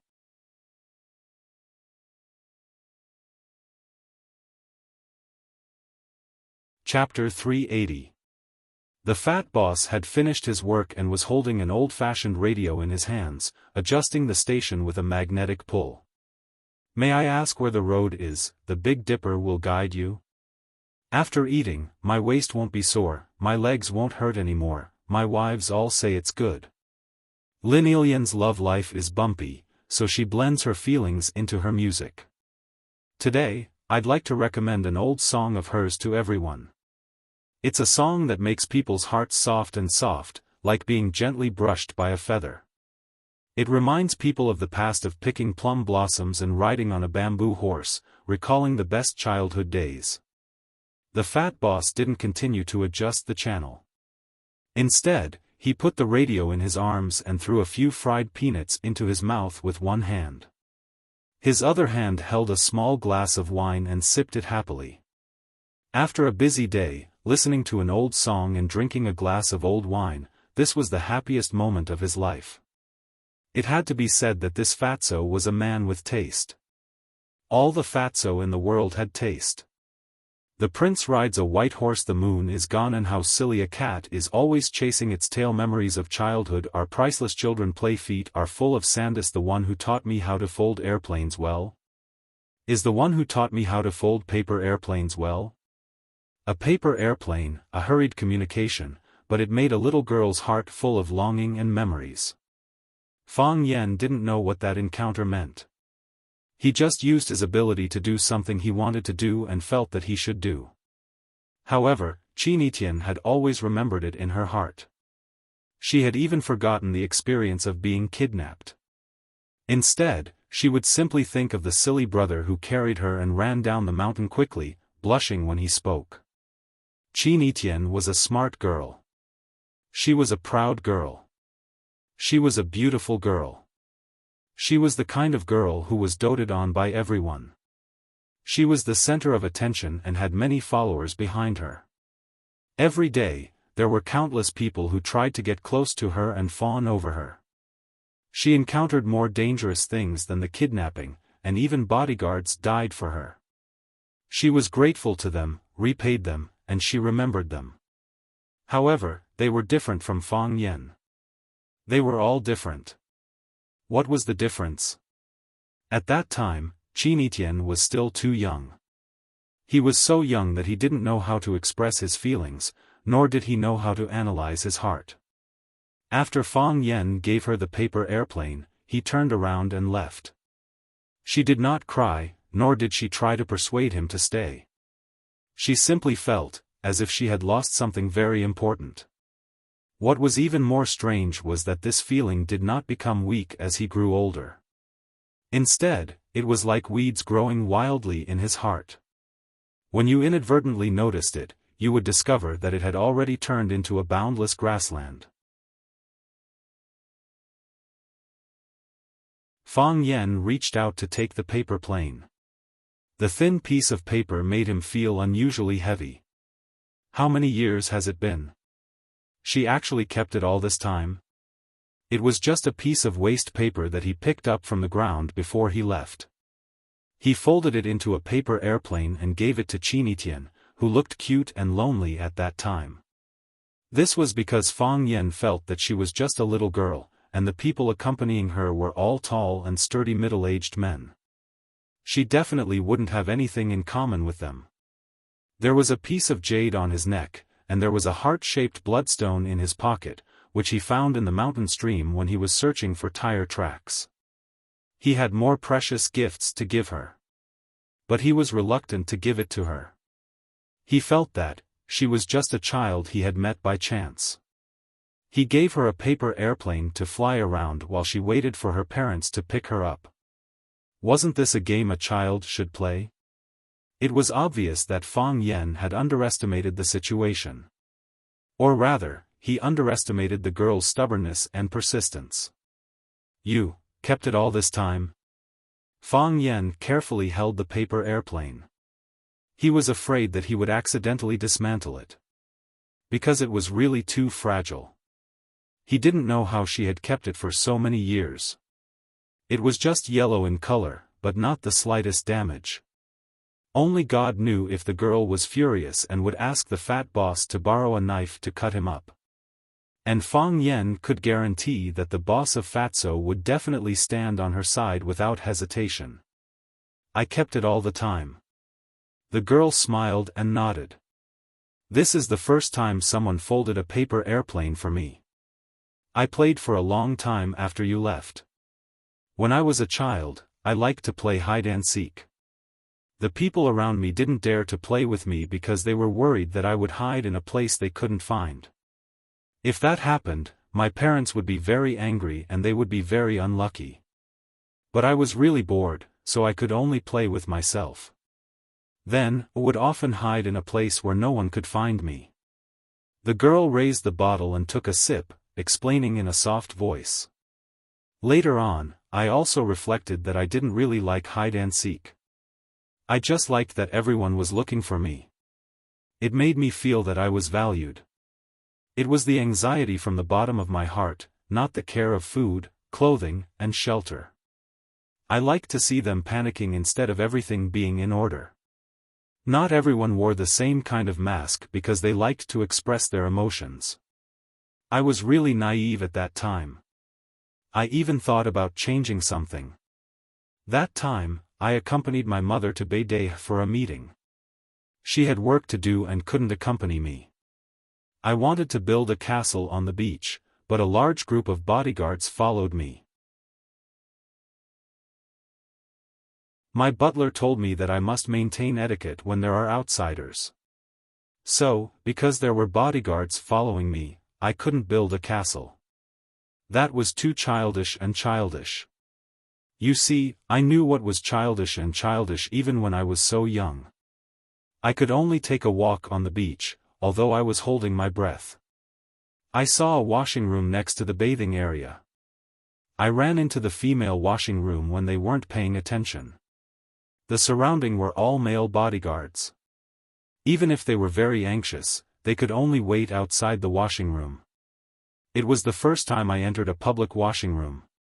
I was looking around curiously. Then, my vision went black and I fainted. When I opened my eyes, I saw you. At that time, there was a pimple on your chin, but it's gone now. The first thing I saw was that pimple. I matured early. Fang Yan said awkwardly. I guessed it right. My mother was furious when she found out that I went missing. One of the leaders who attended the meeting spoke, so the whole of Beidei was turned upside down. The girl obviously didn't want to explain too much about these official matters to Fang Yan. She immediately changed the topic and said, although the Giant Fengling police station is remote, they received a notice to look for you. After they called the number that they found me, my mother immediately rushed over. I don't know what happened after that. My mother took me away, and everything was handled by the butler. I went home and slept. When I woke up, it was already late at night. I told my mother about being kidnapped and then you rescued me. I asked her to help me find you, but there was no news of you after that. Later, I found out that you filled in a fake name in the record book. I was afraid that things would never end. It would be very troublesome. Fang Yan said embarrassedly. I was also afraid that the bad guys would take revenge on me. You know, people out there are sinister people. If any of the police officers accidentally leaked my information, wouldn't I be in trouble as well? So I filled in the name by Xiao. The person in charge of interrogating me was perfunctory. He just wanted to go to the room to protect you. He just asked a few questions and ran away. He didn't even verify my identity. No one would care about what a child thinks. However, when Qin Etian asked someone to check Fang Yan's registration information, he found out that Fang Yan had filled in a fake name. If that was the case, the policeman in charge of interrogating Fang Yan would be in trouble. He originally wanted to stay by Qin Etian's side until Qin Etian's parents or more important people came over to greet him or shake his hand. Then, everyone would be promoted by 3 ranks. What a tragic character. The floodgates of memories opened. Fang Yan even recalled the policeman's square face. He didn't look like a bad person. He just wanted to find an opportunity for himself. However, the cruelty of reality told him that he had gone the wrong way. If he had made a serious statement and a real and valid identity information, perhaps the Qin family's attitude towards him would have been different. Of course, it might have been worse. Then I forgot about you, Qin Etienne said. I also thought I forgot about you. The things I had to learn became more and more complicated. The things I had to do increased. Living in such a big house, I still felt that I couldn't breathe. After I talked to my mother, I went to Huacheng. At that time, I just wanted to be as far away from Yanjing as possible. The place that was far from Yanjing but familiar to me was Huacheng. The girl's eyes were bright. There was a smug smile on her lips. She looked at Fang Yen and said, "When I was sleeping on the grass by the Rosefinch River, when I was woken up by the noise, when I saw a young man standing on a boat reading a poem, when I saw your face that was strange yet familiar, as if we would meet and chat every day. I felt a sense of relief that I had been waiting for so long. It wasn't the shock of the sea of people, nor the surprise of meeting again after a long time, but happiness and relief. Later, I understood that I left Yanjing for Huacheng. I rejected first high school and Ivy League to go to Rosefinch. I stood by the Rosefinch River and waited for you. This was what I had always been doing. All those years, I always regretted that although you didn't tell me your name, I should have taken the initiative to tell you mine." The girl took the initiative to extend her hand to Fang Yen and said, "Hello, I am Qin Etienne."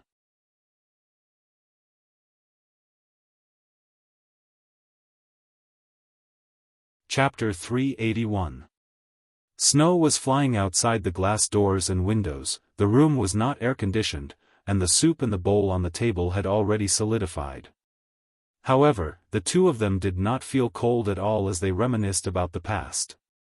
The girl took the initiative to extend her hand to Fang Yen and said, "Hello, I'm Qin Etienne."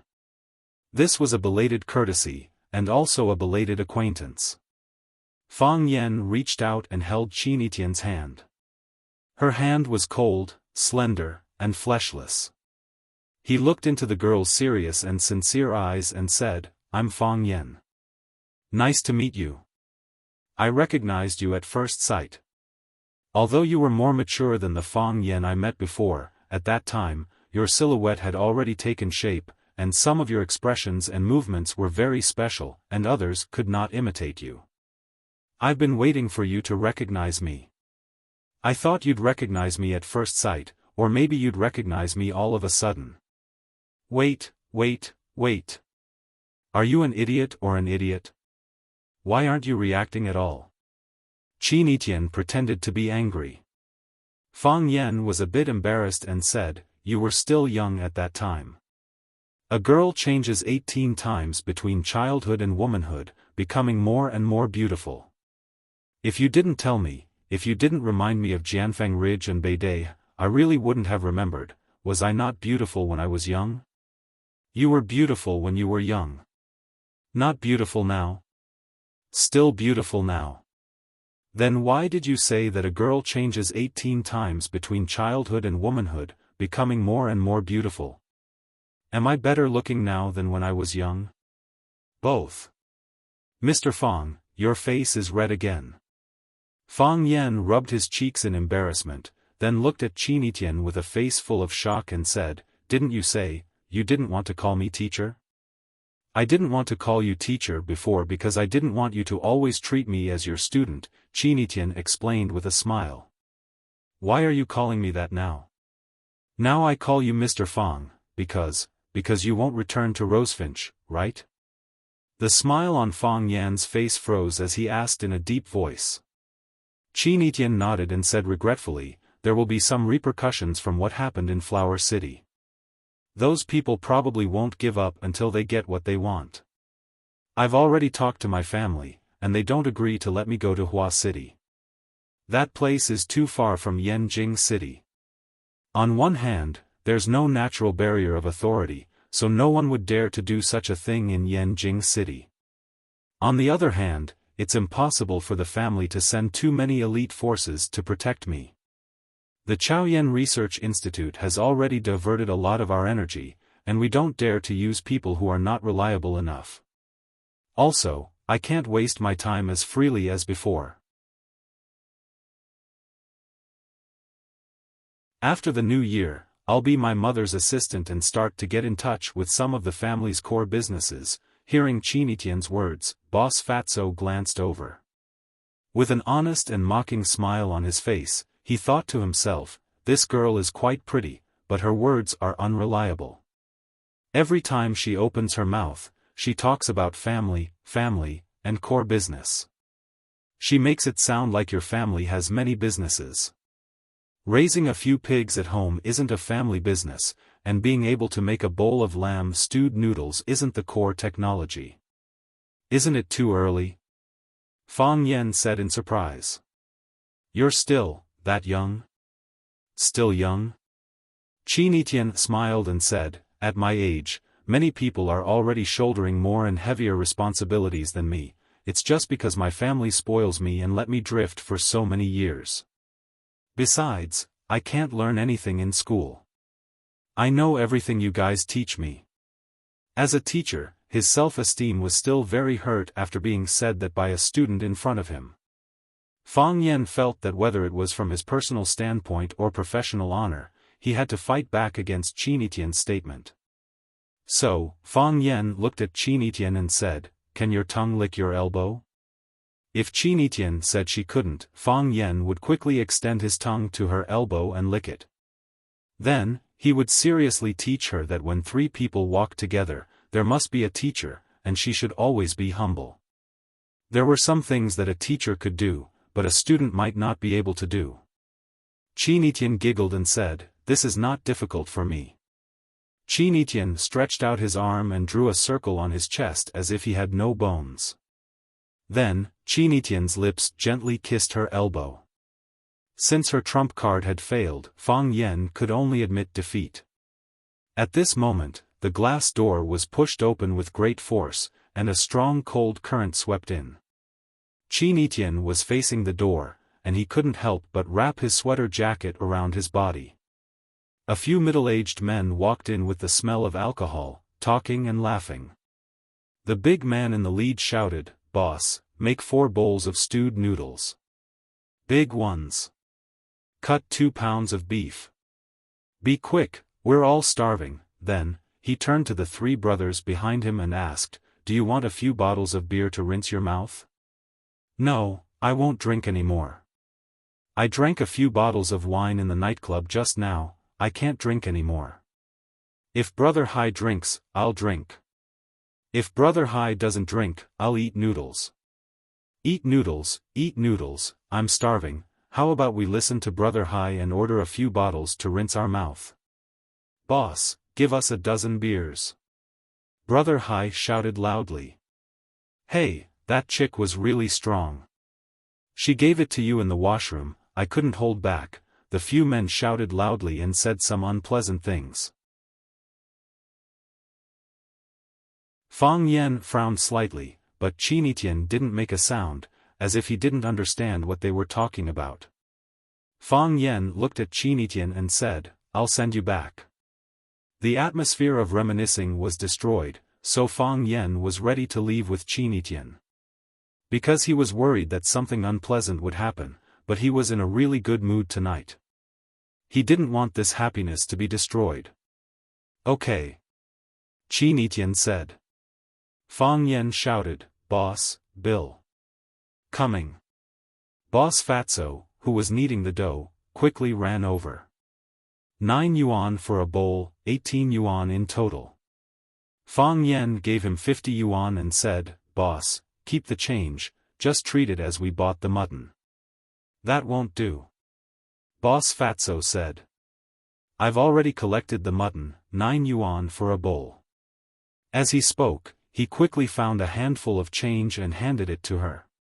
Fang Yen was stunned for a moment, took the change and said, "Come often in the future." "Come often in the future." Boss Fatso smiled honestly. As Fang Yen and Boss Fatso were talking, the eyes of the middle-aged men shifted to Fang Yan's face. After glancing at Fang Yen, they naturally saw Chinitian, then, they couldn't move their eyes away anymore. They were instantly stunned, and their hearts were beating rapidly. They felt that they had found the feeling of their first love. Yes, what a ridiculous thing. When they had long crossed the age of 30, each of them had found the feeling of their first love. Taking off his outer leather jacket, unbuttoning 3 buttons of his shirt, revealing a finger-thick gold necklace around his neck, the short and fat Fuhai wiped the saliva from the corner of his mouth. He looked at Qinitian with a smile and asked, "Little girl, are you still a student?" Qinitian nodded and said, "That's right. But soon I won't be." "Oh, that's because I'm about to graduate."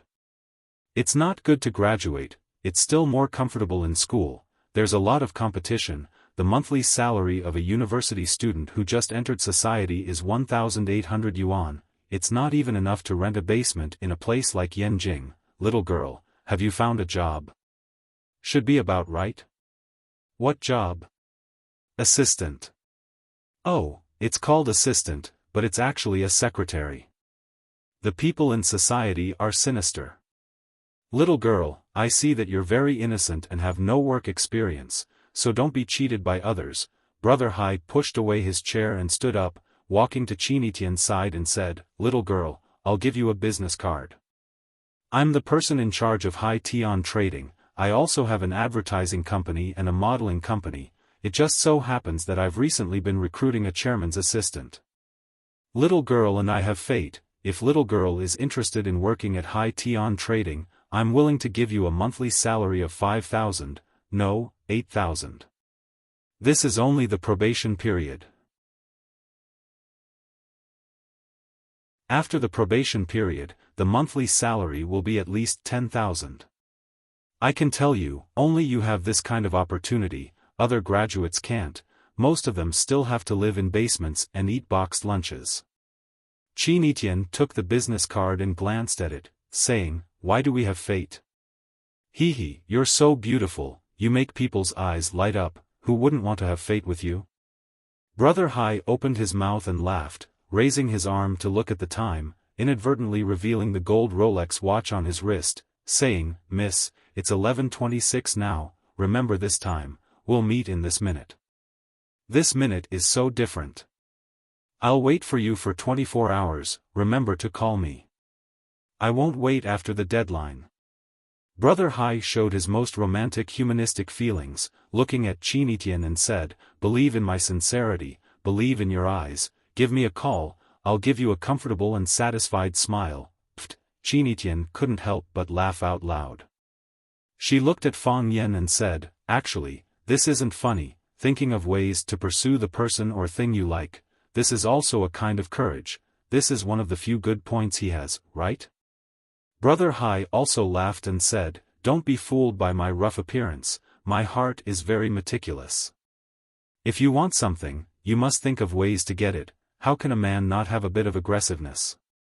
Brother Hai patted Fang Yan's shoulder and said, "Students like these haven't experienced any big storms, their shoulder bones are so thin and weak, and their chests aren't wide enough, can they protect their own women from getting hurt? This is also the reason why so many little girls nowadays like uncles like us."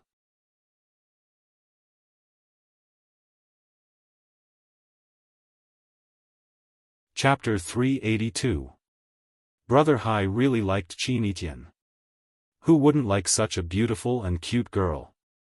Brother Hai felt that he should act more mature and domineering. His big hand grabbed Fang Yan's shoulder, making him look like he was full of aggression and control. He knew that some young girls liked this style. Of course, the most important thing was that he used the hand with the watch to grab Fang Yan's shoulder. This way, his Rolex gold watch could be more natural and gorgeous in front of the girl's eyes. If she had a little bit of knowledge and knew that his watch was indeed a gold watch worth more than 100,000 and not some street stall goods that only cost $12. He regretted that he put the Mercedes-Benz key in his pocket when he entered the door. If he held it in his hand, the effect would be better, but now it was inappropriate to take it out. This was a big mistake. He must pay special attention to it in the future. "Don't you think I'm very domineering?" Brother Hai asked. Fang Yen nodded and said, domineering. Ha ha ha. Brother Hai laughed proudly and said, I'm not domineering, I'm just showing off my strength. The richer a man's financial foundation, the greater his influence in society, and the more weight his words carry. No matter how soft your voice is, others will find a way to hear you. Young man, you will understand in the future. Fang Yen nodded again and said, indeed. Fang Yen felt that what Brother Hai said was very reasonable. If Brother Hai didn't have strength and still dared to show off like this, he would have already become Brother Hai Bien. Brother Hai looked at Qin Etian sitting across from him and said to Fang Yen, is it okay to add a seat next to you? No problem. Fang Yen still nodded. He didn't have any intention to refuse. He smiled and said, sit down. Brother Hai proudly looked at his brothers, meaning to say, do you see that? I'm so powerful and cool, no one dares to disobey me. His underlings were also very cooperative, sending their eyes full of admiration and expressions full of worship. So, Brother Hai happily pulled a chair and placed it next to Fang Yen. Which school are you from? Eating noodles in a small noodle restaurant at this hour, he should be from the Aviation Academy, right? The Aeronautical Academy was the closest to this place. Flight attendant class? It's not that I want to say this, but the job of a stewardess sounds glamorous, but it's actually very tiring. She's just a flight attendant. The salary wasn't high, but there was plenty of work. There are also some customers who are not well-mannered. They are very touchy and give me a headache. We're not from the Aviation Academy, Fang Yen said with a smile. He stood up and was ready to send Qin Etian back. When Fang Yen left, Qin Etian naturally followed suit. The smile on Brother Hai's face froze. He sat down to have a good talk with Qin Etian. Just as he sat down, the other party stood up to leave. Wasn't this a slap to his fat face? Wait! Big Brother Hai shouted. Fang Yen stopped and looked at Brother Hai. What's the matter? Brother Hai opened his mouth to speak, but he didn't know how to answer this question. What could he say? You guys leaving just like that makes me lose face? The corner of his eyes glanced at the table, looked at Qin Etian and said, little girl, you dropped something. Dropped what? Business card, Brother Hai said with a smile. You forgot your business card. Qin Etian smiled and said, thank you. But, I never accept business cards from others. The people she was willing to remember didn't need business cards at all. Brother Hai's face became even more embarrassed, his eyes were fierce as he said, this isn't a good habit. If someone gives you a business card, that means they think highly of you. If you don't accept business cards from others, that means you're looking down on them. I'm a good person, but my temper isn't very good. If I think someone is looking down on me, then I'll let them have a good look at me. At that time, I'll definitely remember it deeply. Qin Etian thought for a moment, then said, then just think of it as me looking down on you.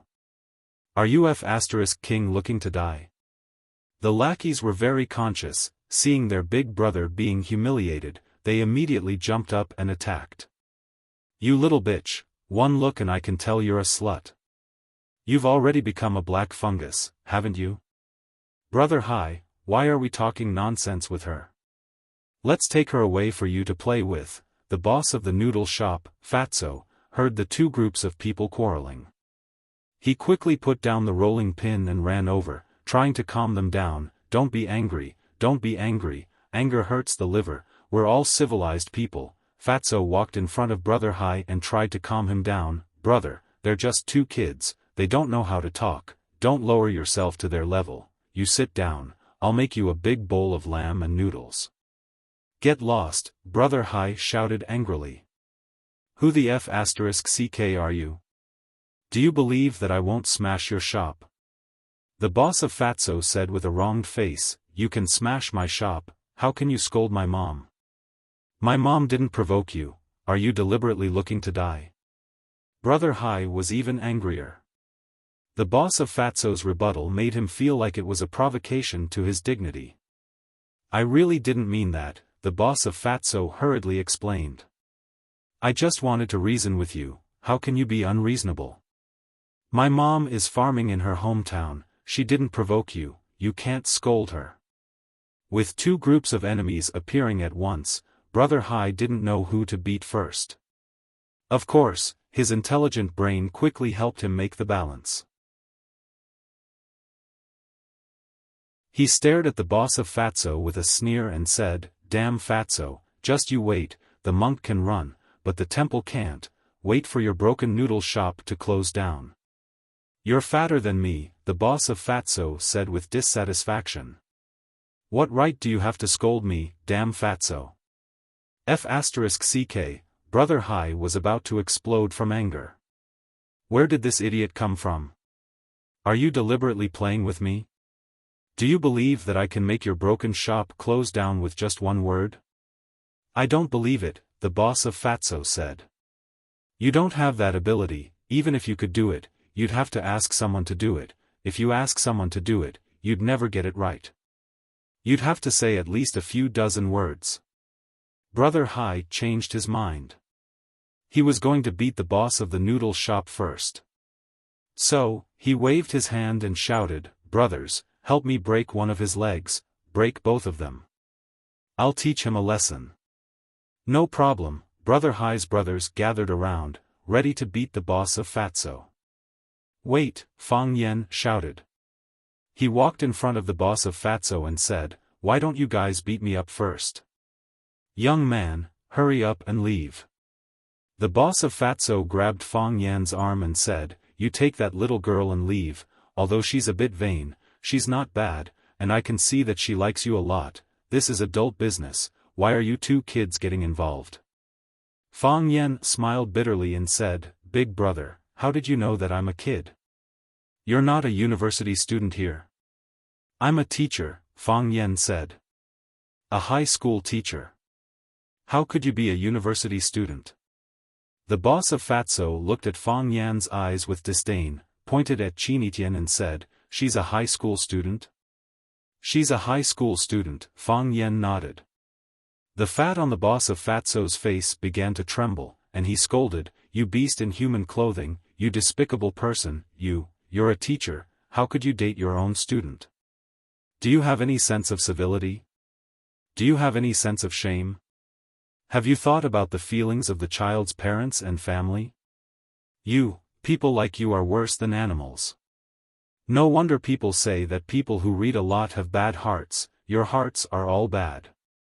Big brother, it's not what you think, it's not what I think.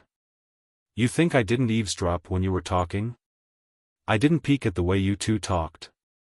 I saw it all, and I even secretly blessed you in my heart, bah, I was blind and blinded to bless you.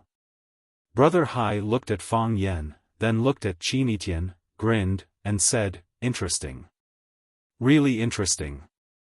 I thought you were all university students, turns out you're just high schoolers. He stared at Fang Yan with a smile and said, Little brother, you're really shameless, you can even lay your hands on a high school girl? Teacher, which school are you from? If your school finds out about this, I'm afraid you won't have a good time, right? Fang Yan squinted his eyes and looked at Brother Hai, and said, There used to be a hooligan called Brother Wolf, he also wanted to use this method to threaten me, and then? And then he licked my leather shoes, Fang Yan said. Big Brother Hai was furious and shouted, Brothers, cripple this brat for me. Crash, the three men behind him immediately grabbed the bottles and rushed over. When Fang Yan was about to make a move, Boss Fatso suddenly pushed Fang Yan away, stood in front of him, and shouted, Don't hit people, you can't hit people in my shop. If you want to hit someone, hit me, whoosh, a bottle was swung at Boss Fatso's head. This was Brother Hai personally making a move. He was really annoyed by this Fatso's incessant chattering. Go to hell, Brother Hai shouted angrily. He was going to crack open Fatso's head first, and let Fang Yan, the male teacher, and Chinitian, the female student, see some blood. Then things would be easier to deal with, and his goal would be easier to achieve. Crack, the sound of a bottle breaking came. Bright red blood dripped from his forehead drop by drop. Brother Hai's eyes were full of disbelief. He was the one who made the move, so why did his head hurt so much? He felt a little itchy in his eyes, and when he blinked, the blood flowed down his cheek. Qin Etienne threw the broken bottle on the ground and clapped his hands, as if he had done something very insignificant. "Mr. Fang, I love watching you fight for me," Qin Etienne said with a face full of happiness. "You're tuning in to the Xiaofan's Wuxia Tales YouTube channel. Don't forget to subscribe and join us on this journey to catch the most captivating stories."